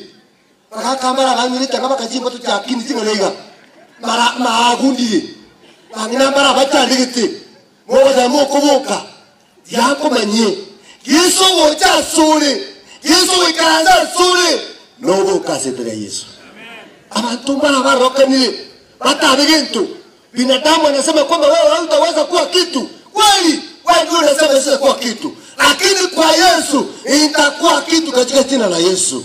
Wale watu wa Mungu, Lazaro kaa ndani ya kaburi siku 4. Basi kama mama kumulira.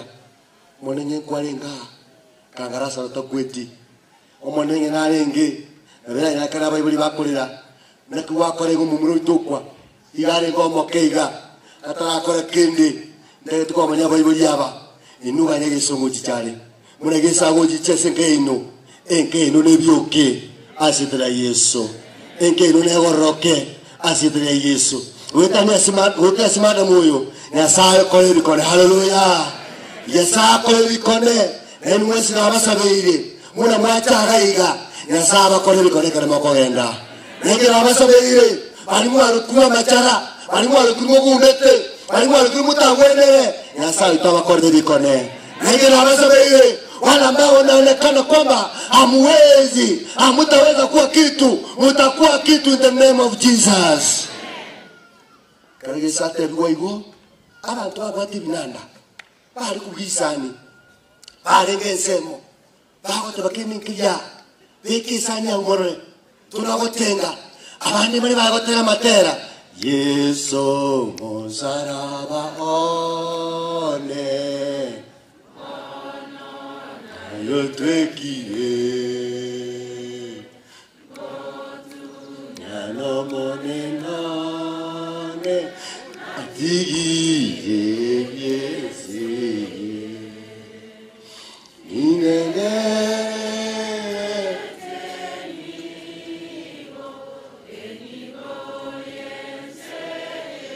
Basikia fungu la 11 Yesu akasema hivi sasa. Fungu la 11 Yesu alisema mama, inasema aje? Yesu alikuwa naya. Nyuma saya kameteria. Lazaro musayo itorali. Kwende kwenda ninga kumetura. Abago kameteria. Omani orali.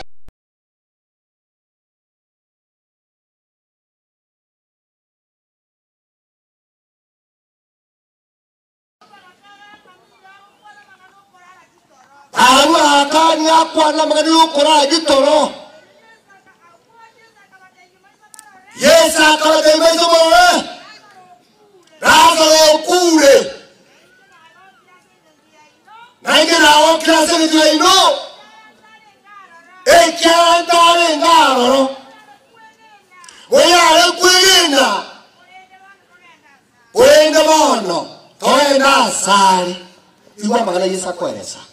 Yakomatebya Lazaro urali bakamatebya nyorara naruki baramuta mamenye kyakomatebya abatebi sasa Lazaro amekufa tena Yesu akasema niko na furaha kwa sababu Lazaro amekufa niko na furaha mimi sikukuwa huko wakati amekufa mimi niko na furaha kwa sababu niko hapa nataka tukienda huko muone vile Lazaro atafufuka ili jina la Yesu liinuliwe. Waibu Lazaro minto muna anatoka enda bana muigwe. Kwa wiko bono. Bakanyala bantu mbaro. Bagwata matera bagotera. Bande bagotera kisani. Kisani chibikiri chindi. Uchura bakomoina anesani. Uchura bakomoina na matera. Bogi mogu yobenye unalito. Amoine sa meye. Abandi babateba kwini nabu yakibono ngamo nyoro boliri bagwate abono mwina abali kisani bano tukubuga nabagotera matenya sai uno wako na hotela iga Yesu akakuja wakati Yesu alikuja wale ambao walikuwa wanaamini huyu Yesu wakaingia kwake wakamwambia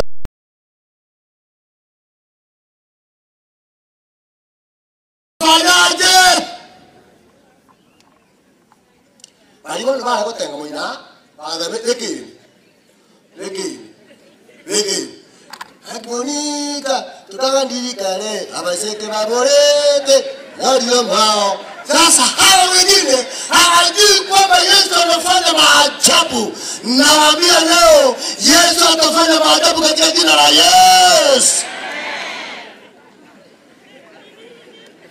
Watu wa dunia hawajui kwamba Yesu atafanya maajabu kwa wale ambao wanaolala wakiwa na wao muamini. Yesu anafanya maajabu kwa wale watu ambao walikuwa ndani yake. Nijue kwamba hivi Yesu atawatetea kwa jina la Yesu.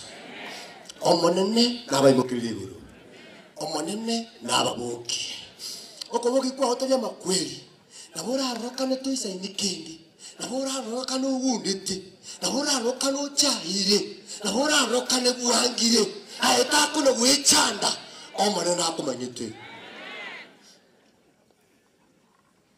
ana ko jero monto ta ngaembusa ana kinde busa to ngeti changa iri ni bano ningo ikere ayobere de changa dingo go ikera aike tabe ngeti to kongekera naro naro ta no mutaka mujana to yo Oro motenengu tiko ngekera motenengu wao. Aje kino motaka toko ngekera. Iyo kama moto na mwatesa moya, lakini jua hivi, sote ni watoto wa Mungu. Lazaro alipofika pale akawaambia, "Twende mnionyeshe mahali Yesu wako." Walifika mahali Yesu alikuwa. Akasema, "Tuombe." Naamini. Walipoamini akaanza kumuita Lazaro. Lazaro! Yesu ndio huyu. Alianza kumuita Lazaro. Lazaro! Kaya bantu bakakari. Bakakari.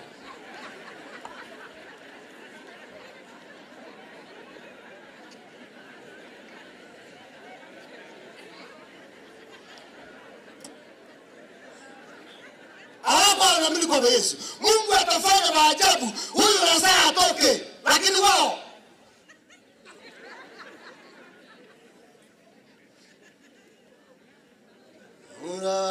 nagi maguma. Ine moni. Nguni. Sasa hawakuwa wanajua kwamba Yesu anafanya maajabu. Yesu anafanya maajabu. Yesu anaokoa. Yesu anabadilisha. Yesu anafanya kile kitu. Kile kitu unaona ni ngumu, kwa jina la Yesu kinawezekana. Sasa tunaona kuna shida hapa. Mnaona maneno hapa. Mnafikiria kwamba kuna kitu kitawezekana. Mambo yatabadilika katika jina la Yesu.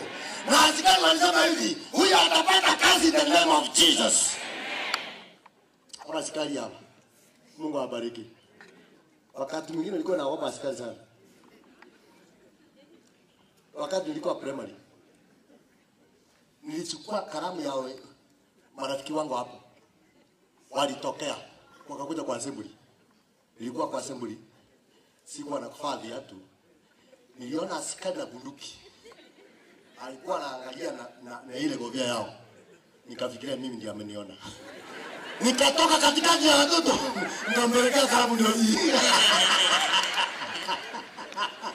Kalamu ndio hii. Kuangalia tu hivi. Sikuwa najua kama ni mimi ameangalia. Nilipomwangalia namuona tu ananiona. Ile kalamu nilikuwa nimeweka hapa, nikaitoa akaiweka hapa nyuma. Tena ananiangalia. Ajui! Nikajua huyu amenitoa kabisa. Nikatoka kwa mwalimu kumwambia ndio hii. Kabla hujanishika. Haleluya! Askari, Mungu awabariki. Mnapofanya hii kazi sio kitu rahisi hivyo. Naona vita mnakuwa nayo. Hii vita ambayo mnakuwa nayo, nawaombea mnapoenda kutafuta kazi huyu kijana ingie ipatikane in the name of Jesus. Basi kuna watu wako na juki. Kuna watu ambao haudi vizuri. Kuna wengi wanasema wacha hiyo maiti, wacha hiyo ikae. Bali wako wanasema kuli yale iko. Na ndio matandike matandi ujumuino. Mungu saba iko, inje Mungu saba. Emerangu iko kazi ile ya Yesu. Na itafunguka. Lazaro aliitwa akatoka. Alipotoka akaenda. Ndio nawaambia kwa jina la Yesu, wakati Yesu atarudi, wale ambao waliolala wakiwa ndani ya Yesu wataitwa na watafufuka in the name of Jesus. Nikuulize sasa. Noma tu watu mtoka jete. Noma tu watu mtoka jete. Uko utamorala. Uko kanga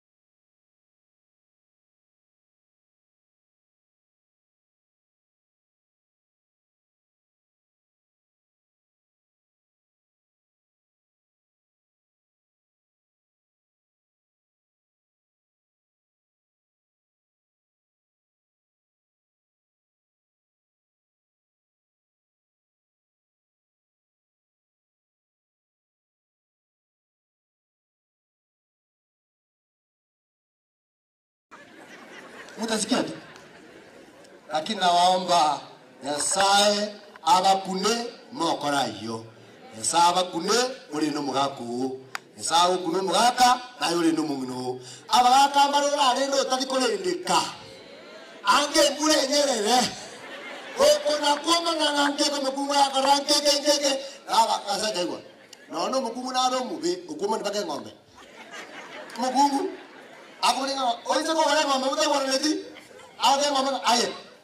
Uliyo kwa ndeka anaje kushiro. Nasema kwamba kuna mama ambaye anachukia hata ngombe. Anachukia ngombe yako. Anauliza ngombe kama mzee amenunua ngombe kabla ya kuuliza mama. Anaambia ngombe, "Wewe ngombe, wewe mwenye amekuleta hapa atakuja kukutoa hapa. Wewe ukakubali, ukakuja hapa, ukakubali." Wale mkuu wako wameneko mpaka ketina yako rama. Akaketina yako pinga naye. Batakubali.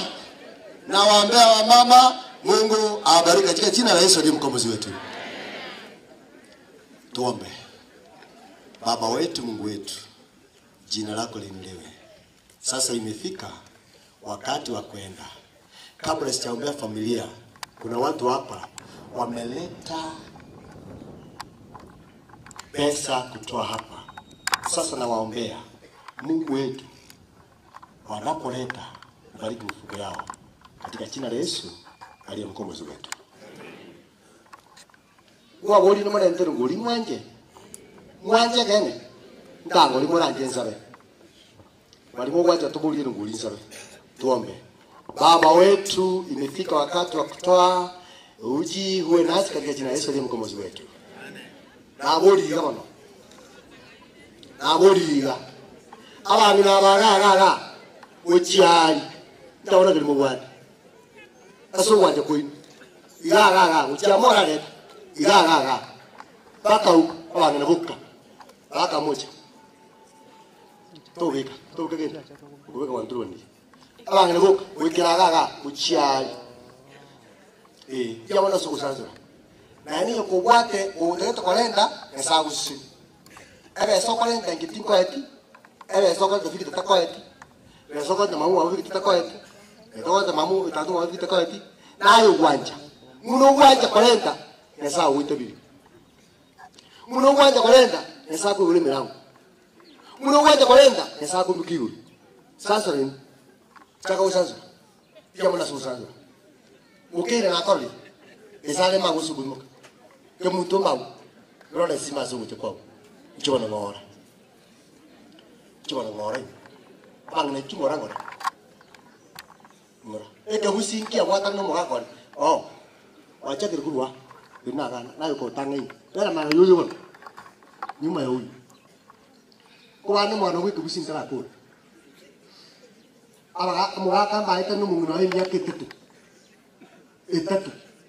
Moga no mungu no. Miaka ngapi? Bata nikura yana. Kero mutako lo kubwai. Banga kora je ati ogwati. Nyoko wati witu goru. Are karas. No wati kintu witu goru. Karas. Karas ne yao. Bekeni. Ai no wati kintu witu kumira. Ikaras ka kati bisi. Eso wati. Awo wati bi lakini toro kio ko. Abanga utrana ucha. Kwano wakoyo akabano kuna kurura mungu wewe. Wako gore nyama, wako itewe kokoro. Mungu gore nyama, oidewe kokoro. Ono ndego sibuni. Mungu nyama hara. Kaiko mzaba ngomunyu. Reje wa mundu mwa. Akini ngoma na yama wakora. Nona baba. Baba bika. Bika gero. Bika. Yamon. Na osara anya kubwati tu wichukuru kacha. Pesa au tuwekukuru. Naende anya tukwati. Esa na cha kuigurira nchira nayo twa. Bawe cyane. Wikira naga abantu ucha mucha wikira. Anya tukwati esa kuigurira nchira. Nana muno kurwa. Onyo ndo kwati tini yao. Esa kubukura awakali. Yamona suguti. Yamona. Ono mumino wako yo ngocha gwikire bono murabona kiri muntu akore gubwa emyaka 3 igaika bono wotuko bogaika itukerimo chikaba saa 7 ekebusi gaja ase tirisa yomungi na raire kebusi ekebusi bori mwaka na ruo tene kanenge kia yakaragira mwaka kana rumu yae numungi na karugo ni suma yae miyamano onye gugwanja na bori onye gugwanja korenta ereta ikera na ya ebesa ne yawo goikiranya nata gucha miyamana sokoreta onye gugwanja ikera besa oyomba koeti na igwanja esasi usini muna gwanja musisini bwe miyamana so abatinda arangiri bagaka tinda barangiri yae na bara kire ligae abangana bokanta kiti iga musini abangana banu gocha mora yunuke ari stress aruyu rucha yukabeti goikira abangana ba kurwari siyonda uri obegete itukemba limutu besaruri bugeka abono bugeka abangana boka baka abono nchu na imunchu bono chibona baba sukumi mokayigo muna moyi mokayigo yese no gote chinge chinubo pia mono esaba sine bangana bamintu kuba ko rande numogeno pia mono so kumuka baba pia mono nchu bwangu tenira babere magao kireria igo imas naenda ba muy karansta bangana muy karansiti imesono na okorora kurwa nawe cyo chore mu pi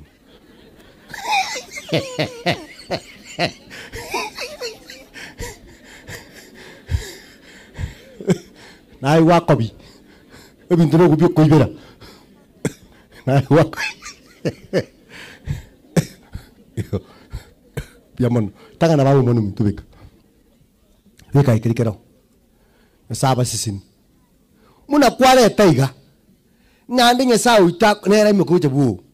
Aye muno tabuati no choe unaye to kumia.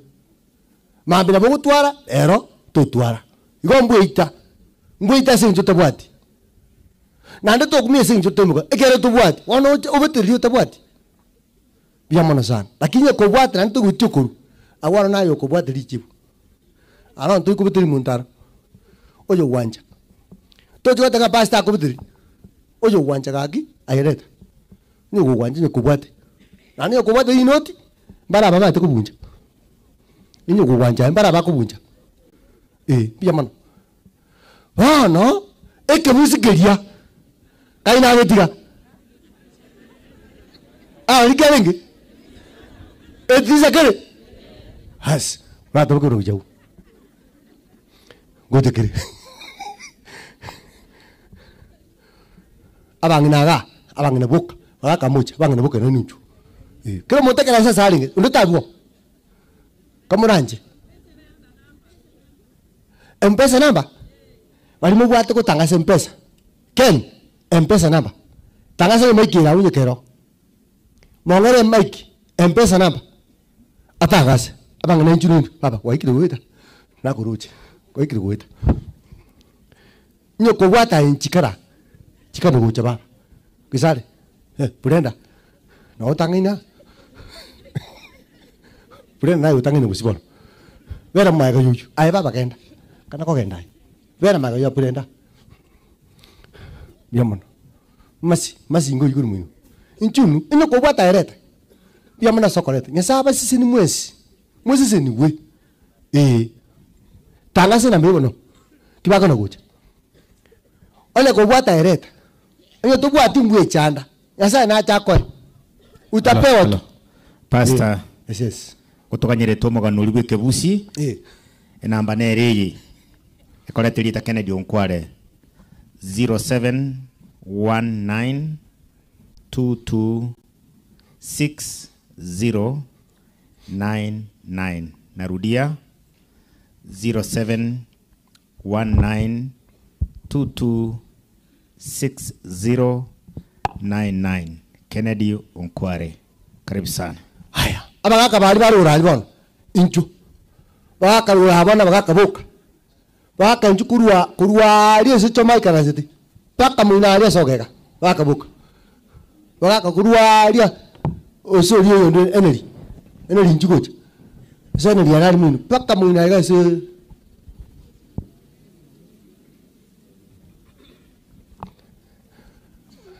Tumemaliza sasa. Lote. Kamuka. Wazee hapa. Hii kuja. Wazee kujeni. Na hapa wazee, mlete. Wazee kuja. Leta tu, weka. Wazee. Tumechelewa sana, wazee. Wamama kaa hapo hivyo tu. Wamama mkae. Wazee peke yake. Wazee. Hapa mbele wazee. Njoo wazee, wazee. Asante sana wazee. Barikiwe sana. Na wazee njoo. Barikiwe sana. Barikiwe sana. Pia mwana soko imoka. Pia mwana wakaba. Eka busigelia. Nako ni mulisi. Ngesieli ekriza kere. Bwana gasawa kwa watu murango. Mungu na naraire. Kong. Mungu na naraire. Mungu na kalemereria. Kong. Mungu na naraire.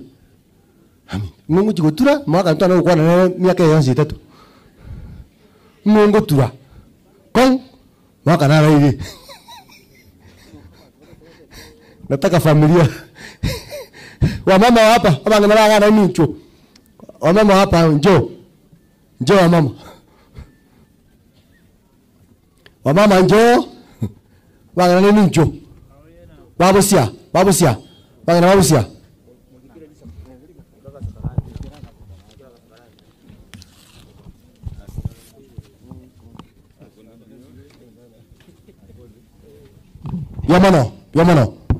Yamano. Abangana babusia na nicho. Ukimaliza nahitaji familia hapa tuombe. Familia. Wakimaliza familia mjeo. Wazee wa huko mwachile. Wazee wa huko. Basi. Nahitaji familia hapa. Familia njoo tuombe. Familia njoo. Familia njoo.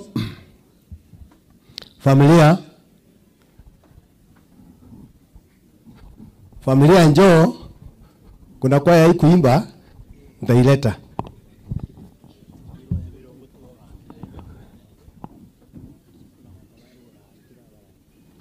Wase wa huko barabara paka bagura alincho.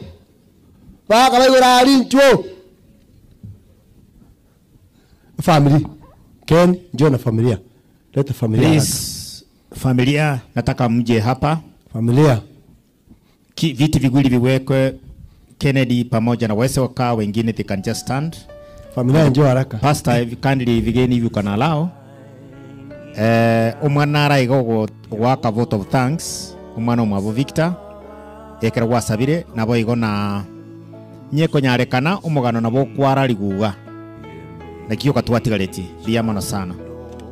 Birongo 2 kwaya mobe stand by na inu mocha birongo 2. Enyago cha nchugo cha mabere gaiga na inu. Birongo 2 please come. Njoiga. Birongo 2 I think musbati nare gote video kuligisana. Karansa iga bana. It's okay pastor. Sasa basi pastor endelea ulete twende hiyo sinaona watiba sasa kuinterrupt your program. Okay, asante sana. Kuna madaktari wanafanya na madam muoche gaiga kera musabire familia muwero. Njoo daktari walimu wako na madam njugocha mwakobye nere kera ngusaba abalisi baito njugocha all elders judge elders njoo hapa ekwa eri abirono yire kwa eri njoo atena kwa atena iga.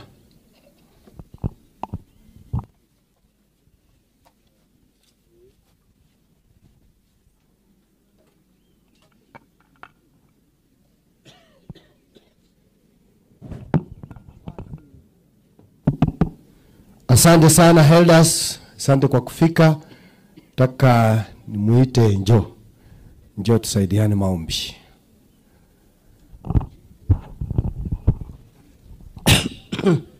Tuwe tusabe mutongi naenda mabori Nyasaye chaikire jinsa chiabana to kwena limbia mono kiagara kwa bero munyakirugo korwa wakongo bwa soeta senka yo mwaka Kennedy no yo mintorutu wana Nyasaye tuanyole lingana riogosemeria niriogotoremia gwitira musumbu Pastor Twere wono family ya Kennedy abana bamwabo basibatu bamwabo na mama mwabo Nyasaye twabasukirwo jase kirukia ukyo banene onyare kubaremia nyuma yo kurara ikina no kubukigwa wono Nyasaye nturiko ba judgmento asamana ya kolekire family twaitikira ase kubwa kwao no gwanja kwao endere kubaremia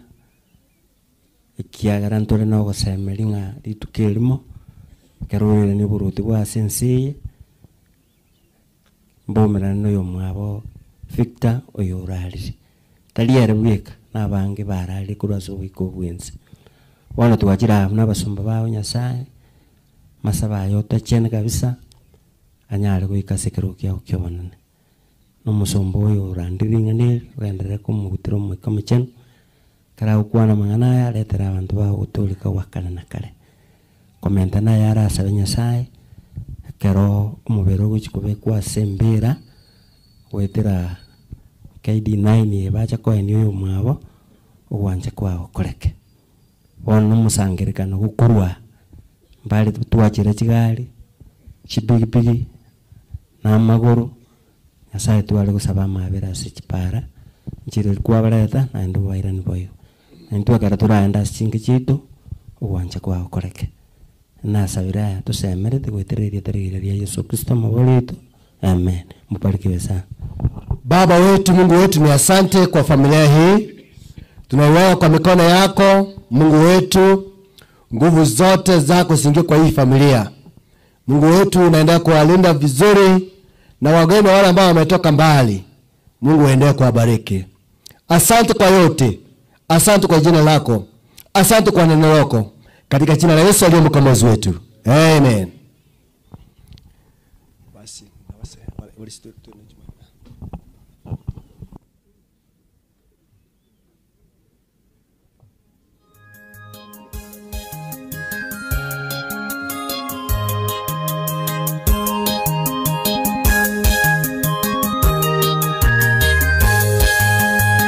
walipofika naye Yesu na wanafunzi wake walipata matukio mbele za mchana kupoteza mwanawe wa pekee wakalia sana kwa uchungu mwingi wakalia sana kwa uchungu mwingi walipofika naye Yesu na wanafunzi wake walipata matukio mbele za mchana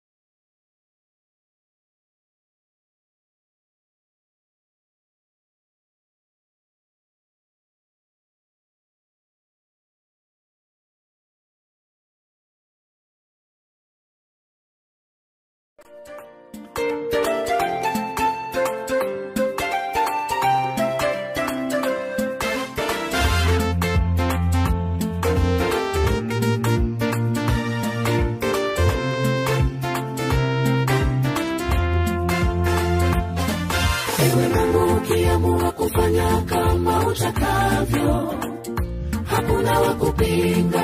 maamuzi yako ni sawa, maana akili zako hazichunguziki, tena haufananishi. Ewe Mungu, tangulia mbele yangu. Ewe Mungu, ukiamua kufanya kama utakavyo, hakuna wa kupinga. Maamuzi yako ni sawa, maana akili zako hazichunguziki, tena haufananishi. Ewe Mungu, tangulia mbele yangu. Mara nyingi tunapenda kuweka mipango yetu mbele, tunasahau ya kwamba Mungu naye ana mipango yake. Tupaswa tujiulize, ni kwa nini ametuweka duniani? Katika mipango yetu tumuache Yesu atangulie. Mwovu shetani anapotutesa kwa maisha haya, hata wakati wa majonzi sisi twalia tukilani. Je, ulikuwa wapi baba, baba, baba, baba? Atungepitia haya kama baba, we ungetangulia.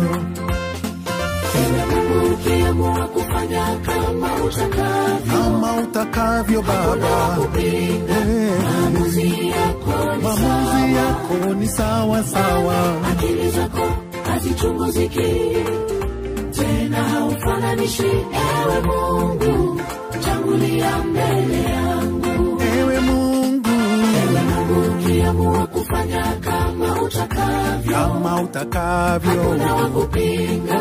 Maamuzi yako ni sawa sawa, akili zako hazichunguziki, tena haufananishi. Ewe Mungu, tangulia mbele yangu.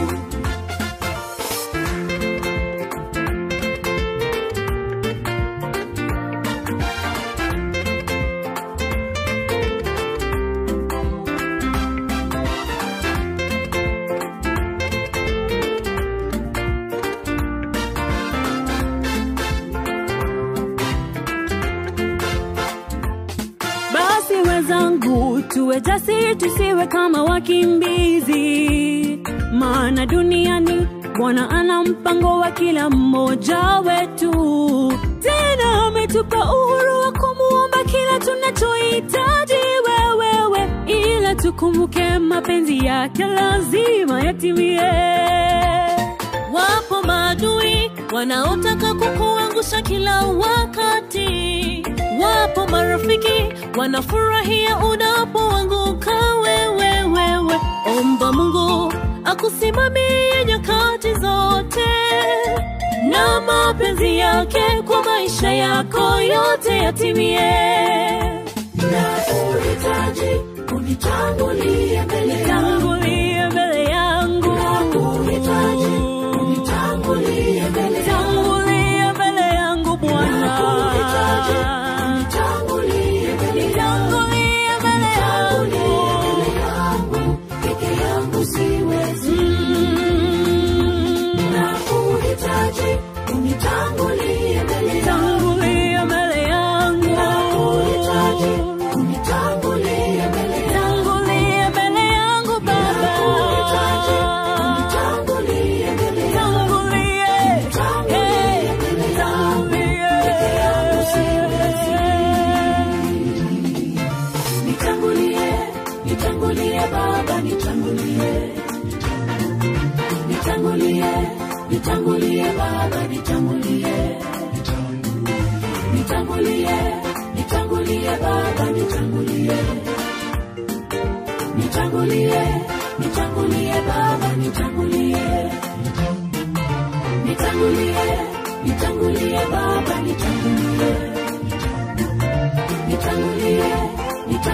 Baba, nitangulie Baba, nitangulie Baba, nitangulie Baba, nitangulie.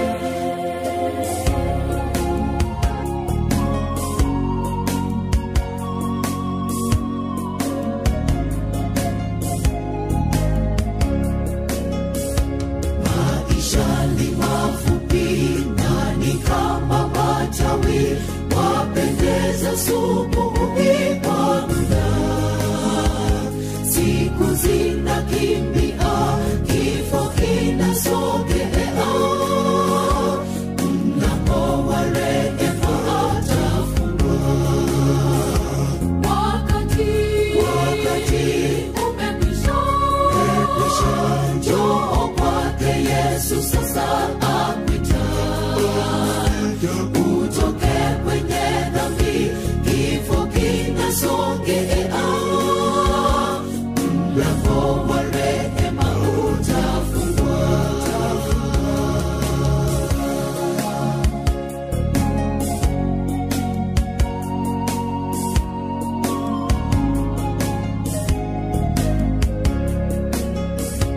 Maua yanyauka, ujana unaisha, siku zetu ni chache kabisa. Roho anakusihi, njoo sitange popote, njoo kwake upate uzima. Wakati umekwisha, njoo kwake Yesu sasa akuita, utoke kwenye dhambi, kifo kinasogea, mlango wa rehema utafungua.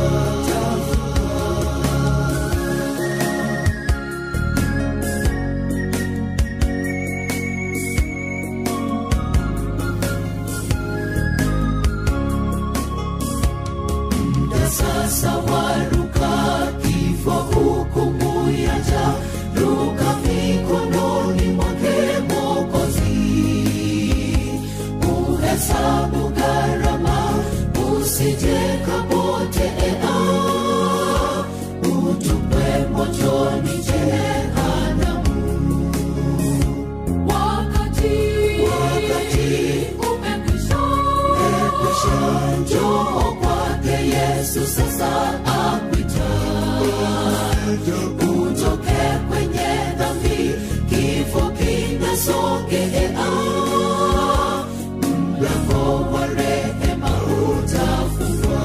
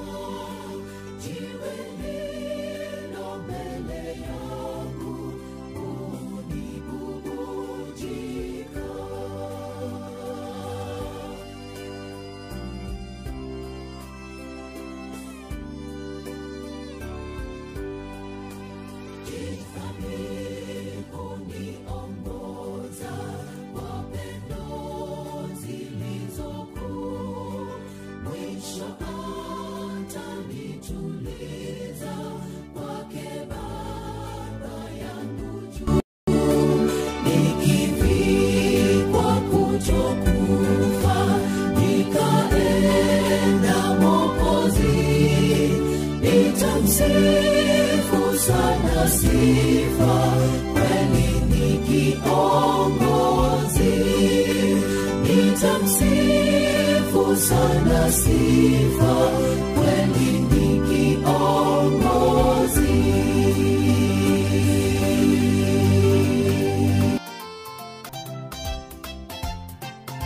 Hatua kwa nitangulie Baba, nitangulie. Nitangulie Baba, nitangulie Baba, nitangulie.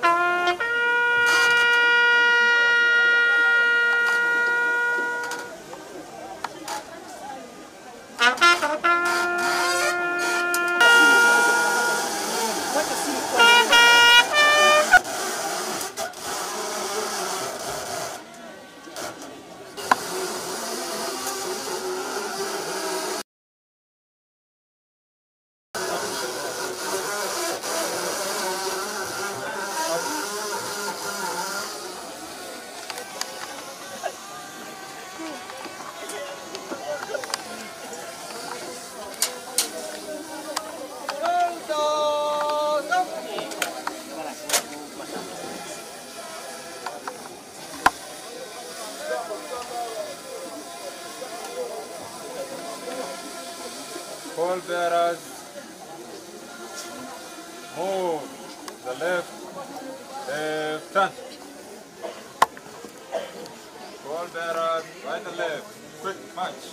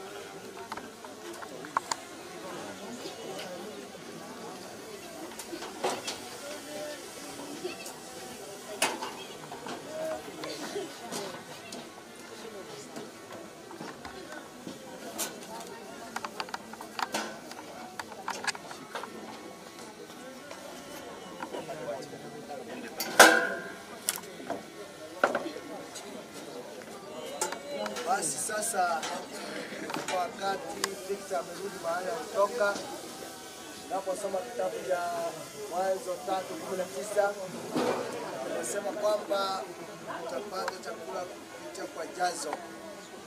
Hiyo chakula ambacho utapata ni udongo, mwisho utarudi.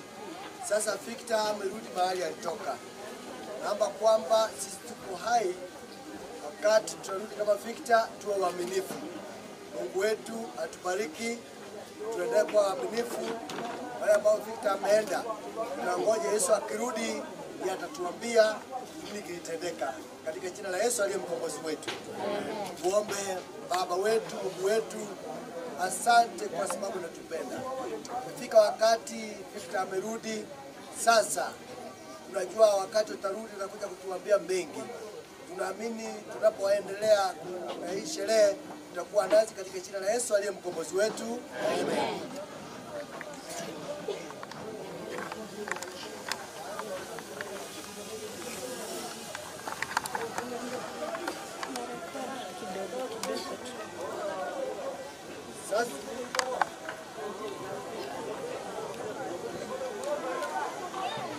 Okay, sasa umefika wakati tutaenda hivi, lakini ujue maofisa watatoa risasi. Kama wewe uko na kitu kwa unasikia, unasoma kidogo. Uko na kitu hapo unasoma kidogo sababu au kitu lakini itaenda juu. Walikuwa moyo wote tembea mole pia wasikeza bake. Yara ndio chigoro. Kama uko na pressure usikae karibu. Wenye pressure wakae mbali kidogo sana. Na wale watoto wako huko juu. Hawana maisha. Kwa hivyo nimetangaza vizuri. Na hawana karibu na upi. Na kwa ya pokae. Kama ora. Toka hapo pole pole. Toka. Wewe. Toka hapo.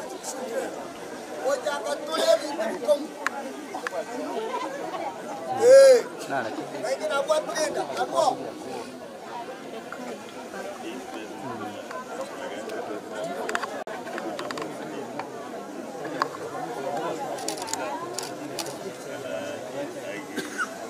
Sasa kwa familia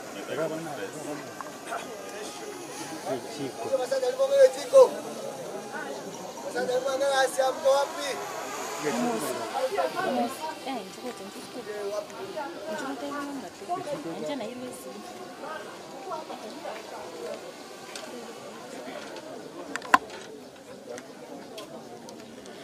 Nataka familia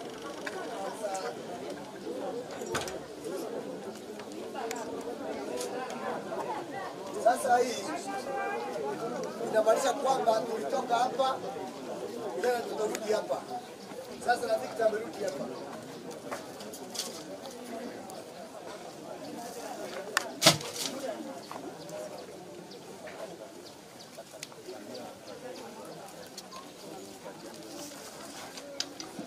Nitafahamu kwanza wakuja wamalize. Familia wakuja wamalize warudi ili tuachie ofisa kazi yao.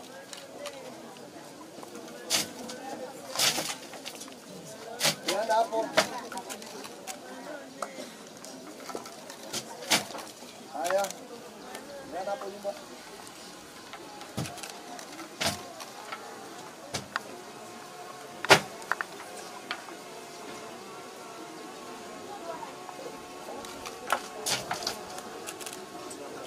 Haya, sasa songa nyuma kidogo basi. Songa nyuma kidogo tuachie maafisa kazi yao sasa. Yangu wakimaliza ndio tutaingia. Songa kidogo nyuma. Songa kidogo nyuma sasa tuachie familia, tuachie maafisa kazi yao sasa. Kila mtu akae mbali. Naona hapa tena ile chile chindo. Ne turagere tiko ngapa no. Tukobate pressure kagua. Ni. Kwa sasa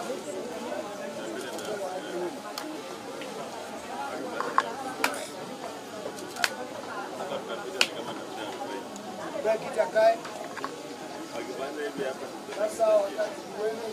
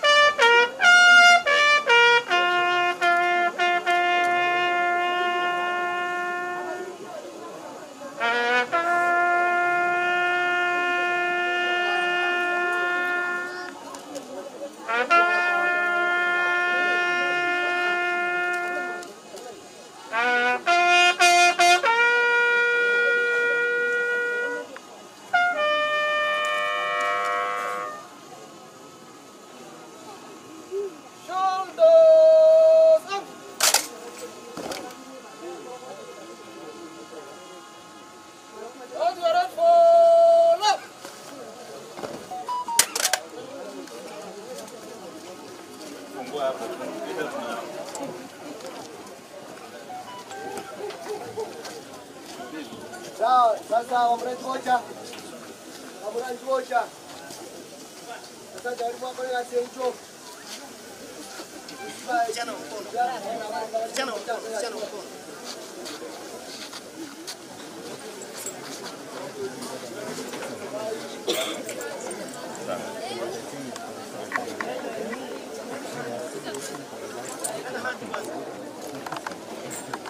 Brian, lete mat. Lete mat ili tangani. Sikita karaka. Wakiendelea. Familia yale kwa hicho. Lete mat. Lete mat. Vijana wa kazi kuja hapa. Lete mat. Lete mat. Siagana kifaa bari kumusha. Tige jeshi.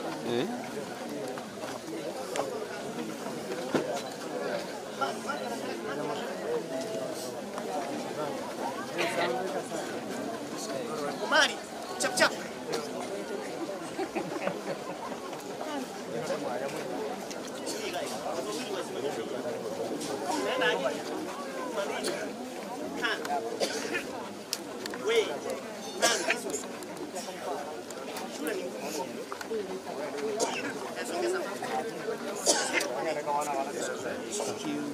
Sawa, wengine ubadilishe.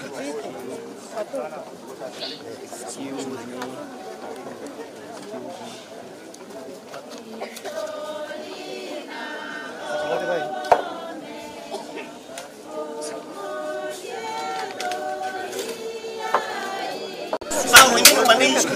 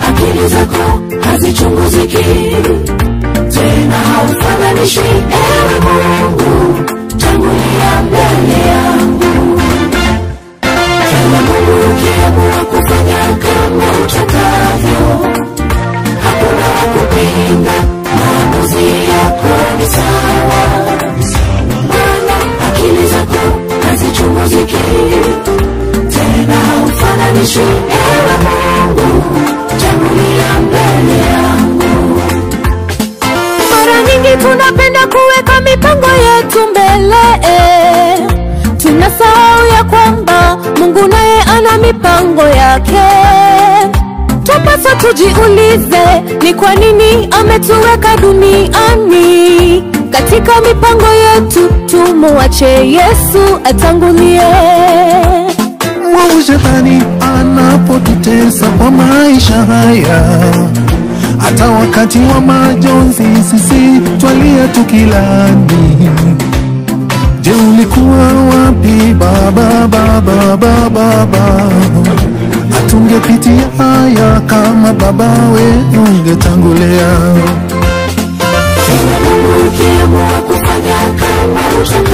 Kama utakavyo baba, maamuzi yako ni sawa sawa. Akili zako hazichunguziki, tena haufananishi. Ewe Mungu, tangulia mbele yangu. Ewe Mungu, ukiamua kufanya kama utakavyo, maamuzi yako ni sawa sawa. Akili zako hazichunguziki, tena haufananishi. Ewe Mungu, tangulia mbele yangu.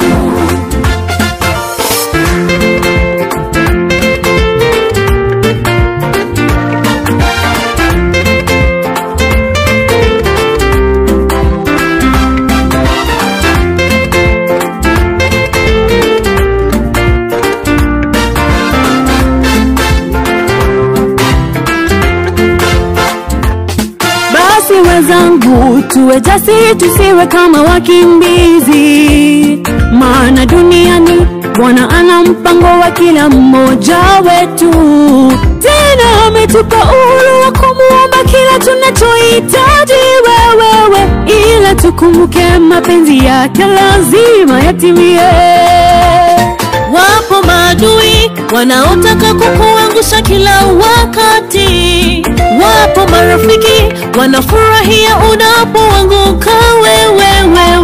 Omba Mungu akusimamie nyakati zote, na mapenzi yake kwa maisha yako yote yatimie. Unitangulie mbele yangu, tangulia mbele yangu Bwana, tangulia mbele yangu.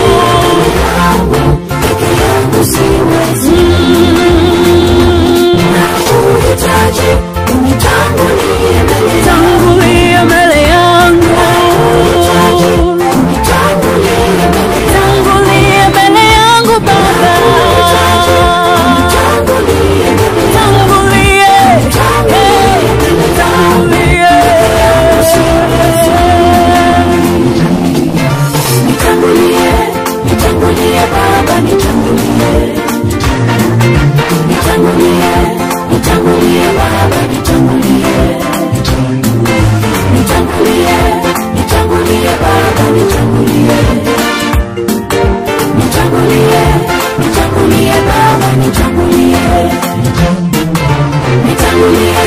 nitangulie Baba, nitangulie, nitangulie, nitangulie Baba, nitangulie,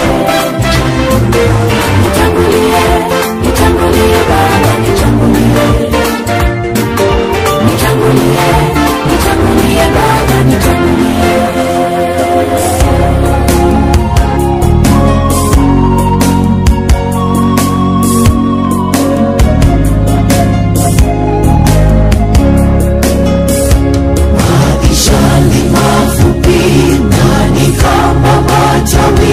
Wapendeza subuhi kwa muda, siku zinakimbia, kifo kinasogea, mlango wa rehema utafungwa.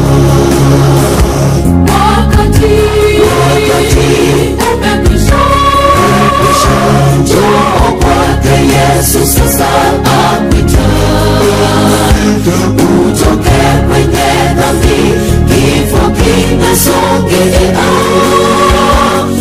mlango wa rehema utafungwa.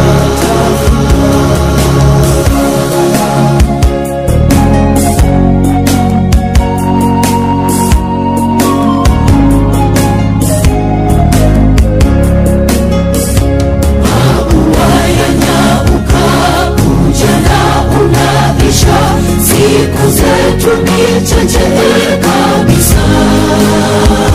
Roho anakusihi, njoo sitange popote, njoo kwake upate uzima. Wakati umekwisha, njoo kwake Yesu sasa apita. Utoke kwenye dhambi, kifo kinasogea, mlango wa rehema utafungwa.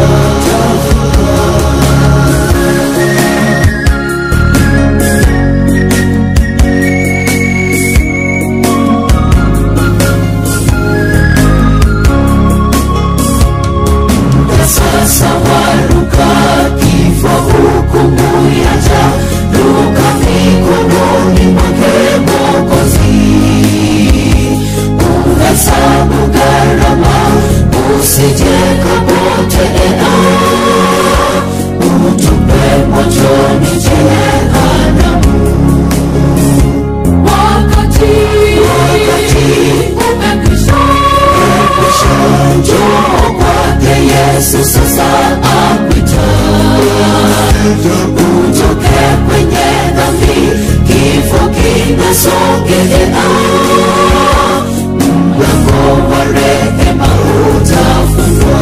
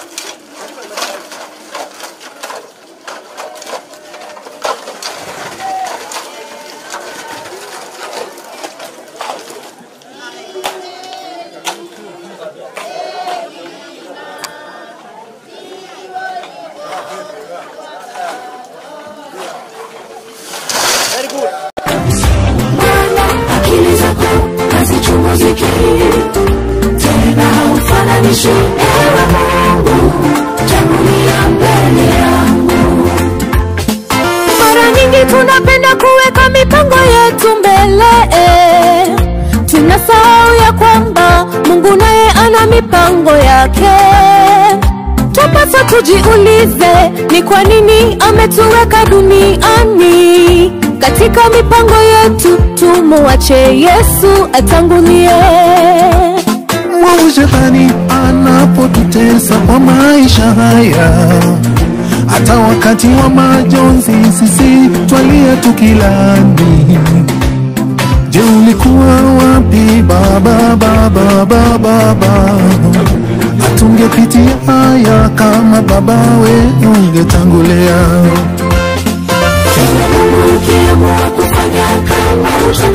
Kama utakavyo baba, maamuzi yako ni sawa sawa.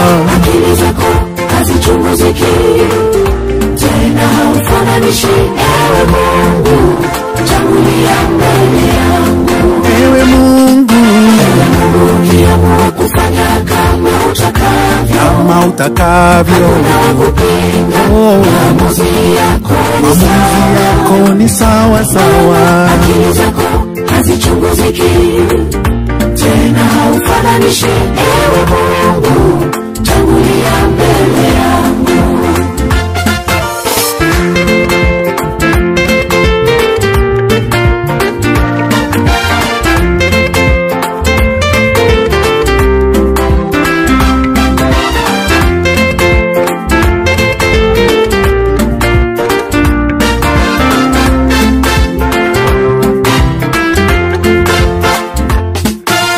Wenzangu, tuwe jasiri, tusiwe kama wakimbizi, maana duniani Bwana ana mpango wa kila mmoja wetu.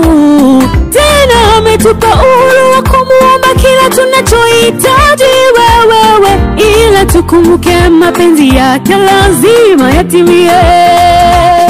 Wapo maadui wanaotaka kukuangusha kila wakati. Wapo marafiki wanafurahia unapoanguka wewe.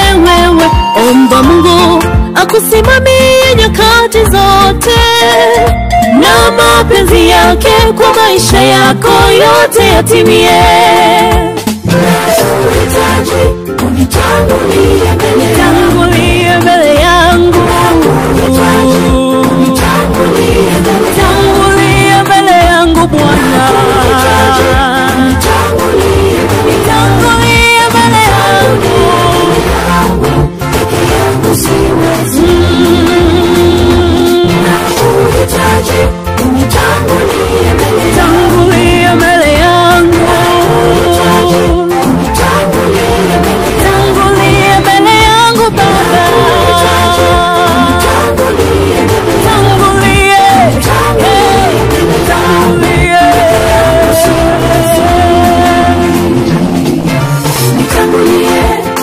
Nitangulie Baba, nitangulie Baba, nitangulie Baba,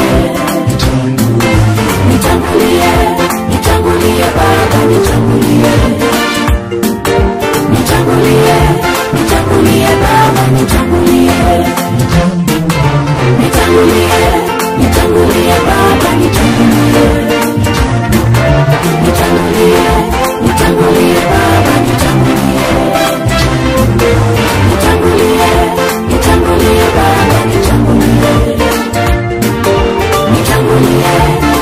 nitangulie Baba, nitangulie Baba,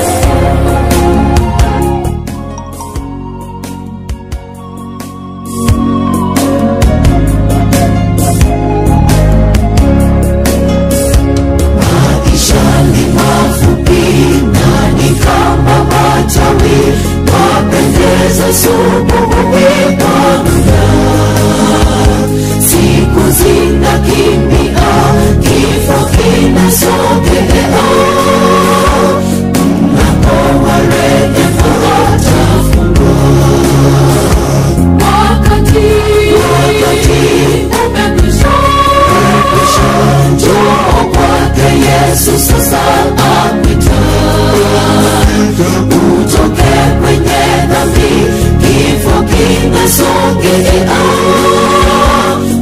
mrembo wa rege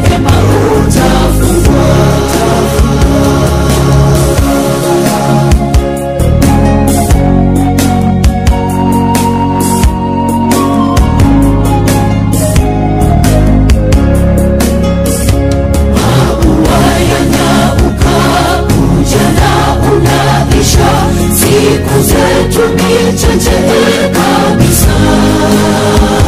Roho anakusihi, njoo sitaki popote. Njoo kwake upate uzima. Wakati umekwisha. Njoo kwake Yesu sasa apita. Utoke kwenye dhambi, kifo kinasongea. Mlango wa rehema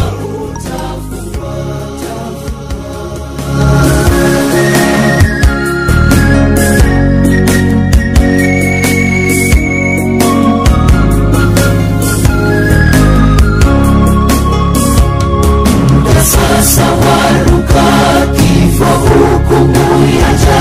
Luka mikononi mwake Mwokozi.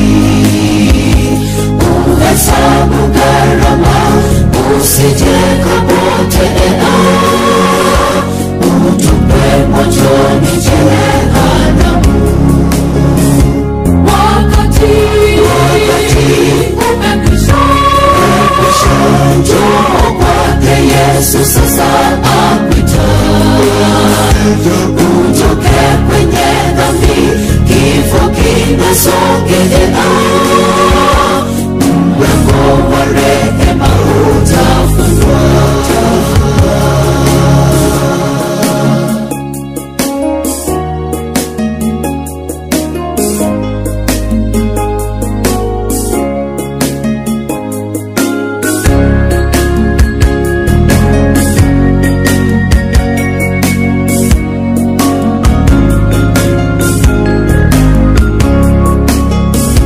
Sipoteze nafasi, mchague Mwokozi.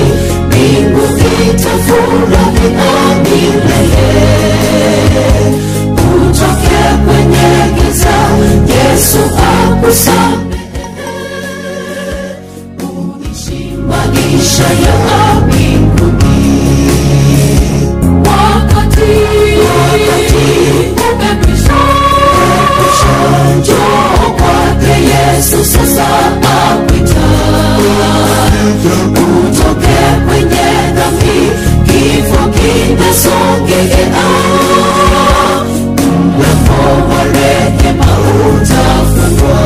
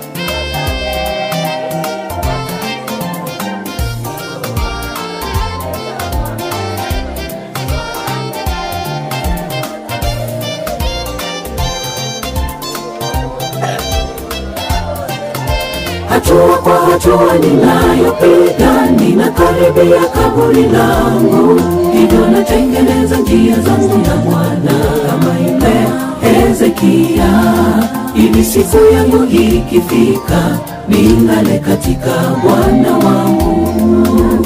Hatua kwa hatua ninayopiga, ninakaribia kaburi langu, hivyo natengeneza njia zangu na Bwana kama yule Hezekia, ili siku yangu ikifika ning'are katika Bwana wangu. Natengeneza njia zangu leo, maana ya kesho yamefichwa kwangu ni kama giza, giza totoro, siwezi ona mbali, hivyo natengeneza njia zangu na Bwana kama yule Hezekia, maana mwanadamu aliyezaliwa na mwanamke siku zake ni chache. Natengeneza njia zangu leo, maana ya kesho yamefichwa kwangu ni kama giza, giza totoro, siwezi ona mbali, hivyo natengeneza njia zangu na Bwana kama yule Hezekia, maana mwanadamu aliyezaliwa na mwanamke siku zake ni chache.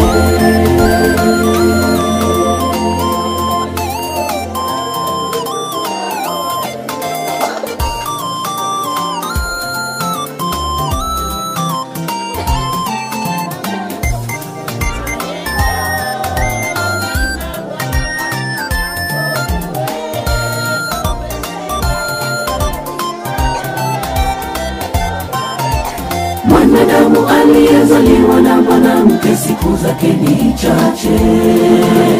Dhambi ilikuja duniani, ishara wake ni mauti, hivyo natengeneza njia zangu na Bwana kama yule Hezekia, ili siku yangu ikifika nilale katika Bwana wangu. Mwanadamu aliyezaliwa na mwanamke siku zake ni chache. Dhambi ilikuja duniani, ishara wake ni mauti, hivyo natengeneza njia zangu na Bwana kama yule Hezekia, ili siku yangu ikifika nilale katika Bwana wangu. Natengeneza njia zangu leo, maana ya kesho yamefichwa kwangu ni kama giza, giza totoro, siwezi ona mbali, hivyo natengeneza njia zangu na Bwana kama yule Hezekia, maana mwanadamu aliyezaliwa na mwanamke siku zake ni chache.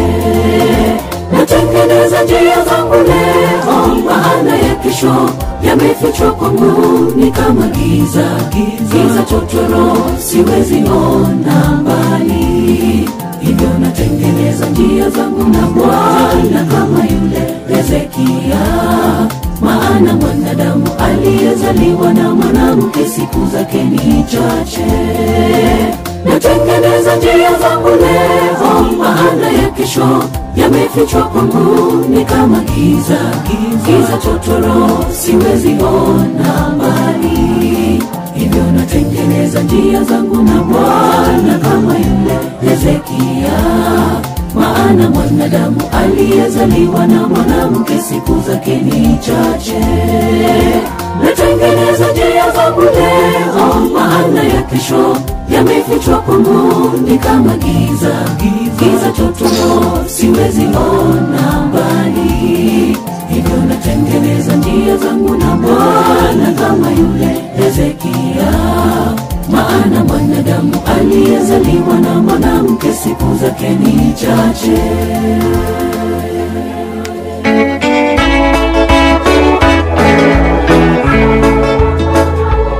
Namenyire se vive asense goeta akolire ebitagenda kwane kaboryo mo sabereria antebe asendamenye somogoko no bwanchani wekene nyanchambu oruti voyo nyanchambu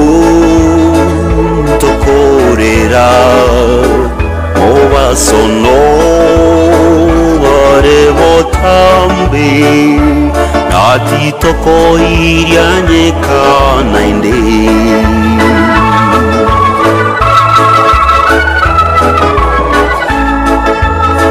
Follow the footsteps of the King till you hear the voices ring.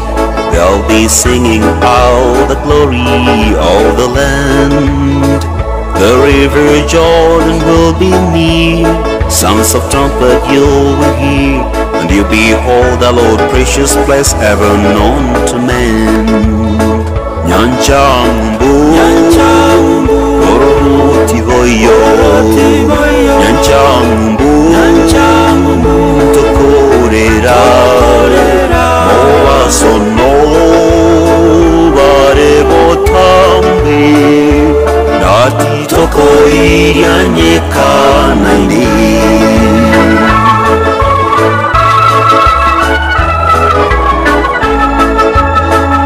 Across the bridge, there's no more sorrow. Across the bridge, there's no more pain. The sun will shine across the river, and you'll never be unhappy again.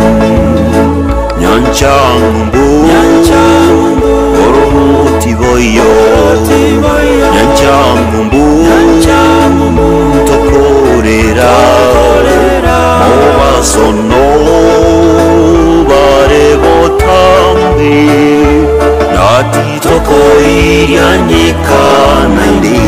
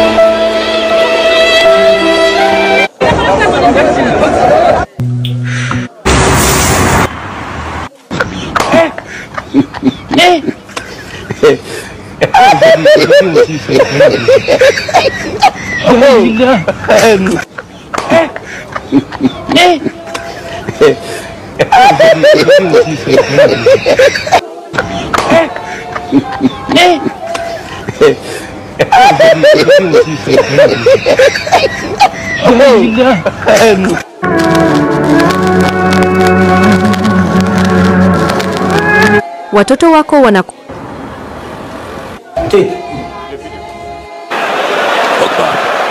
Ça c'est un bon centre. C'est un très bon centre. C'est un très bon centre de Paul Pogba, décisif pour le plat du pied d'Olivier. Fuchs with a good ball to Mahrez. He has plenty of space. Vardy, lovely pass from Mahrez. It's Jamie Vardy.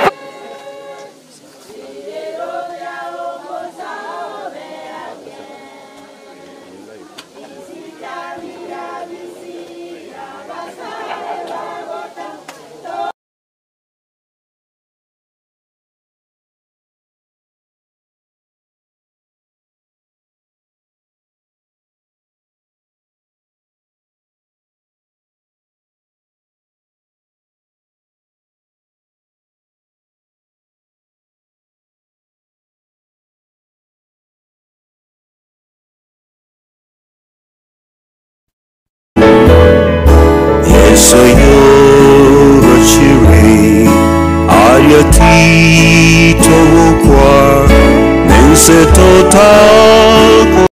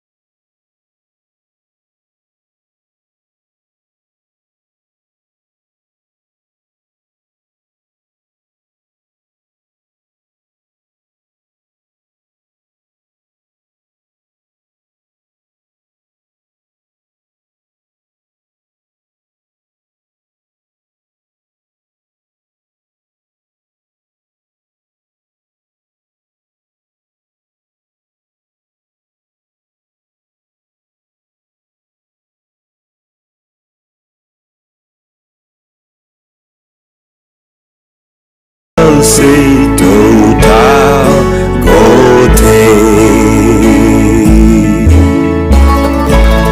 when Christ shall come with shout of acclamation, prepared for the good and blessed, waiting his partial power to unfold. Time's dark night of sorrow will wear away, when our Savior will pronounce the glad word, well done, faithful servant, thy title is clear, to enter the joy of the Lord. Totagote, totagote, and say I'll see, totagote,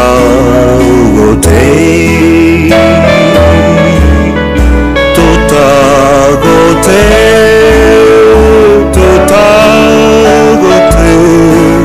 and say I'll say, totagote.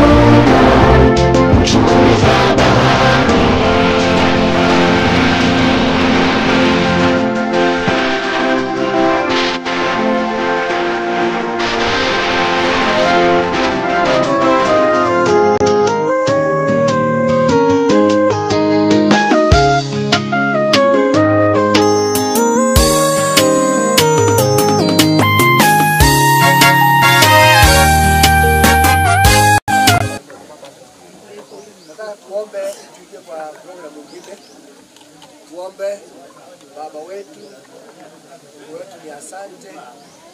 Sasa imefika wakati tunaingia kwa program ya kipindi ya kuweka maua. Mungu wetu tuongoze kupitia kwa jina la Yesu aliye mkombozi wetu.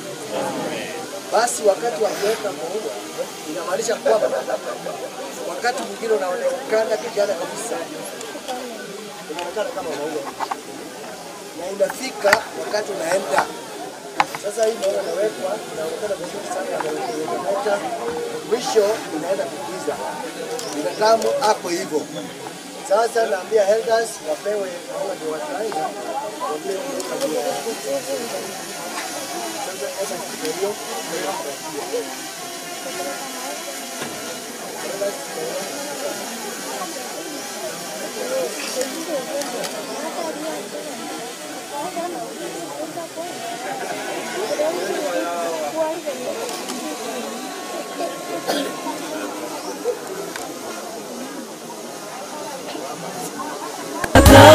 Wanapanda kwa machozi watavuna kwa furaha.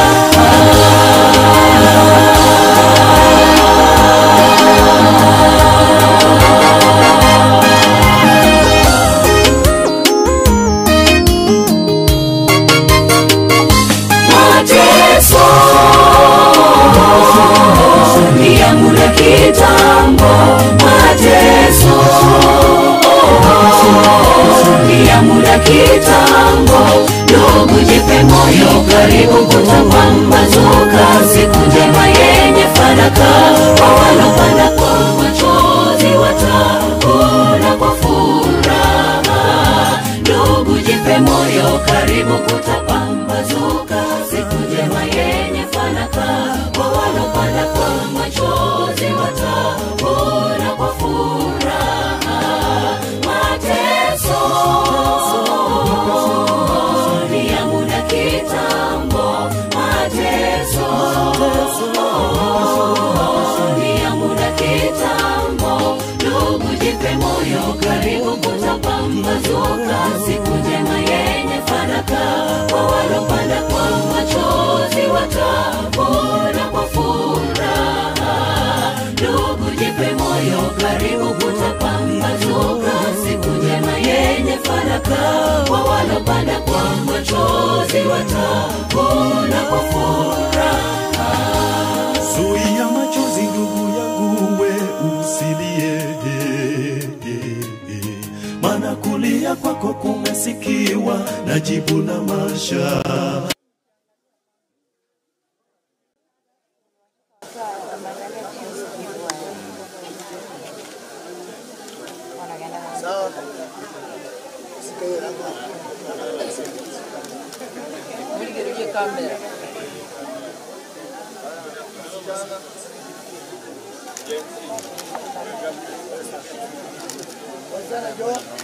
Kaka yako jipe moyo, kitambo tu utafarijika.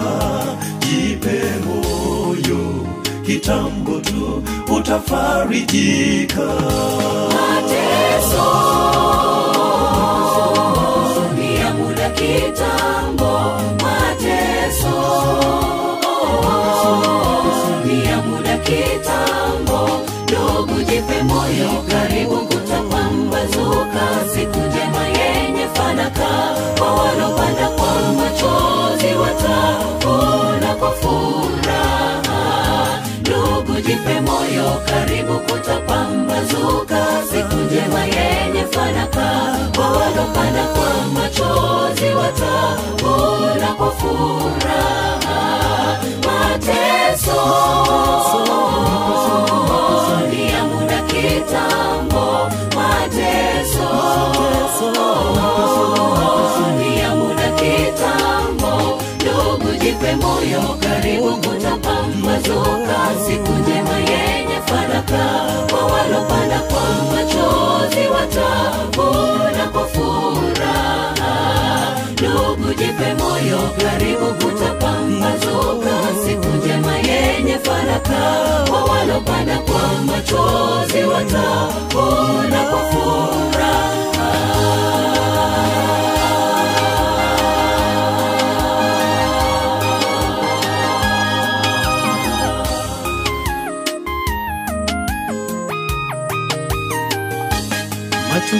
yote uyapitiayo yasikutie shaka.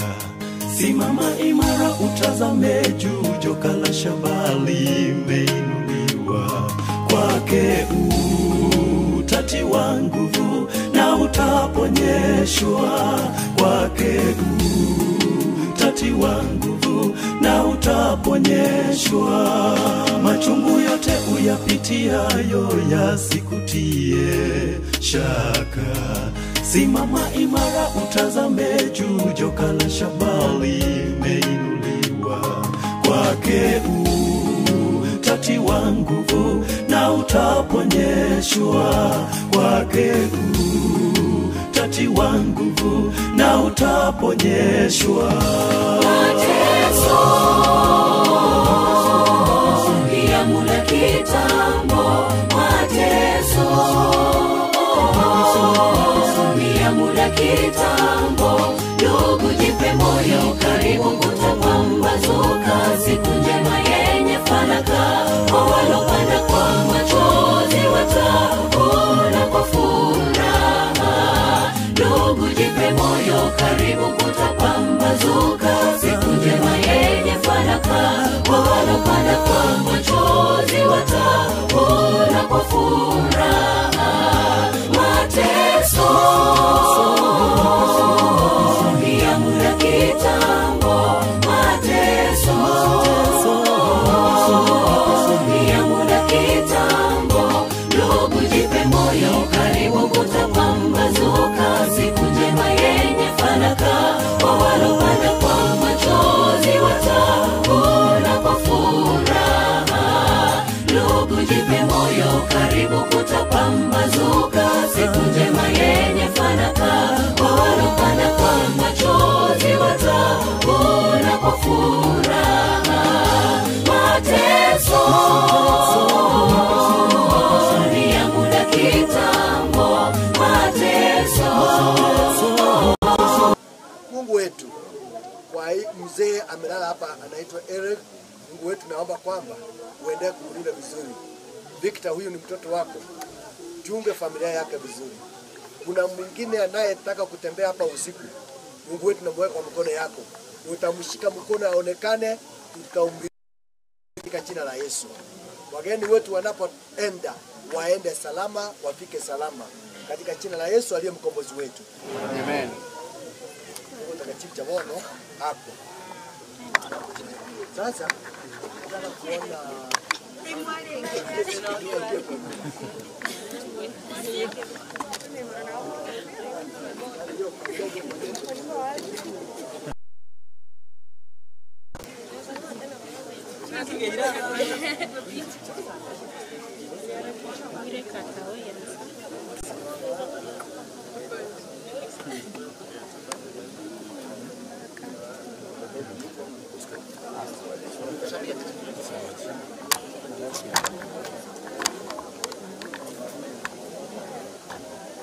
Haya, brothers, chukua maua.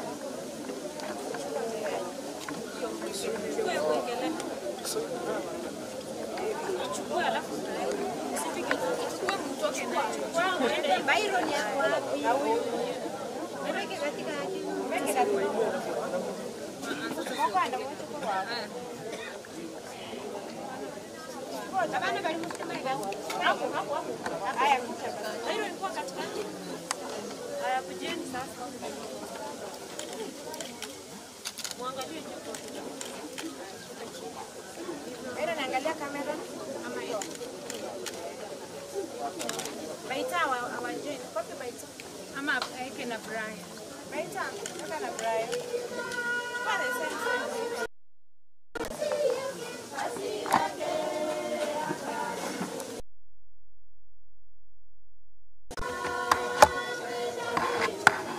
Angalia kamera. Angalia kamera. Banti sopat. Anti weusi. Anti weusi, anti Alice. Unanicheka wewe.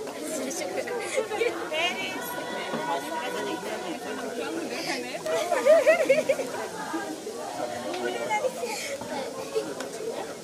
Angalia.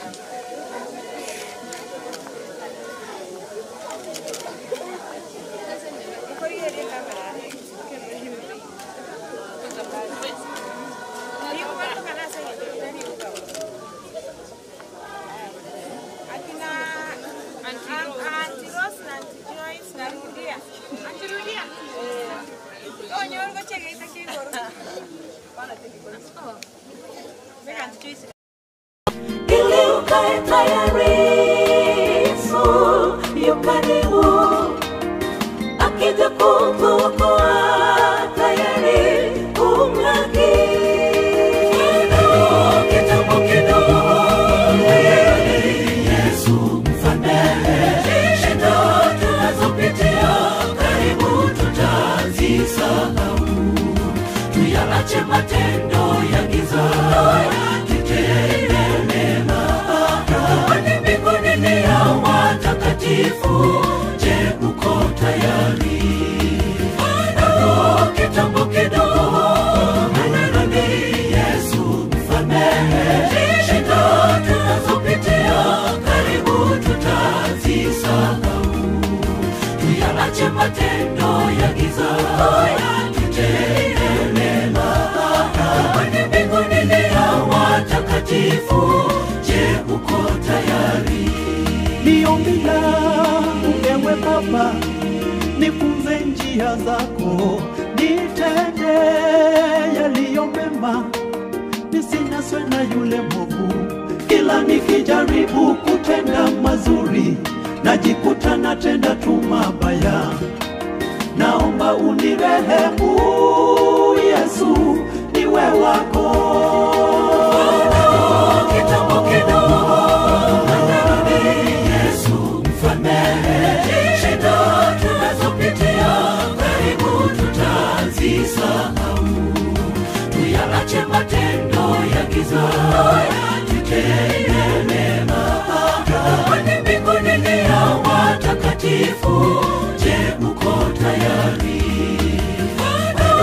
Kitambo kidogo, Yesu msamehe shida tunazopitia, karibu tutazisahau.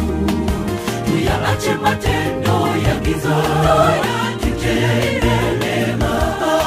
Kwani mbinguni ni ya watakatifu. Je, uko tayari? Kitambo kidogo, Yesu msamehe shida tunazopitia, karibu tutazisahau. Tuyaache matendo ya giza, tutende mema. Kwani mbinguni ni ya watakatifu. Je, uko tayari? Kitambo kidogo, Yesu msamehe shida tunazopitia, karibu tutazisahau. Tuyaache matendo ya giza, tutende mema. Kwani mbinguni ni ya watakatifu. Je, uko tayari?